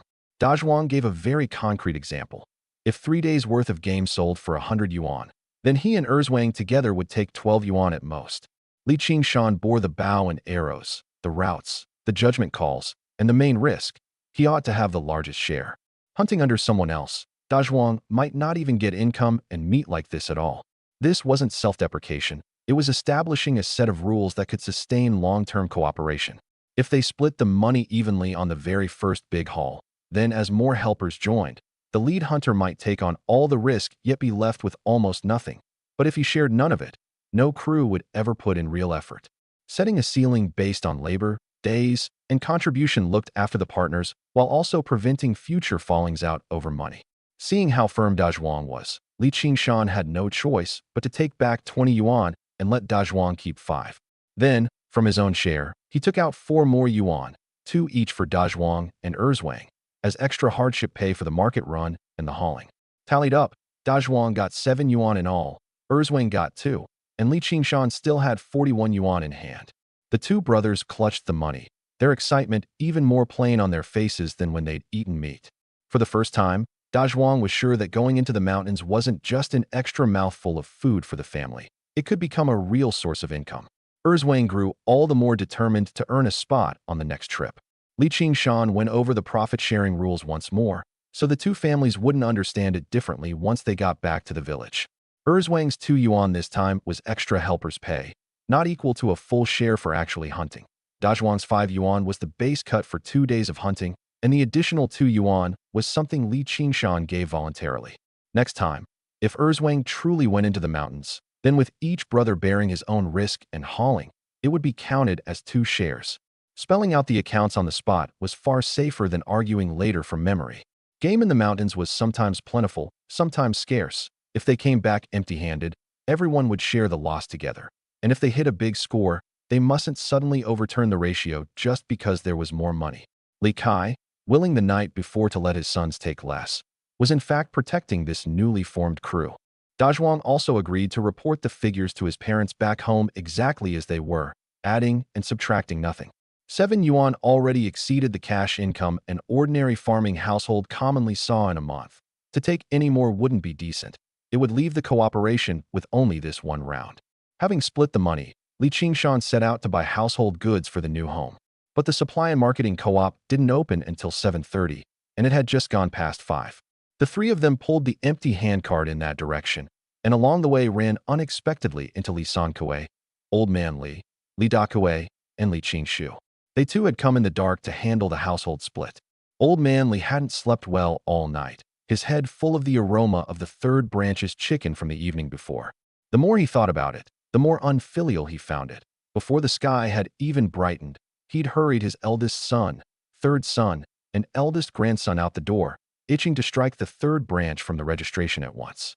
The old man still firmly believed that 4 people with no land and no grain couldn't hold out long on hunting alone, and that when the time came they'd surely return to Caodao. Li Qingshu had his own business. He was going to the Tuxiang Middle School to enroll in the rural spare time upper primary class. July and September fell in the slack farming period when hoes were set aside, and the countryside would run concentrated literacy and upper primary courses, usually 2 class periods in the afternoon. For now the teaching site was still at Tuxiang Middle School, nearly an hour's walk from Shirshi village, and few people took part. Once the commune system came in the following year, the courses might move down to the individual production brigades, and the earliest students to complete their studies and perform well had a chance to become brigade literacy teachers, or even to keep rising. The way out that Li Qingshan wanted to find for Wang Chunxiao lay hidden right here. Forcibly fleeing the marriage only solved one day. To truly make the Wang family change their decision, Wang Chunxiao had to gain a status more valuable than marrying the party secretary's son.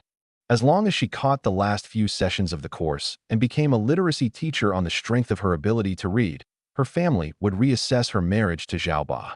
This path wouldn't take effect right away, but it was far steadier than running away from home again. A daughter her father saw as good only for trading for connections, and a person who might serve as a brigade teacher and handle official affairs, carried entirely different weight when marriage was discussed. Seeing his son's handcart already sold empty, Li Sankuei first asked whether the meat had gone well. Li Qingshan only said he'd kept the price low and sold out fast, not reporting the 50 yuan of income in front of Old Man Li. The township government hadn't opened yet, and the group was hungry from the walk, so Li Qingshan suggested going to a breakfast stall first. The stall was run by a husband and wife, with a few old wooden tables set up outside the door. Ordinary customers mostly ordered only steamed buns and pickled vegetables. Only those a bit better off would spring for a serving of hot tofu or congee. Fried dough sticks used a lot of oil, and meat buns used even more meat. Usually people would hesitate even just to catch a whiff. Li Qingshan walked up to the stall and directly ordered 8 fried dough sticks, 12 fist-sized meat buns, and 8 bowls of congee. That one call fell over everything around at once. Erzwang asked whether he'd ordered too much, and Li Sankuei also urged his son that having money was no reason to spend like this. After all, there were still debts to repay, a family to start, and a new house to set up. But Li Qingshan said that from now on, the money he earned would first go to filling his own people's bellies. The several of them had walked here since the middle of the night, and Da Zhuang and his brother had pulled the cart the whole way. One breakfast wouldn't ruin the family's foundation. Fried dough sticks were 4 cents each, 12 meat buns came to 96 cents, 8 dough sticks to 32 cents, and with 8 bowls of congee, the stallwoman rounded down the change, for a total of 1 yuan 30. Li Qingshan paid on the spot. Old Man Li, Li Dakue, and Li Qingshu, sitting at the next table, saw him pay and automatically assumed these snacks included a share for them. All three cursed him aloud for coming into money young and being unable to hold on to it, while inwardly they'd long since been reckoning how many buns and dough sticks each of them would eat. While waiting for the food, a young woman with a red hair tie and a ponytail came to buy hot tofu. It had already been cut when she realized she'd forgotten to bring money. The stall woman, a complete stranger to her, wouldn't extend credit. Seeing that the girl was pretty, Li Qingshu jumped in to plead for her, claiming it was only 2 cents, and there was no harm in her paying the next day. The stall woman shot back. If the person didn't come the next day, would he cover it? Li Qingshu shut his mouth at once. Li Qingshan paid the 2 cents for the girl. He wasn't showing off in public. Rather, from her clothes, her way of speaking, and the scent of vanishing cream on her, he judged that she wasn't an ordinary local farmer, and that having just arrived in Tuxiang, she most likely had a job. 2 cents to strike up a bit of goodwill might spare a good deal of trouble down the line. The girl was named Su Wanyin, and she had indeed just come to work in Tuxiang that very day. She noted Li Qingshan's name and said she'd certainly pay him back later. Li Qingshan only said it was a trifle not worth minding and invited her to sit and eat together. When the stall woman brought over the first plate of buns and dough sticks, Li Qingshu quickly waved for her to set it on his own table. Li Qingshan calmly reminded her that these were what he'd ordered for himself, his father, and the Dazhuang brothers. If the 3 men beside them wanted to eat, they should pay separately. Only then did the stall woman realize the 2 tables weren't together, and she immediately took the plate back. Old Man Li slammed the table in rage on the spot. That old table, loose with age, actually cracked under a single slap. The stallkeeper came out from the back kitchen with a vegetable cleaver in hand, demanding 2 dimes in compensation at cost, or else he'd hand the matter to the police. Li Dakue wouldn't pay for his father, and Li Qingshu even pretended not to see. Old Man Li might dare to throw his seniority around in the village, but outside Shirshi village he didn't dare, but heads with a shopkeeper who genuinely had the right of it. So he had no choice but to fish out the only 2 dimes he had on him. That had been the money he'd promised to spend on half a pound of pork. Even after handing over the money, the old man refused to leave the table, saying that just sitting a while cost nothing. Seeing that he'd already paid the compensation, the stall woman didn't press him to go. And so the grandfather and 2 others could only sit with empty stomachs. watching plate after plate of steaming breakfast at the next table. Li Qingshu quietly grumbled that Li Qingshan had deliberately failed to clarify the relationship between the two tables. Li Dakue likewise felt that since his son had money, buying the elders a meal was only proper. But from ordering to paying, Li Qingshan had never once invited them. It was the three of them who had, on their own, counted someone else's food into their own mouths. To salvage some face, Old Man Li added that this breakfast was enough to feed an ordinary family for several days, and the more he ate, the more it proved the third branch would squander everything fast. His words were hard, but his gaze kept trailing after the meat buns. The stall woman saw it clearly and deliberately reminded Su Wanin in front of everyone that when judging people, you couldn't just listen to what they said. You had to see who was actually willing to pay those 2 cents. Li Qingshu, having just made a whole speech on the girl's behalf and then gone silent when it came time to pay, felt all the more now that everyone around was laughing at him. The three of them not only didn't get any buns, but even lost the meat money they'd meant to take home for a treat to a single table. On the surface, Li Dakue echoed his father's, "Let the third branch ruin themselves first," but inwardly he'd already begun to resent the old man for meddling. At the other table, the steam rose thick. Li Qingshan handed Su Wanin a meat bun and a bowl of congee, and only then did Dazhuang, Erzwang, and Li Sankue dig in freely. The buns were large and the dough sticks thick. The three of them ate 6 buns, 3 dough sticks, and 5 bowls of congee between them, until they were so stuffed they kept rubbing their bellies. Su Wanin finished 1 bun, 1 dough stick, and 1 bowl of congee, and likewise couldn't fit in another bite. The remaining 5 buns, 4 dough sticks, and 2 bowls of congee were all polished off by Li Qingshan alone. His consumption had grown enormous since he'd started practicing the health-cultivating fist form, and after all the continuous hauling and mountain walking, his appetite clearly outstripped what it had once been. Seeing everyone's astonished looks, he only said he was 7/10 full, offering no explanation that every cycling of his Puryong true energy required his body to supply energy. After finishing at this table, he separately packed up 4 more buns and 4 dough sticks to bring back for Han Xiao and Lu Guixiang. Only then did Li Sanke remember his wife and daughter-in-law were still busy tidying up at home, and a trace of shame crossed his face. There was still a while before the township government opened for work, so Li Qingshan practiced a set of the health-cultivating fist form on the open ground nearby. The early morning sun fell on his body, and the jade gourd at his chest again gave off a faint, all but invisible glow, slowly absorbing the dawn light. As the movements ended, a portion of the large amount of food he'd just eaten had already been digested, and the warm current within his body flowed even more smoothly than the day before. Su Wanin watched, entranced, until he drew the form to a close. Only then did she suddenly remember she had work. The place she worked was precisely the supply and marketing co-op, and since it was her first day on the job, she needed to open up early and familiarize herself with the goods. Hearing that Li Qingshan had been waiting for the co-op to open in the first place, she offered to take them over ahead of time. This convenience far exceeded 2 cents worth of hot tofu, and it proved Li Qingshan's earlier judgment of her status hadn't been wrong. At the co-op, Su Wanin opened the door and let the 3 in, asking Li Qingshan to write out a list. Li Qingshan set pen to paper right away, his handwriting clear and neat. Su Wanin was surprised that a young man from a mountain village could read and write, and even urged him to try applying to be a teacher at Tuxiang Middle School someday. Li Qingshan still attributed his abilities to that old Taoist in the mountains, and for the time being didn't take up the suggestion. The co-op's shelves weren't well stocked, and many goods had only small amounts in reserve. Su Wanin first confirmed each item, to avoid writing up a list that couldn't be fully filled.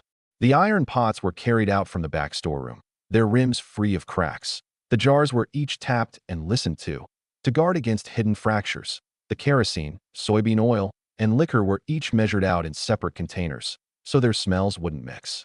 What he set out to buy nearly filled an empty new home from a bare shell to something you could cook in. 1 large iron pot for 3 yuan, 1 small iron pot for 1 yuan 30, 3 bars of soap for 60 cents, 10 boxes of matches for 20 cents, 2 pounds of kerosene for 80 cents, 10 pickling jars for 1 yuan 30, a pound of brown sugar for 60 cents, a pound of white sugar for 80 cents, 5 pounds of moonshine for 5 yuan, 5 pounds of soybean oil for 3 yuan 50, a pound of sesame oil for 1 yuan, 2 pounds of glutinous rice sticks for 1 yuan, 2 pounds of walnut shortbread for 1 yuan 70, plus 2 pairs of embroidered round-toed cloth shoes for 5 yuan. The whole list came to 30 yuan. The two pots handled daily cooking and processing game. The matches and kerosene ensured lighting. The pickling jars could preserve meat and vegetables. The oil, sugar, and pastries served both to build up the family's strength and to smooth over social ties. The two pairs of ready-made shoes were for Han Xiao and Lu Guixiang. The old shoes on their feet had long since worn thin. After buying this batch of goods and deducting the breakfast, the buns and dough sticks packed for the family, and the hot tofu he'd covered for Su Wanyin, only around 10 yuan remained of the 41. Looking only at the cash in hand, it seemed he'd spent most of it in a single morning. But looking at the physical goods on the handcart, he'd traded money, easily borrowed away, snatched away, or casually parceled out by others, into a household foundation the third branch would use every single day. The liquor and pastries weren't purely for indulging the palate, either. Zhao Zhenshan needed a follow-up examination. Li Shengli would need continuous acupuncture from here on, and after moving into the new courtyard, there'd be comings and goings with village cadres and neighbors. In this era, showing up empty-handed wasn't a breach of etiquette, but bringing a little liquor and sugar after someone had done you a big favor could often turn owing a debt of gratitude into a give-and-take relationship. Li Qingshan had only just come into 41 yuan and spent 30 in one go. Seemingly extravagant, but in reality, every item addressed a concrete need after the move. If he clung to the money but had no pot, no oil, and no lamp, then no matter how big the new courtyard was, there'd be no getting through daily life in it. As Su Wanyin weighed out the loose goods, she let the scale dip down just a touch on every item, never short waiting. Seeing the two pairs of women's shoes on the list, she quietly asked Da Zhuang whether Li Qingshan already had a sweetheart. Da Zhuang answered honestly that he'd never heard of any, and only then did the puzzlement on her face fade. Before leaving, Su Wanyin grabbed a handful of fruit candy and stuffed it into Li Qingshan's hand, saying it repaid the earlier favor of the hot tofu. The candy's value had long exceeded 2 cents, and neither of them pointed it out. Once the handcart was loaded up again, Li Qingshan returned to the breakfast stall to meet up with his father. The township government didn't officially open for business until 8:30, so he planned to use the last bit of spare time to go to the township clinic and find some acupuncture needles. The Tuxiang clinic was very small. Only 2 Western medicine doctors, 1 traditional doctor, 2 nurses, plus a lab technician and an accountant. Country folk were loath to spend on medical fees and often came only when an illness had truly become unbearable, so the clinic usually wasn't crowded. The moment Li Qingshan entered the courtyard, he saw Li Shengli, the head of Shirshi village. Li Shengli had been a soldier in his youth and had taken a bullet in the leg. Though the slug had been removed, the old wound flared up year after year. Whenever the weather turned rainy or after exertion, the whole leg ached, pulling outward from deep within the wound. In bad spells, he couldn't even sleep at night. Township doctors, Western medicine doctors, and traditional doctors had all seen it. Medicine could ease it for a while, but never cure it at the root. He hadn't come specially for Li Qingshan this time. Rather, hearing that Elder Hua was passing through Tuxiang, he wanted to have a renowned doctor take another look. Tormented for years by the old wound, Li Shengli had long since given up hope on the words root cure, asking only to ache a few fewer nights when the weather changed. That day, the clinic also had a rather well-regarded old traditional doctor, Elder Hua, along with a young woman named Xiao Ting who accompanied him. Another young male doctor, surnamed Sun, kept a look of resentment on his face upon seeing Elder Hua glance at Li Qingshan a few extra times. Li Qingshan had only meant to buy needles, but after hearing about Li Shengli's condition, he said he could stop the pain for at least a week and gradually cure it within 3 months. Dr. Sun was the first to raise doubts. An 18-year-old rural youth who couldn't even produce any formal medical experience, opening his mouth to say he could handle a years-old bullet wound. It did sound like boasting. Li Qingshan didn't argue with him. Instead, he first asked Elder Hua about another prescription. That was the medicine Zhao Zhanshan was taking. The direction of the Rohuangting formula was right, but the 2 ingredients Fulin and Tianyu were superfluous. With the patient's heart and lungs damaged and his qi and blood depleted, adding these 2 would only tend to throw the medicine's properties into disorder. Switching to Sungui would suit his current state better. Once he'd spoken a few obscure herb names and the reasoning for the additions and subtractions, Elder Hua's expression changed at once. Reciting a formula was easy. Knowing when to drop an ingredient and why to substitute one was true understanding of the disease mechanism. Li Qingshan then examined Li Shengli's leg. The old wound had healed over on the surface, but the real problem might be one of 2 kinds. 1. where the injured tissue had formed an abnormal capsule and inflammation that irritated the surrounding areas. The other, where the nerve itself had been damaged over the long term, sending out continuous pain even with no fresh injury. He first had Li Shengli point out the deepest spot of pain, then compared the changes on clear days, rainy days, and after exertion. Next, he pressed above and below the wound, observing whether the pain radiated in a fixed direction or stayed in one spot. Li Shengli said that sometimes, even with no redness or swelling, it still felt as if a cord were pulling upward inside his leg, especially at night. This description made nerve pain the more likely cause. With ongoing inflammation and an abnormal capsule, the localized tenderness, heat, and swelling were usually more consistent. Now, with little change on the surface but the pain recurring along the old wound's path, it fit the second kind better. Dr. Sun thought these claims merely restated the patient's sensations in different words and couldn't prove 3 needles would work. Elder Hua didn't speak up to stop it because a medical judgment ultimately had to come down to results. He too wanted to see just how much skill this young man who could revise Zhao Zhanshan's prescription had beneath the needle. If it were the first kind, he'd need several acupoints working together. If the second, 3 needles would be enough to verify. After palpating and asking about the direction the pain traveled, Li Qingshan judged it closer to the latter. Elder Hua yielded the clinic's available acupuncture needles to him. At the first needle, Li Shengli felt only a local numbness. After the second went in, the years-long pulling sensation deep inside suddenly loosened. At the third, Li Qingshan sent the Puryang true energy he'd only recently gathered along the needle shaft into the meridian. In his current state, the Puryang true energy could only form an extremely fine thread. Send too much and he'd rapidly drain himself. Send too little and it wouldn't be enough to affect the old wound. Using an ordinary acupuncture needle, before the silver needles were even in hand, he carefully controlled the force, letting the warm current stay only in the meridian region that needed calming. Throughout the treatment, he kept asking about changes in the numbness, distension, and warmth. From his initial wariness, Li Shengli gradually noticed that the warm sensation wasn't running about wildly, but spreading slowly along the line that had ached the most for years. Watching the subtle trembling of the needle handle from the side, Elder Hua had already confirmed that Li Qingshan not only located the points accurately, but also handled the needle with great steadiness. This force was still faint, not enough to repair years of damage in one go, but it could temporarily calm the abnormal transmission and help the wounded area begin to recover.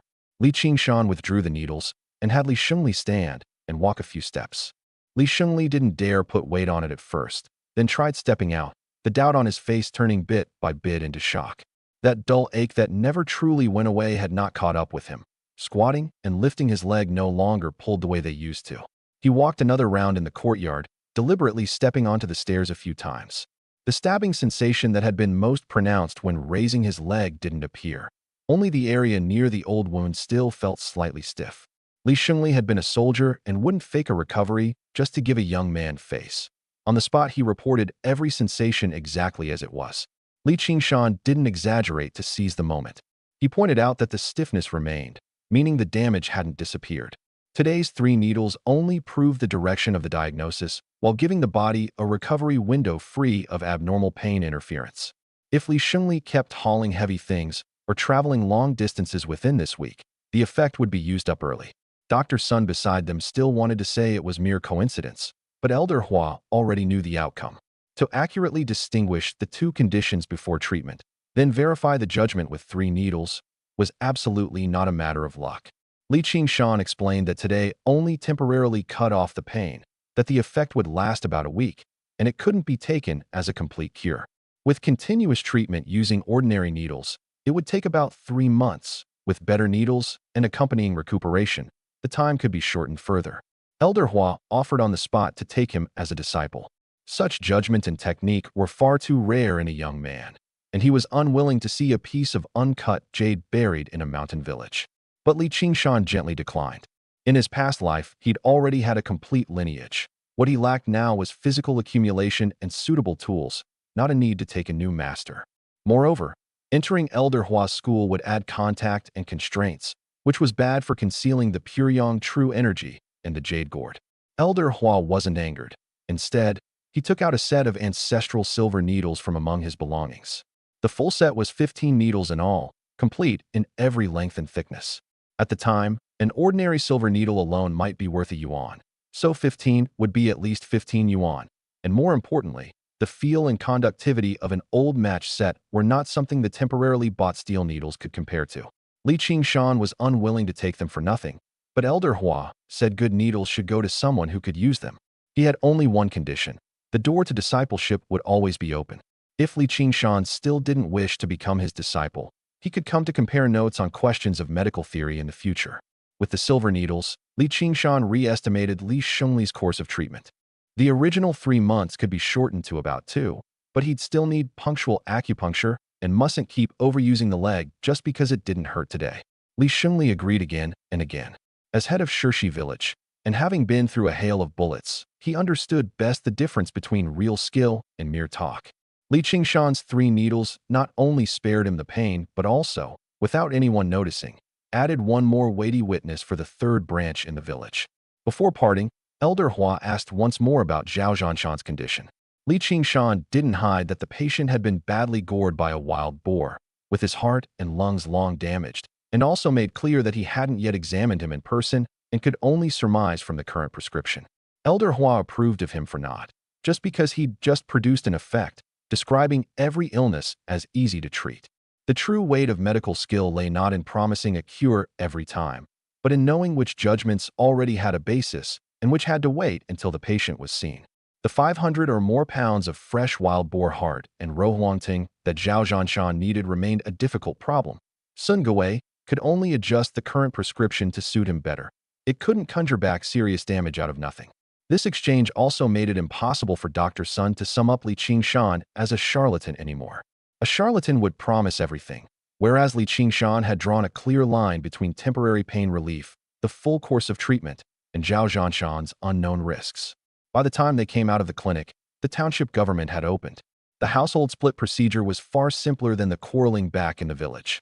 With the house deed, the identities, and old man Li himself all present, the staff split Li Sankui's family out according to the application. The independent registrations for Li Qingshan and Lu Guixiang were registered along with it. The specific houseplot matters left to be applied for later according to regulations.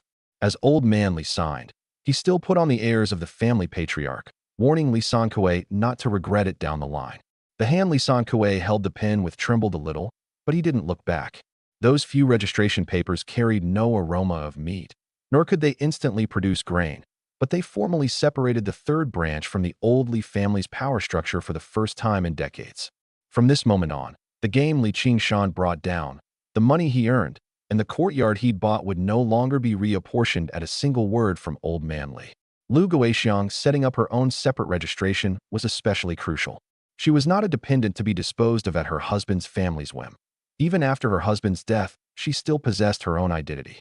From now on, whether it was staying widowed, remarrying, applying for housing, or being allotted grain rations, the decision should be made by her in person, not by old man Li signing in her place under the 4 words, a wife of the Li family. Li Qingshan didn't explain all this to his family on the spot. He only confirmed that every name and relationship on each page was written correctly. Once a household registration was written wrong, changing it meant running back and forth through the procedures again. The lesson of the Zhao family's house deed had already proven that where paper rights were concerned, any ambiguity could become a loophole for others to exploit. By the time the procedures were done, it was nearly 9 o'clock.